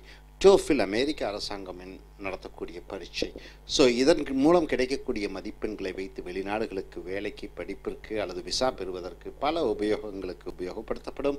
இங்கே ரைட்டிங் அண்ட் ஸ்பீக்கிங், எழுதுவது மற்றும் பேசுவது திறனை வளர்க்கக்கூடிய வகுப்புகள். இங்கே லிங்குவா ஃபாரம் ட்ரீம் டெக் கட்டுரைகள் மூலமாக இந்த கட்டுரைகள் எடுக்கப்பட்டிருக்கிறது. வீடியோ நம்பர் 151க்கு வந்திருக்கிறோம். தலைப்பை பாருங்கள். தேர் இஸ் எ சேயிங், சொல்வார்கள், ஒரு பழமொழி சொல்வார்கள். என்ன சொல்வார்கள்? Not all knowledge is found in books. புஸ்தகத்திலே அனைத்து விஷயங்களையும் அறிந்து கொள்ள முடியாது. புஸ்தகங்கள் மூலமாக அனைத்து விஷயங்களையும் அறிந்து தெரிந்து கொள்ள முடியாது. இப்படி ஒரு பழமொழி சொல்லுவார்கள். இன்னொன்று சொன்னால் தமிழில் ஏதோ ப்ராவர்ப் சொல்லுங்க, ஏட்டு சுரக்காய் கறிக்கு உதவாது, ஏட்டு சுரக்காய் கறிக்கு உதவாது என்று சொல்வார்கள். ஏட்டு சுரக்காய் என்றால் என்ன? ஏடுனா புஸ்தகம். புஸ்தகத்தில் எழுதியிருக்கிற விஷயங்கள் சமையலுக்கு பயன்படாது இல்லை, அப்படித்தானே? அதுதான் அர்த்தம். கம்பேர் அண்ட் கான்ட்ராஸ்ட், ஒப்பிட்டு பார், அதனுடைய வேறுபாடுகளை பார். நாலேஜ் அக்வைர்ட் ஃப்ரம் புக்ஸ், புஸ்தகங்கள் மூலமாக பெறக்கூடிய அறிவு, and knowledge acquired from experience, அனுபவங்கள் மூலமாக கிடைக்கக்கூடிய அந்த அறிவு. புஸ்தகங்கள் மூலமாக கிடைக்கக்கூடிய அறிவு, அனுபவங்கள் மூலமாக கிடைக்கக்கூடிய அறிவு. which do you consider more important? இதில் எது அதிக முக்கியத்துவம் வாய்ந்தது? புஸ்தகங்கள் கூட கிடைக்கக்கூடிய அறிவா அல்லது அனுபவங்கள் மூலமாக கிடைக்கக்கூடிய அறிவா? இதில் எது சிறந்தது? ரெண்டில் எது சிறந்தது என்று சொல்லி ஏன் என்று சொல்ல வேண்டும். அதற்கு தகுந்த உதாரணங்களையும் விளக்கங்களையும் நீ சொல்ல வேண்டும். ஸோ இந்த கட்டுரையாளர் என்ன சொல்லியிருக்கிறார்னு பார்த்தீங்கன்னா, அனுபவம் முக்கியம் என்று சொல்லியிருக்கிறார். ரெண்டு முக்கியம், ஆனால் ரெண்டை விட அனுபவம் தான் முக்கியம் என்று சொல்லுகிறார். ஸோ இங்கே பார்த்தீங்கன்னா, knowledge acquired from books is important. புஸ்தகம் மூலமாக கிடைக்கக்கூடிய அறிவு முக்கியம். Applying that knowledge, however, is something very different. ஆனால் படித்த அறிவை, புஸ்தகங்கள் மூலம் படித்த அறிவை அதை செயல்முறைப்படுத்துவதற்கு ஒரு வித்தியாசமானது.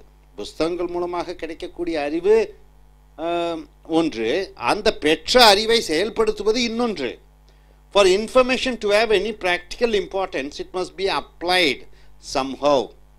தகவல்கள் சேகரித்துக் கொண்டிருக்கிறீர்கள் புஸ்தகத்தின் மூலமாக, அதை செயல்படுத்துவது மிக மிக முக்கியம்.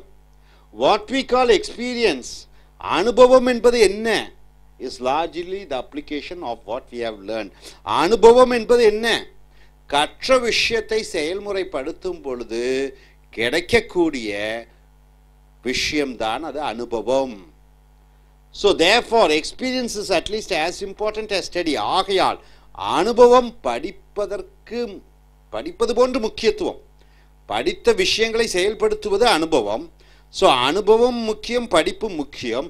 ஆனால் இங்கே இஃப் நாட் மோர் சோ என்று எழுதியிருக்கிறார். இந்த 4 வார்த்தையிலே அவருடைய இந்த ஒட்டுமொத்த கட்டுரையினுடைய மையம் இருக்கிறது. அப்போ அனுபவம் தான் புஸ்தக அறிவை விட சிறந்தது என்று சொல்கிறார்.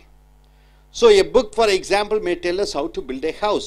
ஒரு வீடு கட்டுவதற்கு எப்படி என்பதை ஒரு புஸ்தகத்தை படித்து கற்றுக்கொள்ளலாம். Sail a boat, ஒரு படகுல எப்படி பயணம் செய்ய வேண்டும் என்று ஒரு புஸ்தகத்தை வைத்து கற்றுக்கொள்ளலாம். Repair a car, ஒரு காரை எப்படி பழுது பார்ப்பது என்பதை புஸ்தகத்தை வைத்து கற்றுக்கொள்ளலாம். The next step is to put that knowledge into practice. அடுத்த படி என்ன, அந்த கற்ற விஷயங்கள், காரை எப்படி ரிப்பேர் பண்ணுறது, வீடு எப்படி கட்டுறது, படகுல எப்படி போடுறது, புஸ்தகத்தை படிச்சுட்டீங்க. அடுத்தது செயல்படுத்துவது மிக முக்கியம். That is to learn a task by actually performing it. ஒன்றை கற்றுக்கொண்டீர்கள், அதை செயல்படுத்துவதன் மூலமாகத்தான் நீங்கள் முழுமை அடைகிறீர்கள். This practical knowledge, இந்த அனுபவபூர்வமான அறிவு, commonly called, இதை know how என்று சொல்வோம். தெரியும் எப்படி, நோனா தெரிவது, ஹவுனா எப்படி, தெரியும் எப்படி. இந்த நோ ஹவ் என்று ஆங்கிலத்திலே இந்த சொற்றொடரை பயன்படுத்துகிறோம். கற்ற விஷயத்தை செயல்முறைப்படுத்தி அனுபவிப்பதை நோ ஹவ் என்று சொல்கிறோம். Is the essential step between knowing something and truly mastering it. இதுதான் அடுத்த படி. ஒரு விஷயத்தை அறிந்து கொள்வது, அந்த அறிந்த விஷயத்தை செயல்படுத்துவதன் மூலமாக அதிலே ஒரு நிபுணத்துவம் வாய்ந்தவனாக அறிகிறாய். பிஏ கம்ப்யூட்டர் சயின்ஸ் படித்துக் கொள்கிறாய், கேம்பஸ் இன்டர்வியூவில் செலக்ட் ஆகிறாய், அங்கே சாஃப்ட்வேர் கம்பெனியில் போய் நீ கற்ற விஷயம் ஜாவாகட்டும், C++ ஆகட்டும், நெட்வொர்க் ஆகட்டும், அதை செயல்படுத்தும் பொழுது நீ அதற்கு நிபுணத்துவம் ஆகிவிடுகிறாய். So without know how all the collected information, அந்த விஷயங்களை செயல்படுத்தவில்லை என்றால் நீ பெற்ற அனைத்து தகவல்களும், படித்த அனைத்து விஷயங்களும் இந்த வேர்ல்ட் இஸ் யூஸ்லெஸ், பிரயோஜனமற்றதாக போய்விடுகிறது. படித்து கொண்டே இருக்கிறாய், அதை செயல்முறைப்படுத்தவில்லை என்றால் அனைத்தும் பிரயோஜனமற்றதாக மாறிவிடுகிறது. அது அறிவியல் சம்பந்தமாக இருக்கட்டும், வரலாறு சம்பந்தமாக இருக்கட்டும், தினசரி பேப்பராகட்டும், பிரயோஜனம் இல்லாமல் போய்விடுகிறது. So with appropriate know how, ஒரு விஷயத்தை எப்படி செய்ய வேண்டும் என்பதை அறிந்து கொண்டால், and only then knowledge becomes a practical tool. அறிவு ஒரு நடைமுறை ஆயுதமாக, நடைமுறை செயல்படுத்தக்கூடிய ஒரு ஆயுதமாக மாறிவிடுகிறது. அடுத்ததாக டு யூஸ் another example, இன்னொரு உதாரணம் சொல்லுவோம். நோ ஹவ் என்றால் என்ன? அந்த சொற்றொடர் பாருங்க. தெரிந்த அறிவை பயன்படுத்துவது, கற்ற படிப்பை செயல்முறைப்படுத்துவது. அந்த know how is to book learning, புஸ்தகத்தை படிப்பது, as the hand is the brain. So இந்த பிரெயின் என்பது மூளை, கை என்பது ஹேண்ட். இந்த கை என்பது செயல்படுத்தக்கூடிய விஷயம், இந்த பிரெயின் என்பது புஸ்தகம். ஏன்னா அறிவெல்லாம் படித்த அறிவெல்லாம் இந்த மூளைக்குள்ளே இருக்கிறது. இந்த கை வேற ஒன்றும் வேலை செய்கிறதில்லை. இந்த கை என்ன வேலை செய்கிறது? இது அறிவு சம்பந்தப்பட்ட இடம், இது செயல்படுத்தக்கூடிய இடம் இந்த கை. ஸோ இந்த தலையும் கையும் 2 பாகங்கள். தலை புஸ்தகம் என்றால் கை அனுபவம், experience, practicality. The brain contains great amounts of information but relies on the hand to carry out specific tasks. வீடு எப்படி கட்ட வேண்டும் என்று புஸ்தகத்தின் மூலமாக அறிவு தலையிலே சேர்த்து வைத்திருக்கிறாய். எப்படி கட்ட வேண்டும் என்ற உதவி இந்த கை தேவைப்படுகிறது. இந்த கை மூலமாகத்தான் நீ செயல்படுத்த முடியும். ஸோ இந்த புஸ்தகமும் தேவை, இந்த கையும் தேவை, இந்த அனுபவமும் தேவை. neither the brain nor the hand can build a wall by itself. தலை இல்லாமல் கை மட்டும் ஒரு வீடு கட்ட முடியாது. ஸோ அதே போன்று அந்த அறிவில்லாமல் கையால் நீ ஒரு வீடு கட்ட முடியாது. ரெண்டும் தேவை. only together can the brain providing information and directing operation and the hand placing bricks and applying mortar construct the wall. So மூளை சொல்கிறது, கட்டளை இடிக்கிறது, என்ன செய்ய வேண்டும் என்று, எங்கே செங்கல் வைக்க வேண்டும் என்று பிரிக்ஸ், எங்கே மோட்டார் என்றால் என்ன, சுண்ணாம்பு கலவையை எங்கே பூச வேண்டும் என்று அந்த மூளை சொல்கிறது. ஸோ இந்த மூளைதான் புஸ்தகம் படித்த அறிவு, இந்த கைதான் செயல்படுத்தக்கூடியது. ஸோ இந்த புஸ்தகம் இந்த கையும் சேர்ந்து செயல்படும் பொழுது அங்கே அனுபவம் ஆகிறது, அங்கே நடைமுறைக்கு நீ கற்ற கல்வி நடைமுறைப்படுத்தப்படுகிறது. அஃப்கோர்ஸ் உண்மையிலே no one should underestimate the importance of learning. யாரும் குறைவாக எடை போட்டு விடக்கூடாது புஸ்தகம் படிப்பதனுடைய முக்கியத்துவத்தை. contain in text, புஸ்தகத்தில் இருக்கக்கூடிய விஷயங்கள் யாரும் சாதாரணமாக எடைபடக்கூடாது. without such knowledge we would be in a sad condition. அதை போன்ற அறிவு சார்ந்த புஸ்தகங்கள் இல்லை என்றால் நாம் ஒரு மோசமான சோகமான ஒரு நிலைப்பாட்டிலே இருப்போம். indeed உண்மையில் for we would have to approach every task and problem anew. புஸ்தகம் மட்டும் இல்லை என்றால், ஒரு வழிகாட்டி இல்லை என்றால், ஒவ்வொரு விஷயத்தையும் புதியதாக நாம் செய்ய வேண்டியதாக இருக்கும். நிறைய விஷயங்களை தலையிலே வைத்திருக்கும் பொழுது செயல்படுத்தும் பொழுது சுலபமாக மாறிவிடுகிறது, நேரம் மிச்சப்படுத்தப்படுகிறது. ஏனால் தலையிலே தகவல்கள் இருக்கிறது. இந்த தகவல்கள் இல்லை என்றால் ஒவ்வொரு விஷயத்திற்கு புதிதாக ஒன்றை கற்றுக்கொண்டு செயல்படுத்த வேண்டும். அப்ப ஏற்கனவே நிறைய விஷயங்கள் இருந்தால் தான் எளிமையாக செயல்படுத்த முடியும். every time lacking the guidance that written instructions provide. ஒவ்வொரு விஷயம் நேரத்திலும் காலத்திலும் அந்த தலையில் இருக்கக்கூடிய விஷயங்களை நீ சேகரிக்கவில்லை என்றால் நேர காலம் வீணாக போய்விடுகிறது. புதிய புதிய விஷயங்களை மறுபடியும் நீ கற்க வேண்டியதாக இருக்கிறது. புக் லேர்னிங், புஸ்தகம் படிப்பதன் மூலமாக saves us that effort, அந்த நேர காலத்தை மிச்சப்படுத்துகிறது. நிறைய தகவல்களை வைத்திருக்கிறோம், but still is only a beginning. இது ஒரு ஆரம்பம் தான். applying learning in a real world, அந்த படித்த விஷயங்களை செயல்படுத்துவது, setting is the next. அடுத்தது படிப்பது முதல், இரண்டாவது படித்த விஷயத்தை செயல்படுத்துவது, அதுதான் இரண்டாவது. and probably more important step in education. கல்வியிலே மிக மிக சிறந்தது கற்றதல்ல, கற்ற விஷயங்களை செயல்படுத்துவது தான் மிக முக்கியம் என்று இந்த கட்டுரையாளர் எழுதுகிறார். நீங்கள் புஸ்தக அறிவு தான் சிறந்தது என்று அதற்கு தகுந்தபடி நீங்கள் எழுதி வாதாடலாம். ஸோ இனி அடுத்து வரக்கூடிய வீடியோக்களில் மற்ற தலைப்புகளில் பார்ப்போம். Welcome to American I.E.L.T.S and TOEFL Training Center. I.E.L.T.S, International English as Level Testing System. TOEFL, Test on English as Foreign Language. So both these examinations checks your reading, writing and listening, speaking skills in English. These examinations are conducted all around the world. So here, we have come here to the writing and speaking skill development class. Lingua Forum Dream Tech publications. These essays have been taken from. We have come here to the video number 152. So dear friends, you get a topic like this and you have to speak for nearly 2 minutes on this topic in task 2 speaking skill. And if you get a question like this in your writing task, you have to write for minimum of 250 words. See the topic cleverly. Which group do you think contributes more of value to society? Society is the community, society, people of a country. Which group of people? You have different groups, isn't it? Scientists, engineers, collectors, government servants, private people, businessmen. So which group do you think contributes more of value to society? More means they have chosen 2. What are they?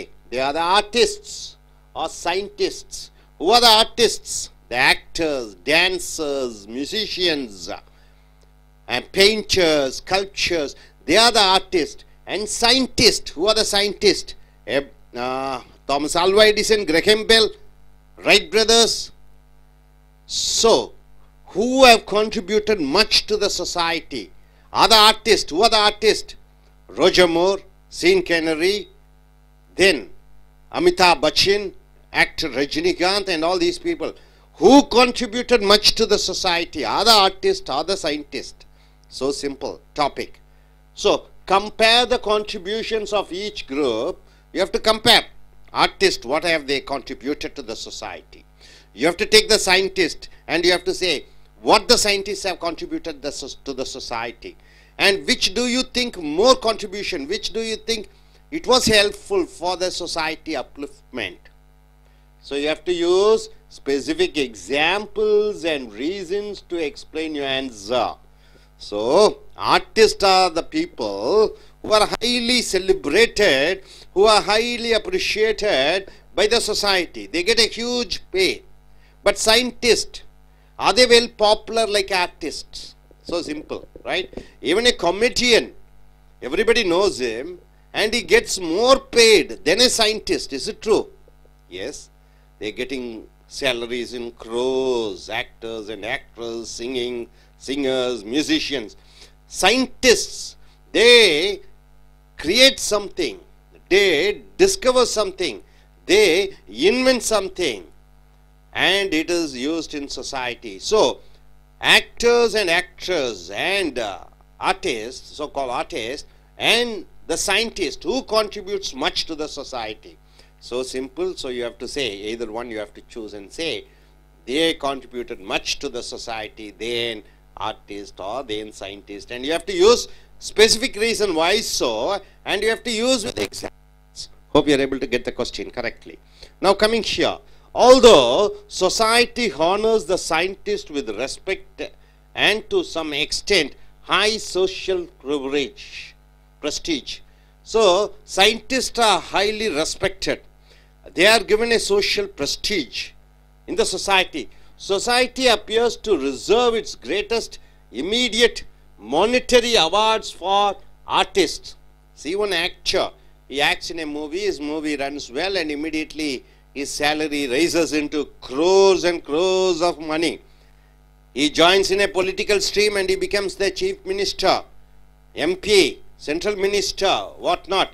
Even President of America once, Reagan, he was an actor, he rose to the level of the President of America.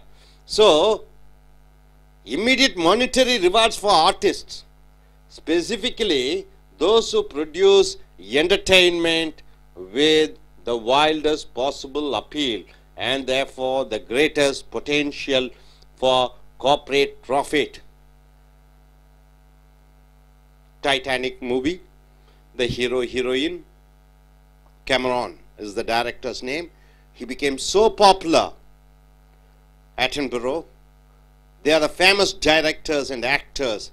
So immediately monetary benefit is given, and even if they come and stand for advertisement for a company, they get a salary in crores, daily salaries in crores. So here, artists who create such worlds are rewarded with wealth. Artists get wealth, they get fame and influence beyond the most extravagant dreams of scientists. Even scientists can never dream of that sort of a wealth, that sort of a popularity, that sort of a influence they wield upon. Who wield upon? The artists. That's what he says here in the introduction part. Now he goes in for saying, of course he says scientists are respected, they are duly rewarded, there is a prestige, but coming to the artist, they are immediately given great monetary awards, and they get a great influence in the society. Now coming here is a case, he says with an example. Case in point, about 50 years ago, a British astrophysicist means what? A man who does research on astrology, and he says about the moon, sun, stars, planets, and what is the speed, what are the colors of these planets, what do they give, what are the planets are about. Named Fred Hoyle, his name is Fred Hoyle, promulgated, he told, a steady state model of universe directly opposed to the Big Bang model, in which the universe was thought to have originated with the explosion of a great primordial block of matter. So here Fred Hoyle is a British astrophysicist. He went against the model of Big Bang theory. Big Bang theory means what? The universe has been created by a big bang. He says the model of universe, it is something different than Big Bang theory. Who says? The scientist Fred Hoyle is a astrophysicist. Now he comes here. Hoyle's steady state universe was a much quieter and less dramatic place, creating new parts just fast enough to replace its worn out components. So he says universe is created not by Big Bang. It was quiet, a transition has happened and universe has been created. This is said by Hoyle. Hoyle is a great scientist. Eventually, next paragraph he says, eventually Hoyle's model was proven basically wrong. Finally it was said that Hoyle's model was proved wrong, but parts of it contributed greatly to astrophysics and cosmology. But Hoyle's research has come to a point, even though his scientific facts have been proved wrong, but still he was able to create something in astrophysics and cosmology. Cosmology is the cosmos, all the entire universe and the planets and all the rotation, power, speed. And Hoyle was knighted. So Hoyle was knighted means it's a honor given by British government to the people, honorary people, the people who have contributed to the society. They are knighted means they were awarded, just like Bharat Ratna award given in India. So Hoyle himself, however, remained practically unknown to the public as a whole. But Hoyle's philosophies, Hoyle's scientific research, whatever he has contributed, but he is not popular in his society. About the same time, at the same time, a British singer named Julie Andrews became one of the most famous entertainers in history. Same time when Hoyle was living, there was a British singer named Julie Andrews. He became so popular. While a British author of romance novels can artist in a very loosely defined sense of the word, so a writer also you can call him as an artist. So he also became both renowned and rich for her writing. So one other lady, even an artist writer, Sidney Sheldon, Harold Robbins. So these type of writers also became, and they become very, very popular, much more popular than the scientist. So the scientists did basically more important work. The scientists have done a more important work, sending rocket to moon, Mars, and sending rocket to up to the space and doing a lot of research. So they do a lot, while the artists receive greater tangible rewards. Tangible rewards means what? In the form of money, in the form of pay, fame, in the form of popularity. Artists were able to gain a lot. So coming here to the conclusion, it is ionic. Ionic means what? Something different. You say politics is for public service, but it is ionic that people use politics for their self-development and for their family development. It is ionic. Ionic means something opposite. It is ionic. Then that from a long-term perspective, when you think about a long-term, the scientists may come out ahead of the artist. So artists may come, 1 or 2 movies they click, they become popular for some time, maybe 3 years or 5 years, sometimes even 10 years, 15 years. But scientists, one Thomas Alva Edison or one Newton, basically they stand forever in the minds of the people. They contributed much to the society and still the society is getting benefited. So the artist life may be a short span of time, but scientists' name and fame, it will last forever, even though they don't get the tangible tangible results immediately. The artist's work may go out of fashion and be forgotten. So one James Bond, Roger Sean Connery was there. Immediately after that, one Rojomo came, then one other new Bond comes. So the old actors' tale and their things, their acting becomes outdated. But here, whereas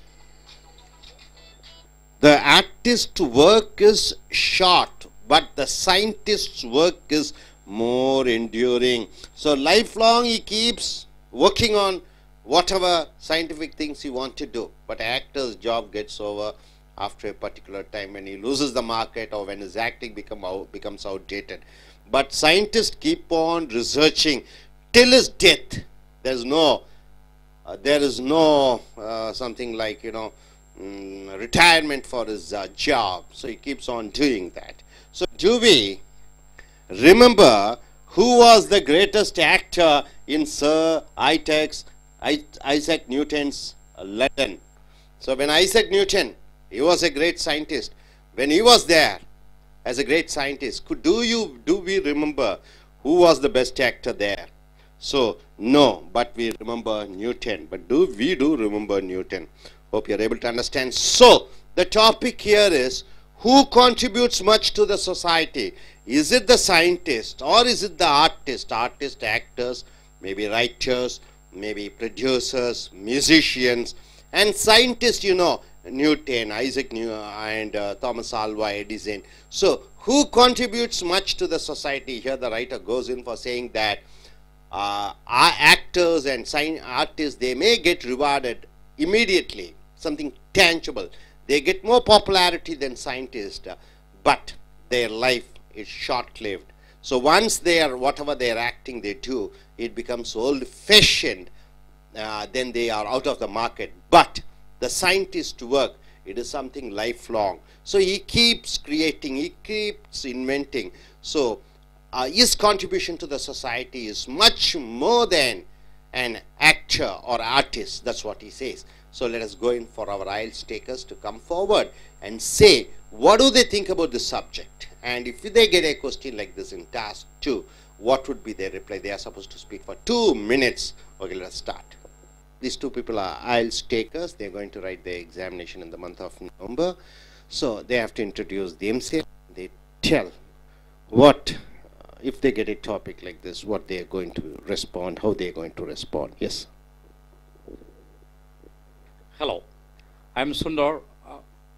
I have done my diploma. I'm planning to go abroad for my further studies, and I'm here to learn my I.E.L.T.S English standard, and I'm here given a topic: who is serving better in this society, either scientist or artist.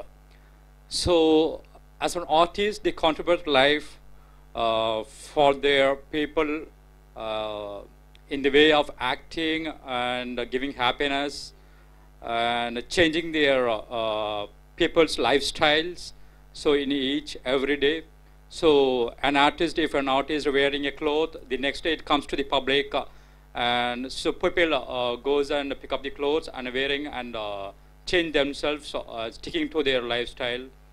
And of course, artists are giving more importance to the public and starting over lots of trusts and helping the poor peoples, and that's about the artist. Coming to the scientist, they dedicate their whole life for their invention, and which serves society in a better place, which gives a better place, and rather than everyone is nowadays using the iPads, mobile phones. So in the way of technology, they are improving the lifestyle of the peoples here. So even artists are dedicating their life for their and changing their lifestyle of the people, and their fame and their wealth and earning every wealth. It's just temporary. It's not long lasting. But scientist contribution, invention is long lasting, and people are using in everyday life their invention. So in conclusion, I say scientist is long-lasting and better than an artist. Thank you very much, sir. Scientists, they contribute much to the society. That's what you say. I request the next IELTS taker who is going to take the general examination, and you have to introduce yourself and you have to tell about which country are you planning to go, and if you get a topic like this, who contributes much to the society? Is it the scientist or is it the artist? Okay. Hello, I'm Sindhu. I have completed my BTech and I'm planning to go to Canada in the next month. So I'm taking these classes.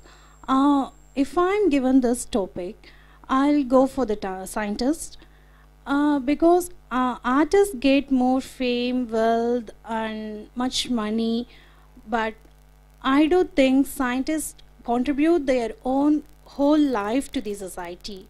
They have given much inventions in all the fields, in technology, science, everywhere, medicine. In medical field, there are lots and lots of inventions, lots and lots of medicines they have given.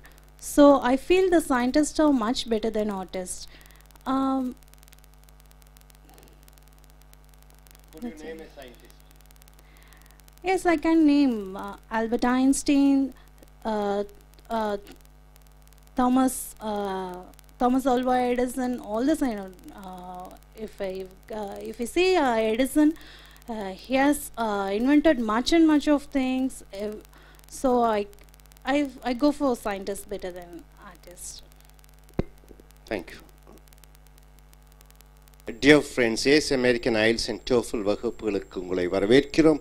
I.E.L.T.S International English as Level Testing System, TOEFL Test on English as Foreign Language, I.E.L.T.S British அரசாங்கம், Australian அரசாங்கம், Cambridge பல்கலைக்கழகம் இணைந்து நடத்தக்கூடிய உங்களுடைய பேச்சு, எழுத்து, கேட்கக்கூடிய, வாசிக்கக்கூடிய, ஆங்கிலத்தை பரிசோதிக்கக்கூடிய பரீட்சை, TOEFL அமெரிக்க அரசாங்கமால் நடத்தப்படுகிற அதே பரீட்சை, அதை போன்ற ஒரு பரீட்சை, உலகம் முழுக்க நடக்கக்கூடிய இந்த பரீட்சை மூலமாக கிடைக்கக்கூடிய மதிப்பெண்களை வெற்றி வெளிநாடுகளுக்கு உங்களுடைய வேலைக்கு, உங்களுடைய மேற்படிப்புக்கு விசா பெறுவதற்கு உபயோகமாக இருக்கிறது. ஸோ இங்கே writing and speaking skill development class, எழுதுவது மற்றும் பேசுவதற்கான வகுப்புகள், இங்கே லிங்குவா ஃபாரம் ட்ரீம்டெக் கட்டுரைகளிலிருந்து எடுக்கப்பட்டிருக்கக்கூடிய கட்டுரைகள், வீடியோ நம்பர் 152க்கு வந்திருக்கிறோம். ஸோ இதை போன்ற ஒரு தலைப்பு உங்களுக்கு கிடைத்தால் நீங்கள் குறைந்தது 250 வார்த்தைகளிலே ஒரு கட்டுரை எழுத வேண்டும். இதை போன்ற ஒரு தலைப்பு உங்களுடைய பேச்சு பயிற்சியின் பொழுது கிடைத்தால் 2 நிமிடங்களுக்கு தொடர்ச்சியாக பேச வேண்டும். மேலும் இத்தலைப்பின் சார்பிலே விவாதம் நடைபெறும் உங்களுடைய பரீட்சையாளர்களுக்கும் உங்களுக்கும். ஸோ இந்த தலைப்பை பாருங்கள். which group do you think contributes more of value to society? சமுதாயத்திற்கு எந்த பிரிவு மக்களான இவர்கள் பங்களிப்பு அதிகமாக இருக்கிறது? ஸோ எந்த வகுப்பு மக்கள் என்று சொல்லும் பொழுது 2 வகுப்பு மக்களை எடுத்திருக்கிறார்கள். ஆர்டிஸ்ட் கலைஞர்கள், சயின்டிஸ்ட் விஞ்ஞானிகள். ஆர்டிஸ்ட் கலைஞர்கள் என்று சொல்லும் பொழுது சினிமா கலைஞராக இருக்கலாம், நாடகம் அல்லது இசைக்கலைஞராக இருக்கலாம், அல்லது பெயிண்டிங் வரையக்கூடிய கலைஞர்களாக இருக்கலாம், அல்லது பானை உருவாக்குதல் இதை போன்ற கலைஞர்களாக இருக்கலாம். சயின்டிஸ்ட் என்று சொல்லும்பொழுது விஞ்ஞானி, மருத்துவ விஞ்ஞானியாக இருக்கலாம், வான்வெளி விஞ்ஞானியாக இருக்கலாம், அறிவியல் விஞ்ஞானியாக இருக்கலாம். ஸோ விஞ்ஞானிகளா கலைஞர்களா யார் சமுதாயத்திற்கு அதிக சேவை செய்தார்கள்? இதுதான் தலைப்பு. So compare the contributions of each group. இந்த 2 பிரிவுகளினுடைய அவர்கள் சமுதாயத்திற்கு வழங்கிய அந்த விஷயங்களை நீ கூற வேண்டும். யூஸ் ஸ்பெசிஃபிக் எக்ஸாம்பிள்ஸ், குறிப்பிட்ட உதாரணங்களும், அண்ட் ரீசன்ஸ் காரணங்களும், டு எக்ஸ்பிளைன் யூ ஆன்சர். உன்னுடைய விடையை சொல்லுவதற்கு சரியான உதாரணங்களையும் விளக்கங்களையும் நீ விளக்க வேண்டும். இதுதான் தலைப்பு. யார் சமுதாயத்திற்கு அதிக சேவை செய்கிறார்கள்? இது விஞ்ஞானிகளா அல்லது கலைஞர்களா? ஸோ இங்கே இந்த கட்டுரையாளர் என்ன எடுத்திருக்கிறார் என்று பார்க்கும் பொழுது கண்டிப்பாக விஞ்ஞானியை எடுத்திருக்கிறார். அதான எப்படி எழுதியிருக்கிறார் என்று பாருங்கள். ஆல்தோ இருந்தாலும் society honours the scientist with respect to some extent high social prestige. அப்போ சமுதாயம் விஞ்ஞானிகளுக்கு மரியாதை கொடுத்தாலும் கூட, அதிக மரியாதை கொடுத்தாலும் கூட, சமுதாய மரியாதை கொடுத்தாலும் கூட, உதாரணத்துக்கு அப்துல் கலாம், அவருக்கு மரியாதை நிமித்தமாக அவருக்கு ஜனாதிபதி பட்டம் கொடுத்தார்கள்.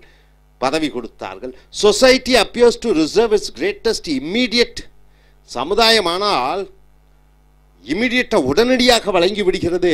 மானிட்டரி என்றால் என்ன? பணம் சம்பந்தப்பட்ட பரிசுகள், ரிவார்ட்ஸ் ஃபார் ஆர்டிஸ்ட். விஞ்ஞானிகளுக்கு பண ரீதியாக பெரிய அளவிலே பணம் வருவதில்லை. ஒரு படத்திலே ஒரு கதாநாயகன் அல்லது கதாநாயகி 18 வயது 20 வயது ஆணும் பெண்ணும் ஒரு படத்திலே பிரபலமாகிவிட்டால் அவர்களுக்கு 5 கோடி 10 கோடி. இன்றைய மிக சல்மான் கான் அவர்களுக்கு 60 கோடி ரூபாய் படம் கிடைக்கிறது ஒரு படத்திற்கு. விஞ்ஞானி நினைத்து கூட பார்க்க முடியாது. மாதாந்திர வருமானம் அவருக்கு 2 லட்சம் ரூபாய் 3 லட்சம் ரூபாய் இருக்கும். ஆனால் ஒரு சினிமா நடிகனுக்கு 50 கோடி 60 கோடி, ஒரு ரஜினிகாந்துக்கு 40 கோடி 50 கோடி என்று வருகிறது. ஸோ எட்டாத உயரத்திற்கு பணத்தை வாரி வழங்குகிறார்கள் கலைஞர்களுக்கு. Specifically those who produce entertainment with the widest possible appeal. ஜனரஞ்சகமான மக்களை மகிழ்ச்சி அளிக்கக்கூடிய மிக பரந்த அளவிலே இன்று ஒரு படம் தயாரித்தால் நடிகர் நடிகைகள் நடிக்கக்கூடிய படங்கள் உலகம் முழுக்க திரையிடப்படுகிறது. அவர்களுக்கு மிகப்பெரிய அளவிலே வருமானம் பெறுகிறார்கள்.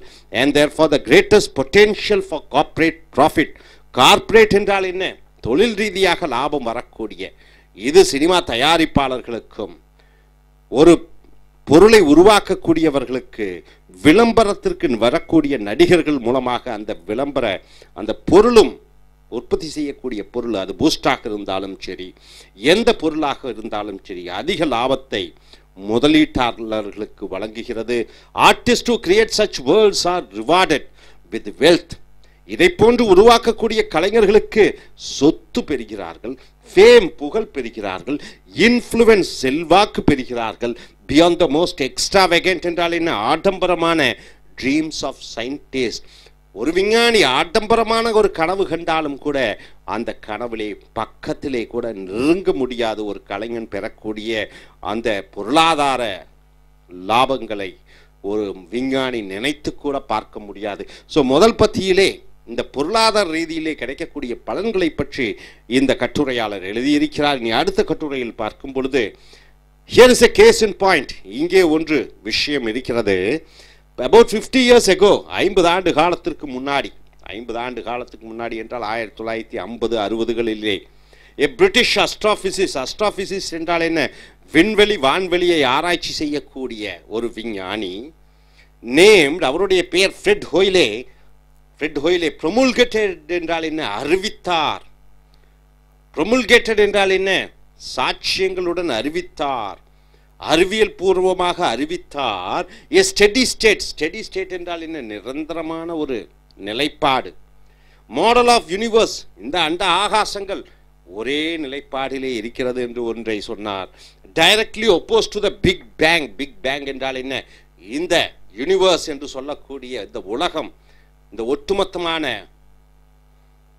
பிரபஞ்சமும் உருவானது பிக் பேங் என்று சொல்லக்கூடிய ஏதோ ஒன்று ரெண்டு மோதி அதன் மூலமாக வந்ததுதான் இந்த அண்ட ஆகாசமும் வான்வெளியும் விண்வெளியும் என்று சொல்லக்கூடிய நிலைப்பாட்டுக்கு எதிராக ஸ்டெடி ஸ்டேட் என்ற ஒரு நிலைப்பாட்டை அறிவித்தார். In which the universe was thought to have originated with the explosion of a great primordial block of matter. So அடுத்ததாக கோயிலே என்ன சொன்னார்? ஸ்டெடி ஸ்டேட் யூனிவர்ஸ் நிரந்தரமாக அப்படியே தான் இருக்கிறது. எந்த விதமான பிக் பேங் தியரி மூலமாகவும் இந்த பூலோகம் உருவாகவில்லை, இல்லது அண்ட ஆகாசம் உருவாகவில்லை என்று சொன்னார். was a much quieter and less dramatic place, creating new part just fast enough to replace its worn out components.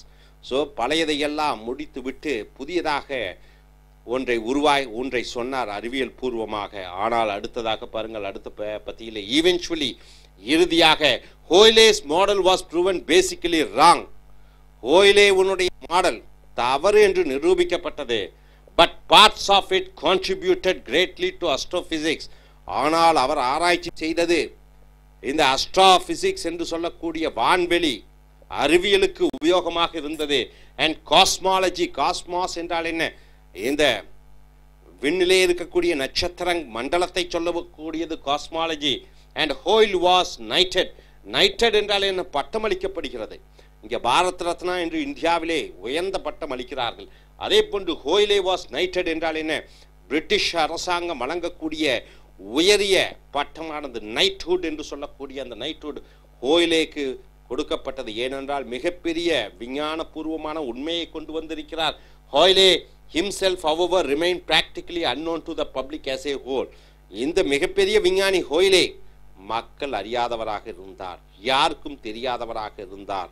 ஆனால் அவர் கண்டுபிடித்த சில விஷயங்கள் பிற்காலத்திலே விண்ணுக்கும் வானுக்கும் ராக்கெட்டுக்கு அனுப்பும் பொழுது, ராக்கெட் மூலமாக அனுப்பும் பொழுது அவருடைய கண்டுபிடிப்புகள் மிக மிக உபயோகமாக இருந்தது.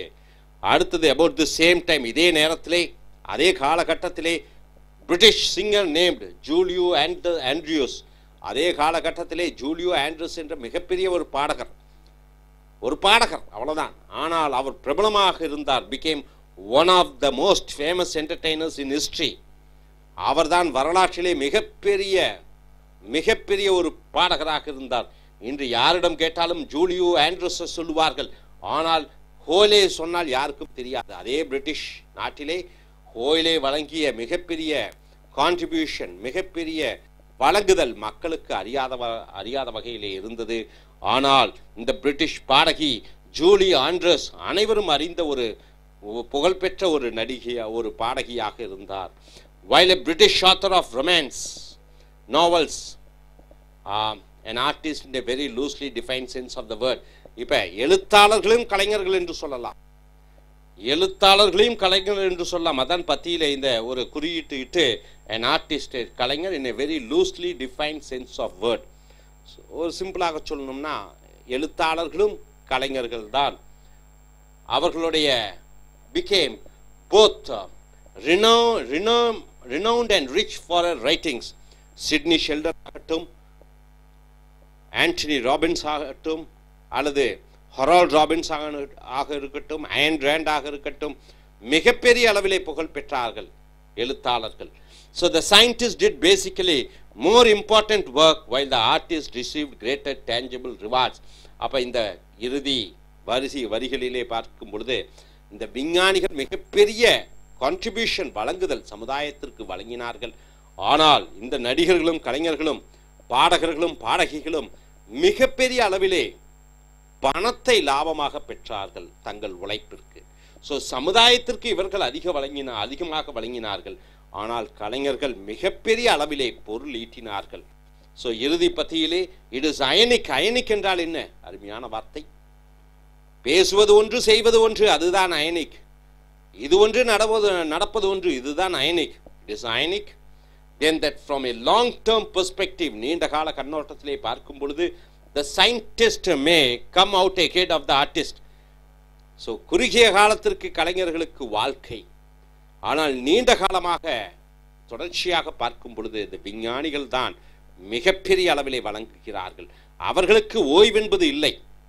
நடிகர்களுக்கு குறிப்பிட்ட காலத்தில் அவர்களுடைய இளமை, அவர்களுடைய ஸ்டைல் அது முடிந்துவிட்டால் அவர்கள் பழமையாகி விடுகிறார்கள். அவர்கள் வீட்டிலே ஓய்வெடுத்துக் கொள்கிறார்கள். சினிமாக்கள் இருக்காது, பாட வாய்ப்புகள் கிடைக்காது. ஆனால் இது ஒரு விஞ்ஞானி தன்னுடைய இறுதி மூச்சு வரை அவர் விஞ்ஞான ரீதியாக அறிவியல் ஆராய்ச்சிகளை பண்ணிக்கொண்டே இருப்பார். The artist work may go out of fashion and be forgotten. கலைஞர்களுடைய வேலை அது அவுட் ஆஃப் ஃபேஷன், நாகரிகம் மறைந்து விட்டது என்று அவர்களையும் மறந்து விடுவார்கள். whereas the scientist work is more enduring. ஆனால் ஒரு விஞ்ஞானியினுடைய வேலை என்டியூரிங் என்றால் என்ன? தொடர்ந்து நடந்து கொண்டே இருக்க வேண்டும். So do we remember who was the greatest actor in Sir Isaac Newton, London? Isaac Newton லண்டனிலே பிறந்தார். அவர் வாழ்ந்த காலகட்டத்திலே சிறந்த விஞ்ஞானி யார் என்று சொல்ல முடியுமா? சிறந்த நடிகர் யார் என்று சொல்ல முடியாது.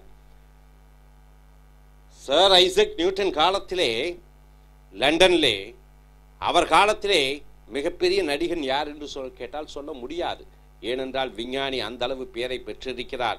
ஐசக் நியூட்டன் மிகப்பெரிய அளவிலே சமுதாயத்திற்கு நிறைய விஷயங்களை செய்திருக்கிறார்.